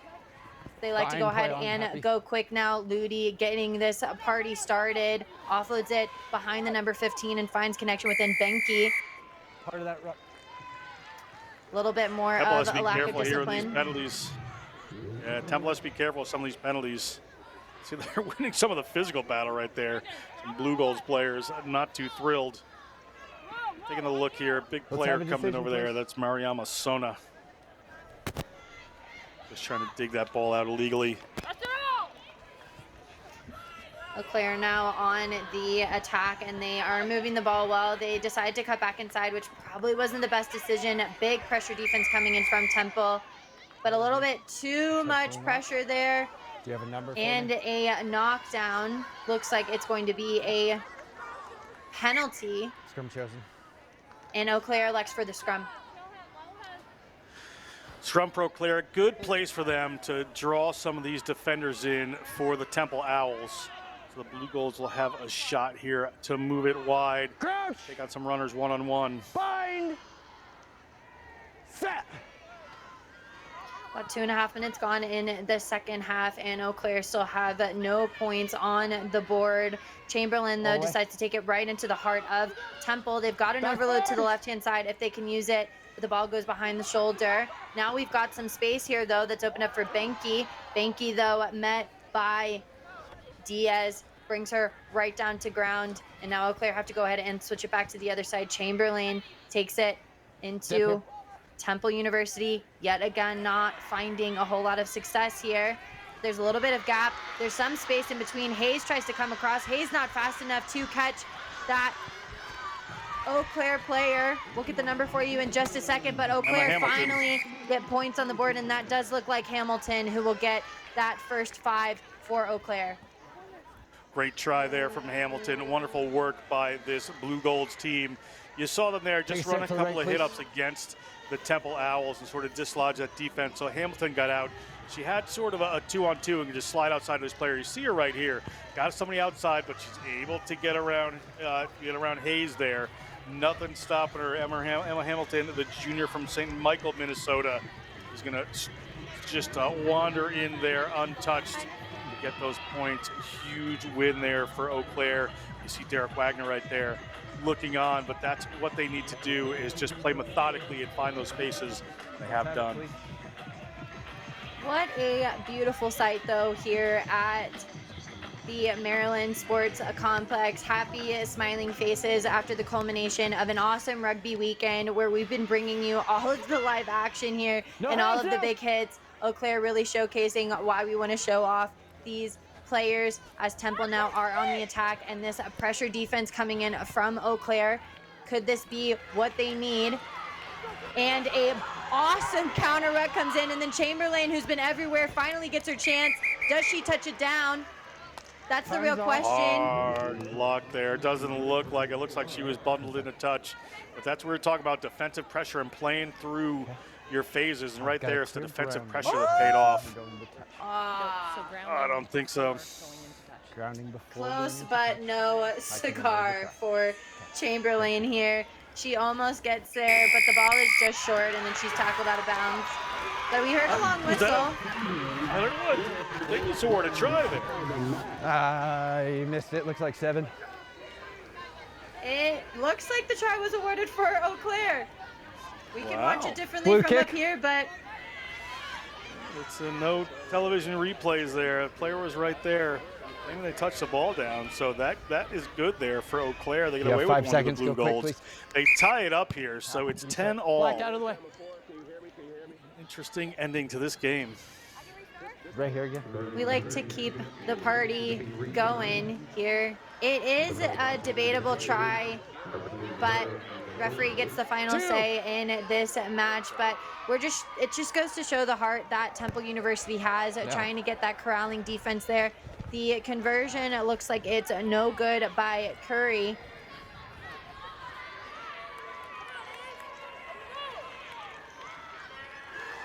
Let's have it, please. And we're at 10 all for both sides. Ludi goes ahead and lobs up a kick that lands perfectly in between Temple University. It puts them under a lot of pressure as Eau Claire just start to flood in. The ball goes backwards though, but they're under a lot of pressure here. Curry going in there. She's got a partner in her in Moore, and that dynamic duo ends up getting them the counter ruck now. And Eau Claire get a little bit of space. Curry, being the super sub that she is, comes in. And now Eau Claire, they've got a little space to work with. They're gonna go left. Ludi gets a connection and she finds it. And a try now given yet again to none other than Hamilton, and now gets Eau Claire on top with only 20 seconds to go in this D2 Cup semis. Assistant coach Rachel Lang looks pretty chill right there. Her team not playing that way. They just came out with some intent in this second half and said, this second half is gonna be ours. And you can see it right here. They turn over at the ruck, put the power on. Player brings in a couple of defenders with a little mazy run. Gets that ball there to Hamilton, who's gonna touch it down to take the lead with barely any time left. So the Blue Goals looking strong. They go ahead and play the winner of the next one, Columbia versus Roger Williams. Looks like teams are still on the pitch, so we will have one more kickoff. And if it's anything like what we've seen from Eau Claire, this defensive effort might just punch their ticket into the final. Kick does not go 10 though, so it's a free kick. And that's just something that you've got to get the job done on, John. Scoreboard time is correct. That's tough. Just 5 points here, and Temple has such dangerous runners. If they can just get a player loose here in these last seconds, it may change things. And Michaela, Ariel Hayes right here, such a great setup player. There it is. There's a penalty that happens here with Eau Claire, so now they're playing a player down. Curry has to go to the sin bin as Hayes says, okay, let's play. The number 22 moves it to an outside fast runner. She's taken down though, and it looks like somebody's got their hands in there, but she didn't come fully around. So now they get yet another opportunity. Eau Claire starting to repeat what they did in the first half. The discipline is gonna kill, but here we see Temple University just etching away. McHugh tries to take it. And a not releasing penalty comes in for Eau Claire, and that could do it for them. That is the daring play right there, to just say, are we going to do this? We're at 15 minutes. They want to kick this thing in touch. So Temple University will fall out, and Eau Claire will take the position of the finalist for the D2 Collegiate Championship. Next up, we will have Roger Williams University versus Columbia. We'll see you in just a second. Down here. Or which one? Down there in the corner. Yeah. Move the right palm.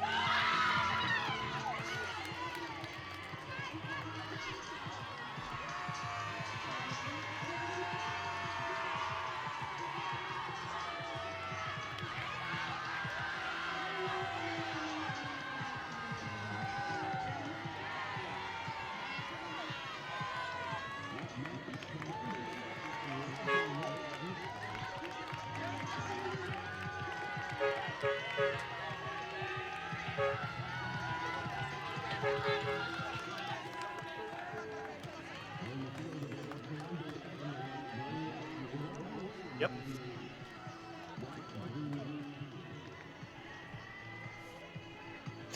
Welcome back, team, to the Collegiate Rugby Championships here, hosted by National Collegiate Rugby here in the Maryland Sports Complex at the nation's capital. We just sent through a finalist in Eau Claire in that last game for the D2 College Championship. And here we've got Roger Williams University in the left in the light blue, and then we've got Columbia in the dark jerseys, and they're already off to the races here, almost skirting and getting knocked out of touch. But John, we're already off to a brilliant start with both sides. Good start there by Columbia. You can look at the difference to the last game there. The last two teams, played kind of tight, didn't use the width of the field. Immediately, Columbia's got somebody on the touchline, trying to use the entire width, not afraid to go out in that direction. So we'll see what happens here. Columbia, good first foray.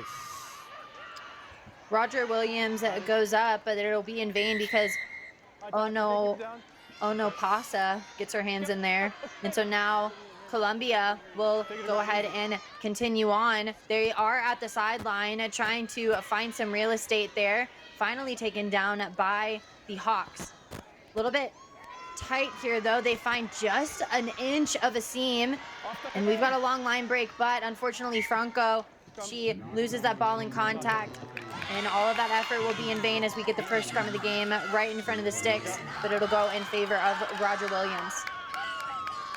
Roger Williams will get this scrum here, but Columbia just looking dynamic at the moment. Even with this ball just kind of spilling forward, it went off the head of the player, Roger Williams there. But tough luck for them, but Columbia really looking dynamic, getting some players in behind that defensive line.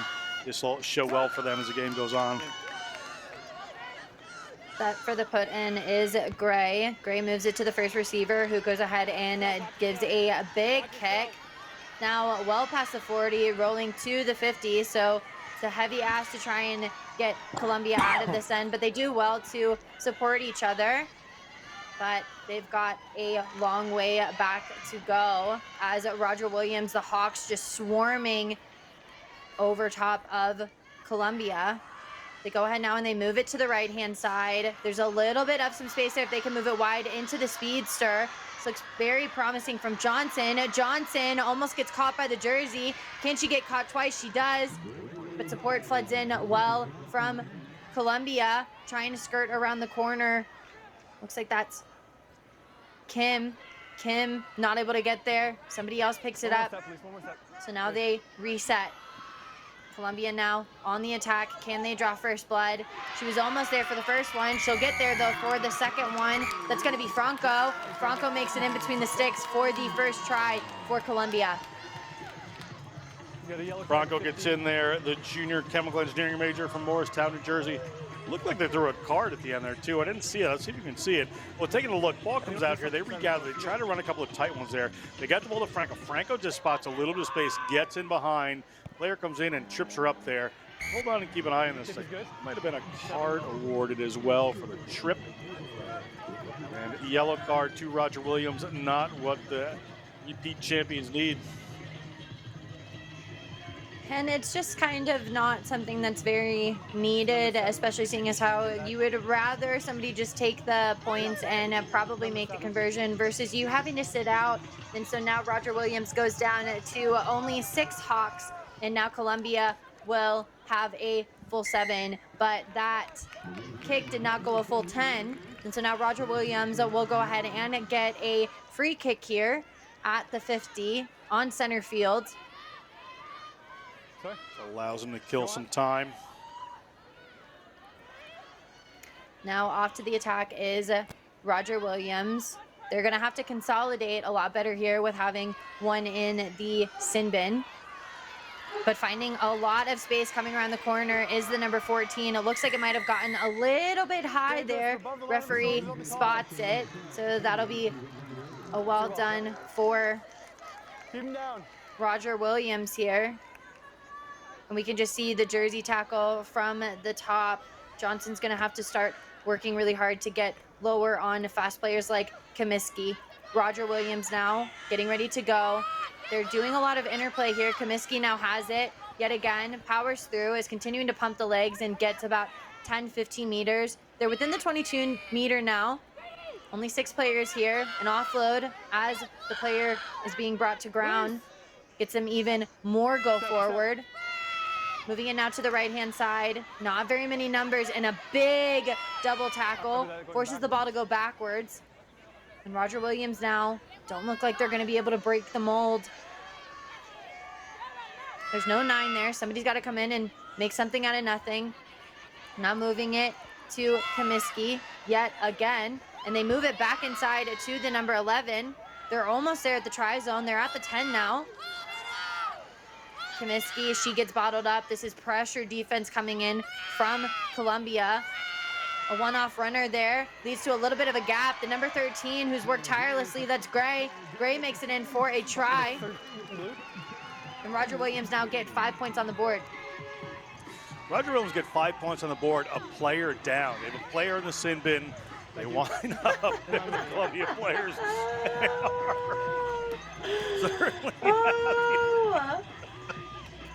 You know what? I think rugby players would win a dance contest, to be honest. No questions to ask. That was impressive.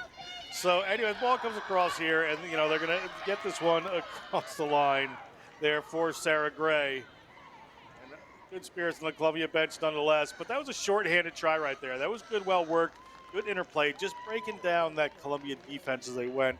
Not easy to do. The Columbia's going to get the ball back here, but lead change 7-5 here. Or, sorry, 7-5. It's a try there for Roger Williams, so things are much closer.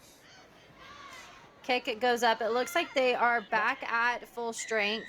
So now Roger Williams will have a full 7, but they get a penalty there. And so now Columbia are going to go ahead and look to move it wide. They've got some numbers if they can move it. They elect to go ahead and keep it in. Our try scorer, Gray, tosses the second to last attacker to the ground.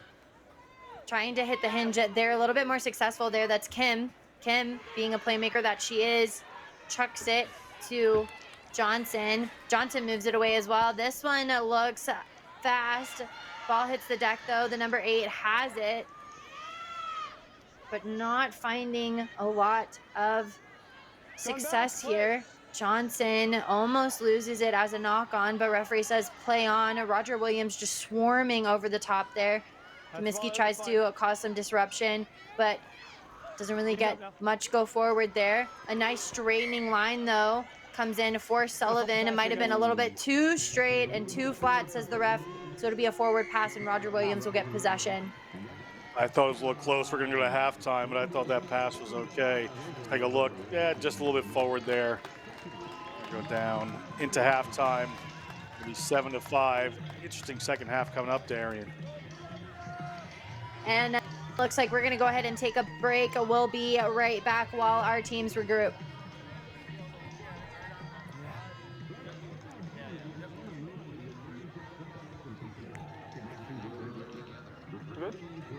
In our game, we play with our hearts. We don't play with sticks, bats, or gloves.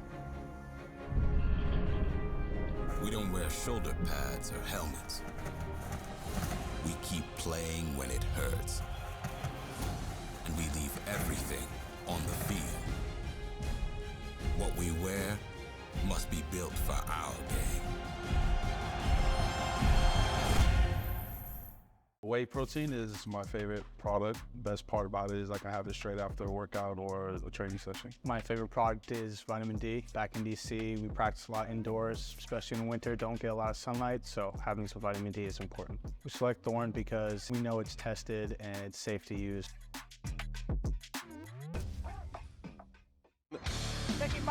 Like some cracks in this lineout that has been so good for him so far this season. They've been nearly perfect. McDonald, Reese McDonald looking for the dash. Up to midfield, has support. Finally freed up to Calametti. Oh, the chemistry on display from the red, white, and blue. Free Jacks. Is it a knock on? No, playing advantage. And an absolute clinic on display with the road show. It's a good day here in Maryland as we finish rounding up our second half of this contest for the D2 semifinals with Roger Williams and Columbia. Switching sides now, Columbia will be on the left-hand side in the black and blue, and then Roger Williams in the light blue with the true scrum caps coming in hot and getting a diving over penalty. Saturday is a rugby day, but Sundays are reserved for the championship teams, so that's what both teams are competing for here as Roger Williams continue now to press on. They had a late score in that first half that got them finally on the tri-zone, and they're looking very promising by moving it to the width.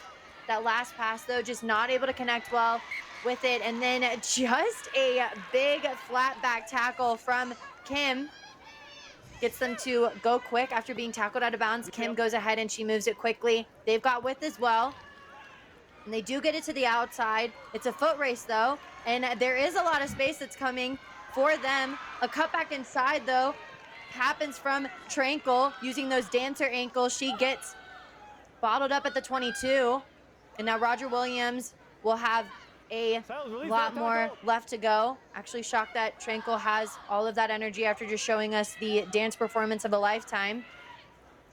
But Columbia now lose the ball and knock it forward, and Roger Williams now will have the ability to attack. But what an intense first minute here in the second half, John.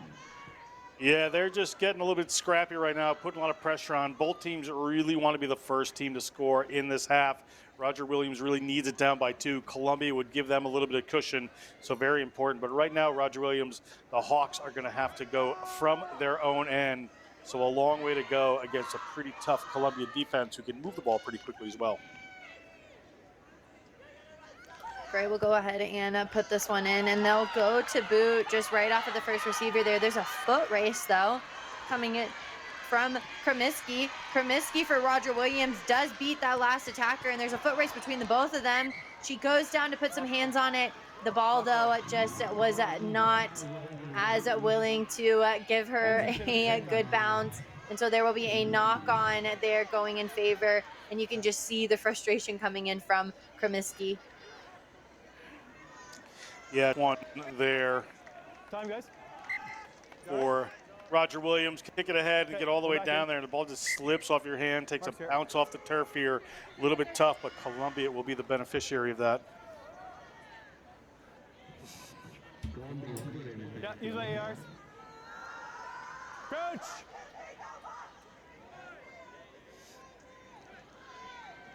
Set for the put in is Columbia. Moving it out to the first receiver, but she's just pushed to the ground by Gray. Trying to work it to the width now. They're trying to use this looping play, and because of the big hits coming in from Roger Williams, the ball just continues to get knocked forward. Tough one there for Columbia, trying to go around the end there from inside their own 22. Players chasing them, and that pass back just knocked on. So great opportunity here to take the lead for Roger Williams. 4 minutes to go. This is where they need somebody to stand up. Looks like there were some substitutes that were starting to roll in. Poor for Roger Williams does make an appearance. You're going to start seeing some substitutes roll in as the tired legs start to set in. Columbia, though, competing heavily at scrum time. Both scrum halves kind of getting caught with the back and forth, and Columbia end up winning that scrum. They've got some room to work it out wide, but these back shoulder passes are just putting both teams under immense pressure. There's a foot race to the tri-zone. Ball is kicked straight out of bounds, though, by Columbia having no other option, so Roger Williams will get the throw in down here right on the 5. It's another good attacking opportunity for Roger Williams. They've had a couple. They have not been able to convert one, so this is going to be massively important for them. About 3 minutes left to go. We are at a full 7v7 with an early yellow card coming in for Roger Williams. Looks like the throw-in, though, goes in favor of Columbia, and Kim making the most of anything, but unfortunately ball goes to the hands of the Roger Williams player, and then Gray, the try scorer, can she get a BOGO? That's 2 now for Gray. Even though she's gray, the skies are blue for Roger Williams as they now get the second try of the match, and they get the lead for the first time in this match, 10-7. Columbia has just given too many opportunities to this team. You know, they kicked the ball out there, and there was a line out. It came back to Columbia. They knock it on, knock it forward right there. Winds up in the hands of Roger Williams to go on and score this try. They knocked one on before, gave him a scrum. Enough opportunities for this Roger Williams team, who, by the way, won the last 2 years Division II here at the CRC. He's looking for a three-peat, but really want to go to this finals and now pull ahead in this one.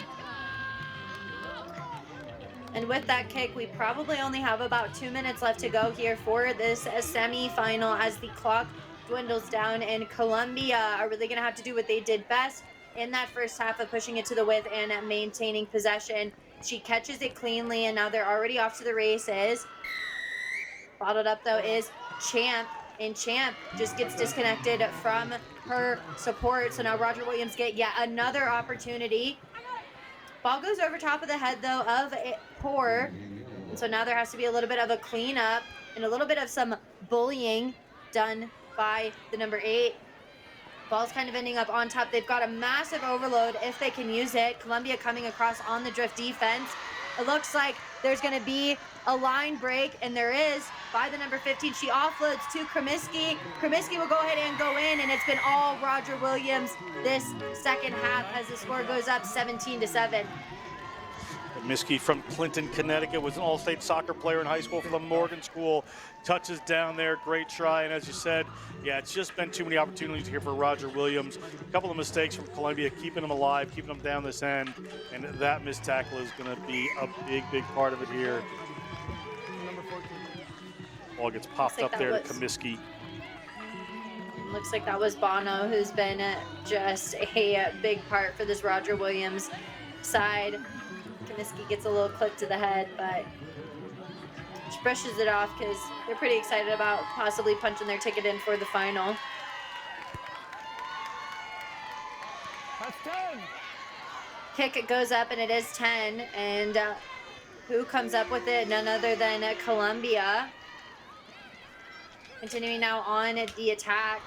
They press on, though. There's a line break right in the middle, slicing through the defense. Bono, though, comes across and just ruins the hopes and dreams of Columbia. Somebody ends up getting toppled over top of the ruck, so they lose their footing, and that means that there might be a card going to Gray, the double try scorer. Kim elects to go ahead and go herself, moves it to the number 18, and that might be all that they need. Franco gets over for a score. It's going to bring our score 12-19, Sorry, who scored that, ladies? but no Who scored time that? left on the 18. clock.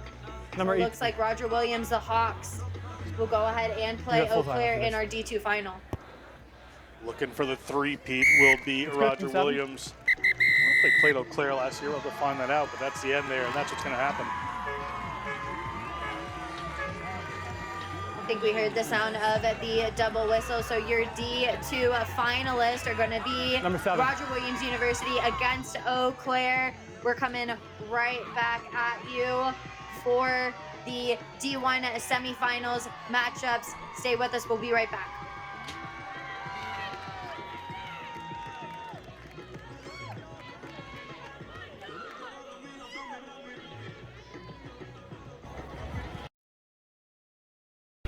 Untitled.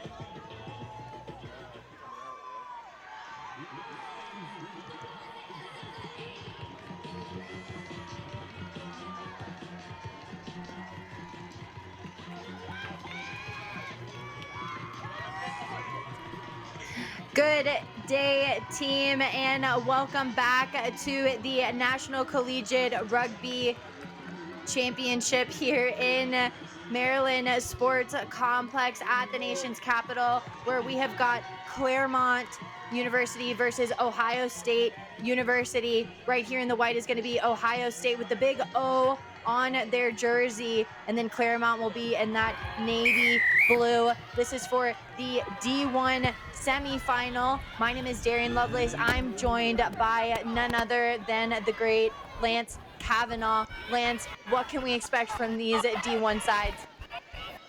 We're going to expect a high-flying defensive game. Both teams are definitely poised to take that step into championship glory. But first, they have to match up against each other. Let's see who comes out on top. And Claremont already on the attack there as a nice little inside step. Leaves a little bit of isolation, and it looks like that's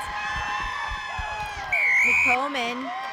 She's going to go ahead and take it all the way to the house. And they're going to go ahead and draw first blood is Claremont.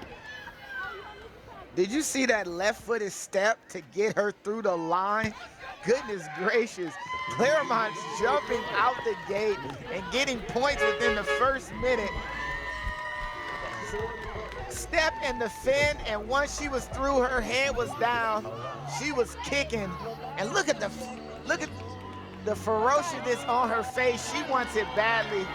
And Claremont immediately gets points. I think on Big Meech getting 5 for her side. Alex Meacham from Salt Lake City. What an amazing bit of play with Claremont kicking off now. Claremont kick it. It does make it 10 in Ohio with a lucky bounce. It ends up right into their hands. They try and take around the outside, but she's bottled into touch quickly by Bullock. And so now it'll be a line out going back in favor of Claremont.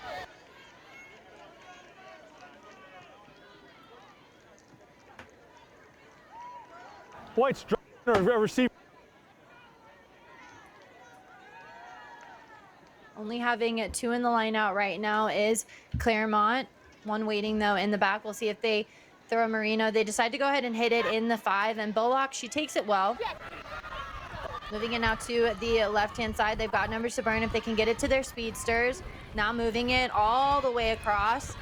But there's a foot race happening between the Ohio State Buckeye and Claremont as she's taken down right within the 5.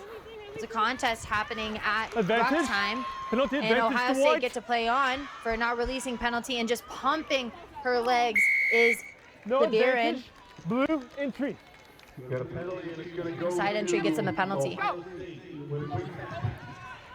Already set and ready to go is the Buckeyes, taking it right to the line. DeBrian ends up with it and is just taken to ground. Not held though. She presses on. It's nothing. Claremont thinking that it's a maul. Referee still not declaring it as DeBrian is just in the thick of it. Penalty advantage White. An advantage though comes up for Ohio State as the first receiver takes it into contact. They finally move it, but tucking the ball in early doesn't really allow them a lot of options. They try and go wide, a one-handed offload. Gets them even further across, but a big counter route comes in. Advantage looks like it's over, and Claremont end up with it. And there are a massive amount of numbers there for the Buckeyes and a huge overload there for Claremont if they can move it. Selfless play ends up happening here, which leads to an opening though coming in from the number 10 for Claremont. Campbell, so G-O-O-D good. She makes it in between the sticks, and Claremont extend their lead. And just in that situation, Claremont having defensive strength to get the ball back, and Ohio State bringing way too many numbers to one side of the field. Sam, getting 5 points for the squad. An easy try, walk-in work, because this Claremont team can move the ball to space. 10 seconds now. The defense from Claremont is leading the day, and they're finding themselves with a 2-try lead and a conversion on the way. Head coach for Ohio State, Nadarsik, looks on as that kick looks to have gone straight out. So we'll have a free kick at the 50. Going in favor of Ohio State. Lance, one of the most key components about sevens is the possession game. How do you maintain it when you're down 0-12? Well, you just got to make sure you're not frantic or doing anything that's way too obvious. Sticking to your structure and going back to the things that got you in the semifinals match is important. Don't worry about trying to get points back too fast, too soon. Just do what you do, and the points will come. Ohio State just meeting a very well-met defense as they get a little bit of a moment of a success with a massive fend in and offload back inside. Ball does hit the deck, but it goes backwards, and now they're having to clean it up. Markella Rowe moves it, and then she's able to get it within the hands of the number 15, Jason. Jason offloads it back inside to an Ohio State player, but it looks like somebody might have gotten their hands in there. And a not releasing penalty goes in favor of Claremont, 14-0 with them leading and a penalty. We've only got about 1:30 left to go here in this first half. Do you see how suffocating this Claremont defense is? They're being able to play full defense from edge to edge and get steals whenever any ruck isn't resourced properly by Ohio State. This stifling defense is giving Ohio State fits right now, and Ohio has to find a way to keep possession because they're getting meterage, they're getting down the field, but Claremont is shutting the door when necessary. Ball goes into the channel. Nobody really gets their hands on it until a Claremont player falls on top. Just a 2v1 will end up opening up a lot of space on the outside for Claremont yet again. That's our Henderson. Henderson makes it in between the sticks. And Lance, you really couldn't have asked for a better 2v1 in this semifinal matchup for the D1.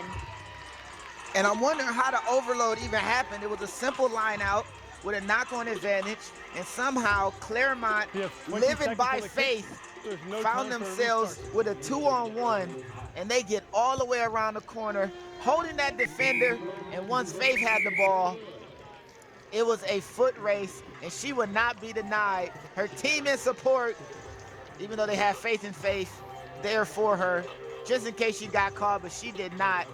The speedster makes it all the way to the try line, and a 21-0 lead for halftime is a great place to be.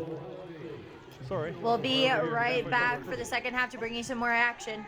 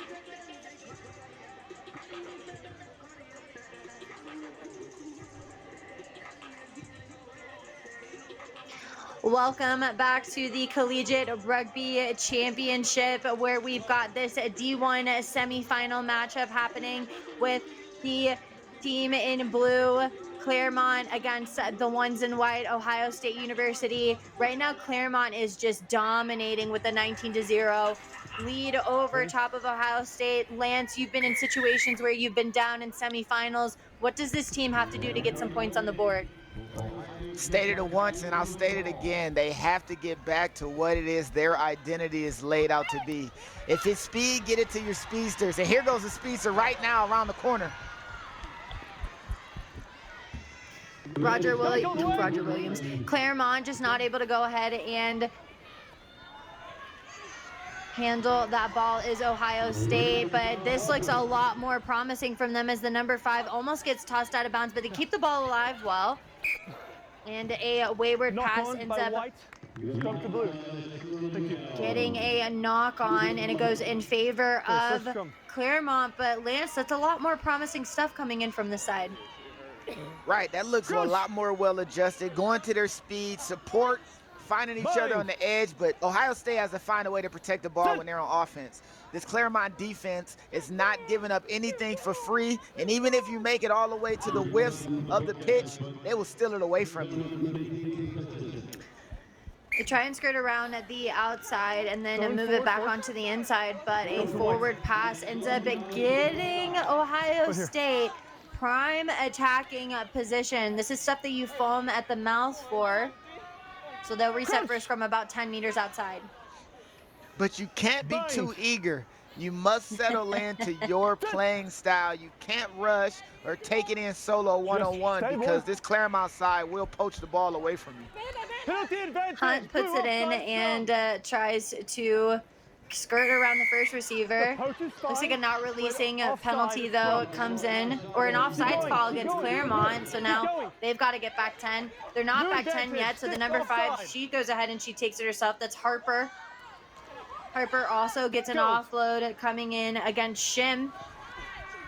Just trying to pick and go and bully their way over the top. Did they get it? That looks like it is short. So they'll come back for another penalty. But tiring stuff coming in from the Buckeyes. They're giving a try for that. That's buckets. Buckets for the Buckeyes here. Line is here.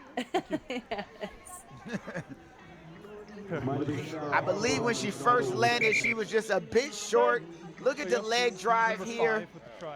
Gets held up here. It's the next pick and go. And she was short, but a quick readjustment right on the line. The referee gives her credit, and Ohio State gets a try back after playing an absolute avalanche style of offense right into the heart of this Claremont side. Conversion is no good, but this bodes well for Ohio State. They're now down 14 points. Can they make up the score difference? And you have to wonder if it will be worth it there, as Ohio State, they still have a really big job left to do as Claremont kind of dances back and forth. They move to the right, they move to the left, a one-handed pass. Gets them a little bit of space in the middle there. The number 11 makes something out of nothing. That's Meachman. Taken down, though, quickly is Hanum, illegally, with a high tackle coming in from our try-scorer, Harper. And Bullock decides to go ahead and lead the brigade. A nice little looping play, though, gets her into space. Bullock moves it to Muscle Man. Muscle Man just not able to muscle her way over. Bullock comes in. Well-secured ruck. That's Claremont now. Go to the right, they go back to the left. Bullock moves it back to Musselman. Musselman cuts back inside. There's a lot of interplay happening within the side. Finally gets into center field. Working hard, though, at ruck time is Ohio State. There's room to burn, though, on the right-hand side as this number 8 takes it right into the heart. She gets free in an ankle tap tackle, gets her down, though. Claremont, though, have numbers to burn on the left-hand side. Cutting back inside, though, into the pressure area. Bullock grabs it. Bullock moves it to Muscle Man yet again. We're going to continue to talk about them as a knock-on happens. But it looks like diving over was called. The mark is there under 10's infraction. You're on your mark right there.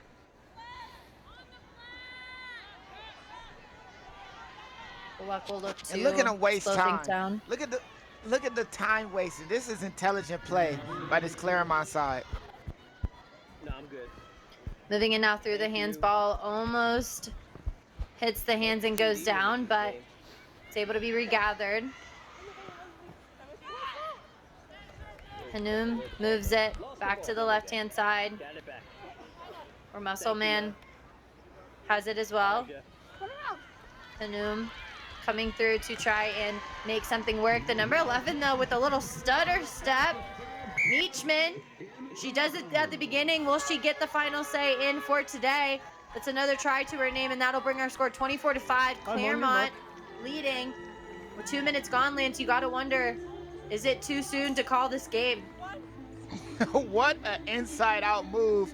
And this might have been the try to guarantee Claremont into a national championship final. I think I'm Big Meech with the inside-out move, taking ankles and taking names with her brace, a second try on the day.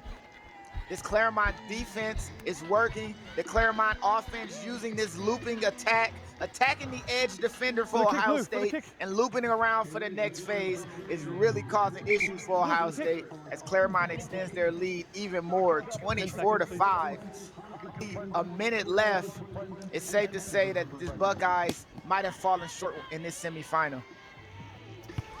Kick to come for Claremont. We've only got about a minute to go to determine who's going to be in the D1 final. A bounce right before the 10 finds its way over, so now Ohio State have to play.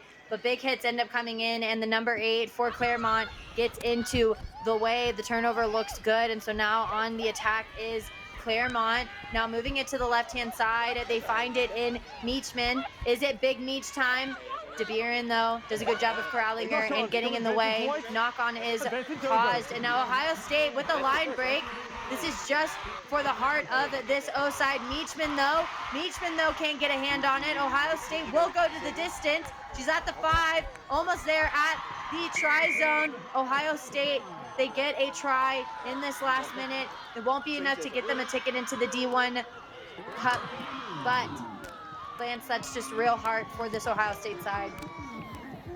Yeah, Arbery decided that she wanted to do it all herself. The criminology major investigated and found Claremont defense wanting Arbery scoring the try, representing Lewis Center, Ohio. And those points are absolutely important for what they have to do in the next match, competing for 3rd place.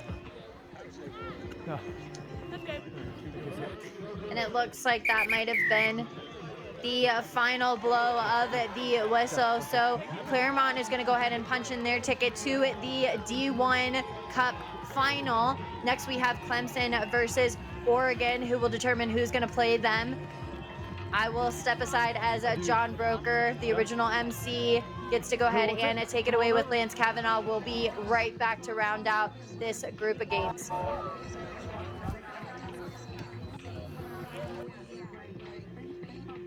Thunder is what you're saying, mate.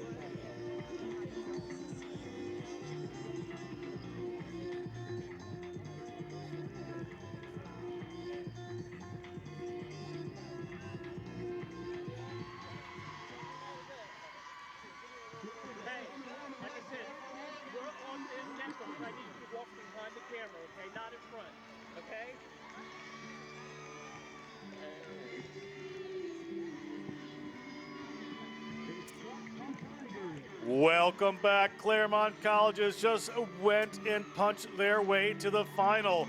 Now you're going to have the University of Oregon Ducks taking on the Clemson Tigers. Later on today, we'll play those Claremont Colleges for the D1 championship. It is going to be a great matchup. I am John Broker with Lance Kavanaugh for this one. Lance, we see the Ducks right there in those pretty cool colored uniforms and ready to take on Clemson. This should be a fun one. It should. And Oregon over the last few years have Oregon as a state, not just the college, but as a state, has found a resurgence in rugby and found their place. A win today and a championship for Oregon Ducks can go a long way to what Oregon can do as a state here in the United States for rugby. That's why you're a great American rugby. Clemson has the ball in hand right now. She gets it in. Ball comes out. Molinaro in the distributor role. Little step up the middle. They get it out to the wing. Good ball early. Goes to Olivia Cunningham. Trying to keep that one alive. It slips in behind.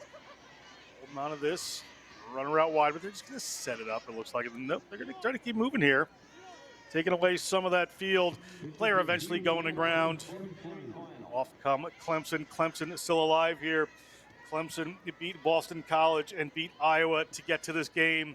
So Clemson looking strong. Oregon beat St. Bonaventure and then Boise State. Ball comes around to the wing here. Good interplay. For the last 50 seconds, it has been nothing but Clemson. Just really good handling of the ball, good sharp play. Head coach Kensley Bailey and assistant coach Teresa Tucker will be pleased with what they're seeing. Good defense, however, from Oregon. The Ducks. Ball coming out now, trying to push some defense.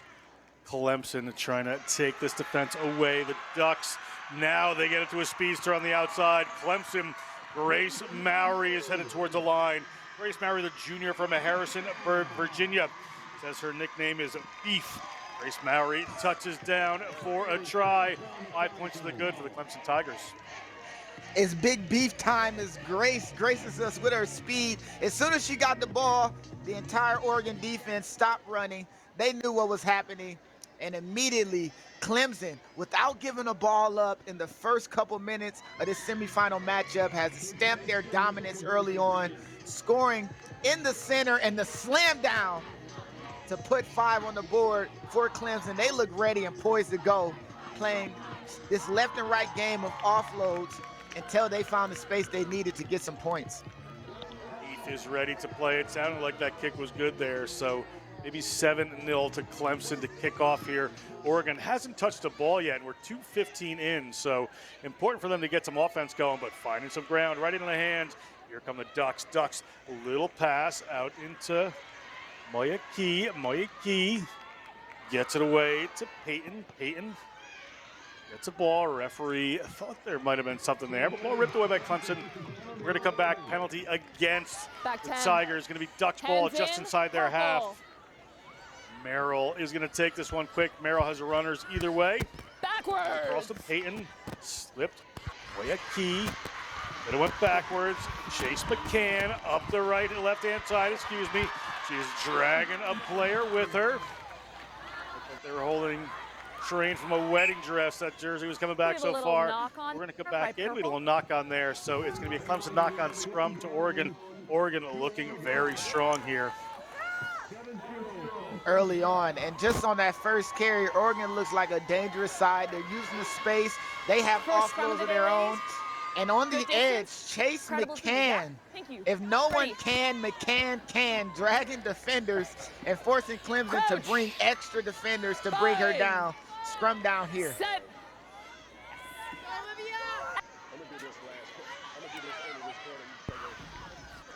Coming across there, Audrey Tyler. Audrey Tyler shows one. She goes through the middle, looking for a wraparound back to Tyler. Great work there. Audrey Tyler's at the line, and she's over. Audrey Tyler, the senior from San Diego, California, played for the Coastal Dragons. Touches down a try to bring them within 2. Great work by the Oregon Ducks. This is going to be a showdown. And it seems as though Oregon might have a bit of efficiency in a different way than Clemson did. That offload is perfectly timed, perfectly weighted, and the speed from Audrey to get all the way to the try line. Black conversion. We are tied up 7-7, and this game has started off with both teams showing that they can get the ball, move down the field, and keep it.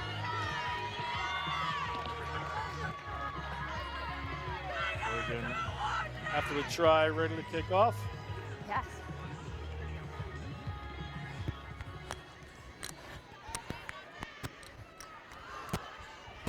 Ball in behind the Tigers. Gwynn has it. Gwynn moves to the middle of the field. Quick ball, Vanston. Stuck inside their own 22. Taken in by Cheshi. Backward. Ball out to Mowry. That's her 4th try in the weekend. She scored just before. Penalty here against the Oregon Ducks this time. Clemson, we'll see what they decide to do. Ball on the ground. It looks like they're going to go from a set play here. Bringing in Cunningham. Cunningham is going to tow this one, go down the short side of the field. Have their group of 3 there, so they can recycle this. They can get it to the ground. Oregon, however, trying to come in over that one. Ball pops up in the air. See what the call is eventually. It's going into touch. Perfect. Line out. Line out here Right to on my AR Clemson. there. Ball apparently went off the Oregon Ducks there. No. Yeah. Ball knocked And on by Clemson getting lucky. That looked like it could have been a turnover. At the tackle on the edge. With this line out to come, we really get to see how the set pieces of Clemson really work. Fine with that. Straight down. Battle in the air. Referee says she is fine with it. Ball to the ground. Oregon Ducks have a hold of it. Get the ball there to Fettel. Fettel takes it to the ground. Tyler, the try scorer, comes in. McCann takes a wrap around. McCann, is there room on the outside? She is going to power across a couple people and get the ball up in the air to Joanna O'Neill. O'Neill moves it back. Back there to McCann. Into the try zone. They're going to go. It is the number 9, Anayi Merrill. Sun's out, guns out. Showing those biceps as she rolls in. Try awarded to the Oregon Ducks. Anayi Merrill, the Oregon Sharks representative for Club 7s over the summer, putting in work, finding a perfect support line.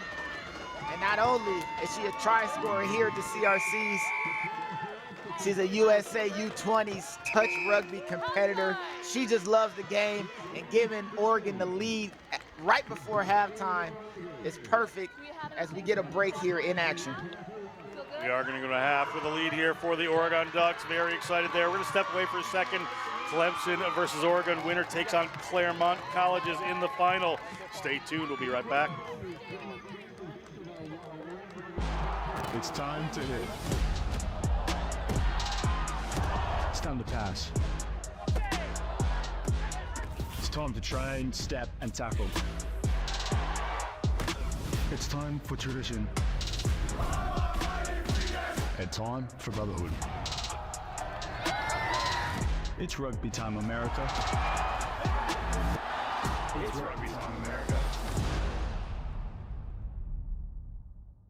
I have to say my favorite Thorne product is creatine, white protein, vitamin D, super EPA, fish oil pills. I chose to take Thorne supplements over another brand because they're sports backed. We know it's tested and it's safe to use. There's a wide variety of benefits that range from sports performance to neurological benefits. I know it helps me increase my lifting capacity. That they're third-party tested, that they're NSF certified. And they also taste great, so that's why I choose Thorne.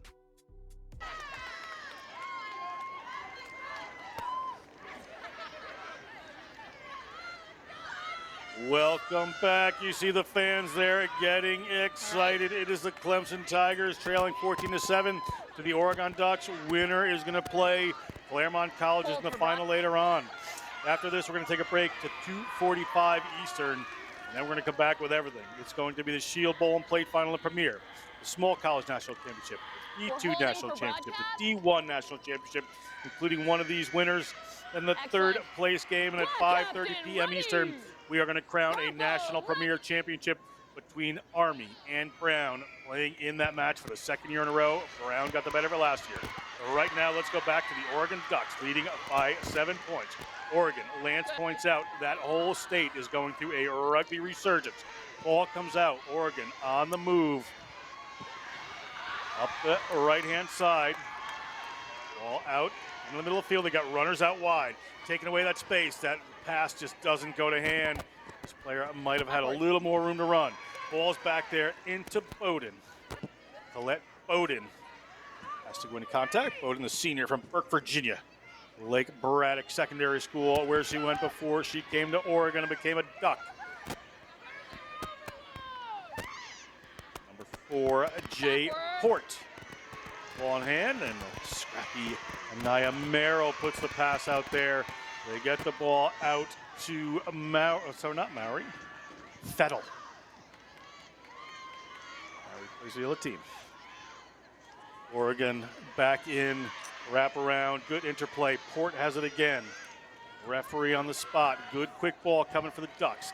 They're starting to push this defense around, but it may pay off here as Chase McCann is in.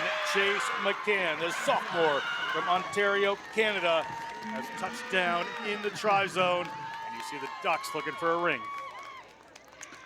This right here is some of the best sequence of play we've seen. They're making sure that every ruck is protected, and when it's time for a player to go, they go full speed and around the corner. If anyone can, McCann can. There's no need to chase.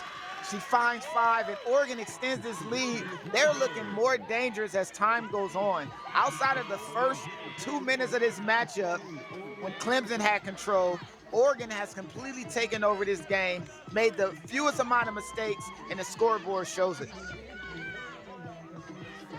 Great try there for the Ducks. Lance, they're just starting to put those phases together really well. And Clemson, though their defense is just getting taken one way and then the other, there's just too much field to cover for them. The Ducks are taking great advantage of that. Ball up here, Clemson, a big bump off. Still time, just 2 minutes gone in the second half. Ball goes in behind Cunningham. Just a little tougher. Now the corner is open.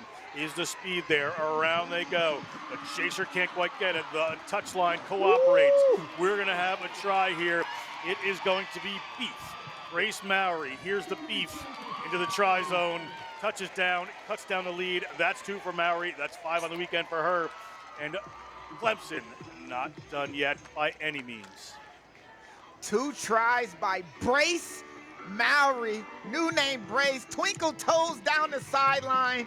The AR is right there.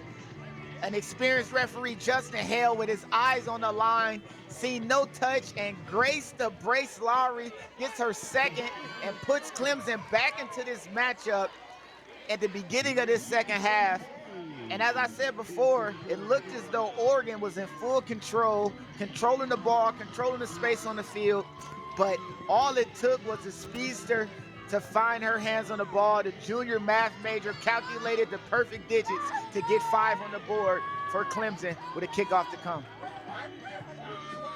Kickoff to come, huge 5 points in it now. Clemson, that's a momentum swinger right there. That one goes up over the head, but picked up and streaking onto it is Bowden. She's got 1 to beat. She's got another to beat after turning in there, but she is strong. Player's gonna come in here. Player has to roll away. Ball comes back for Oregon. Referee's fine with that. Coming across field. They've got runners out wide. A bridge pass would get there, but not gonna happen. Tyler takes that one down. Gets it into the hands of Ricky Payton. Ricky Payton across the 22. Eventually hauled down. Payton, great runner, the sophomore from Culver City, California. Penalized are the Clemson Tigers. They're going to go. It's going to be Audrey Tyler. Tyler looks out there to McCann. McCann has been in the tri-zone. Ball in there to Jenna Hosing-Loy. Now McCann by herself. She's got a lot of Tigers around her. Runners off to the right. There's space. Player decides to take contact. Now throws a specious offload. They get pushed back a little bit. Coming in and over is Cunningham, but can't get a hold of that one. Time to recycle here. Get the ball up to Jay Port. Port gets that ball to McCann. McCann has some players on her. Can she get there? McCann over the tri-zone. And on the steal, and it lands. McCann gets it into the tri-zone. And it is another 5 points for the Oregon Ducks. Sophomore Chase McCann has taken over this game, showing her power, showing her determination, and Oregon so close to the tri-zone, making no mistakes, no offloads unless they're necessarily ready, and it was absolutely important. And she is dragging defenders all over this field, that jersey is going to stretch from a medium to an extra large by the time this matchup is over, because they cannot bring her down, as we watch the Hall of Famer KB clapping her hands and enjoying such a great match from this Oregon Ducks side, who returned fire from the earlier try from Clemson in this half. What a great day out here at the Maryland Sportsplex. Oregon Ducks looking forward to taking on Claremont College if they can hold this lead. Oregon looking strong, hanging a high one. There's just over a minute to go.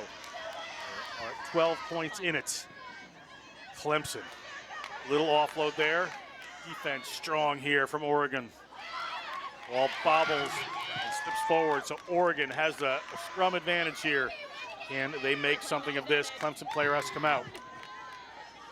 Ball there to Tyler. Tyler gets it a little wider. Ball into the hands of Moyaki. You can see the sidelines just totally pumped for the Oregon Ducks. They want to move on here. Clemson Tigers need to pull some magic out of a hat here. Ball comes back around. That one slips forward. It'll be a scrum here. About 25 seconds left on the game clock. They have a little bit of referee's time. Again, we're going to take a break after this. Be back at 2:45 Eastern, right here on the Rugby Network, bringing you this Collegiate Rugby Championship action all weekend. National Collegiate Rugby Next Level Productions. We're going to have the premier Shield Bowl Plate Finals, All College Championship, D2 Championship. One of these teams in the D1, the third and fourth place games. And then the big one, Army versus Brown. A rematch. 5:30 Eastern, blocked kick into Mowry's hands. Last chance possibly here for Clemson. Turn in the corner, got it hauled down, ball spills forward. Oregon may just want to get this ball into touch, and does.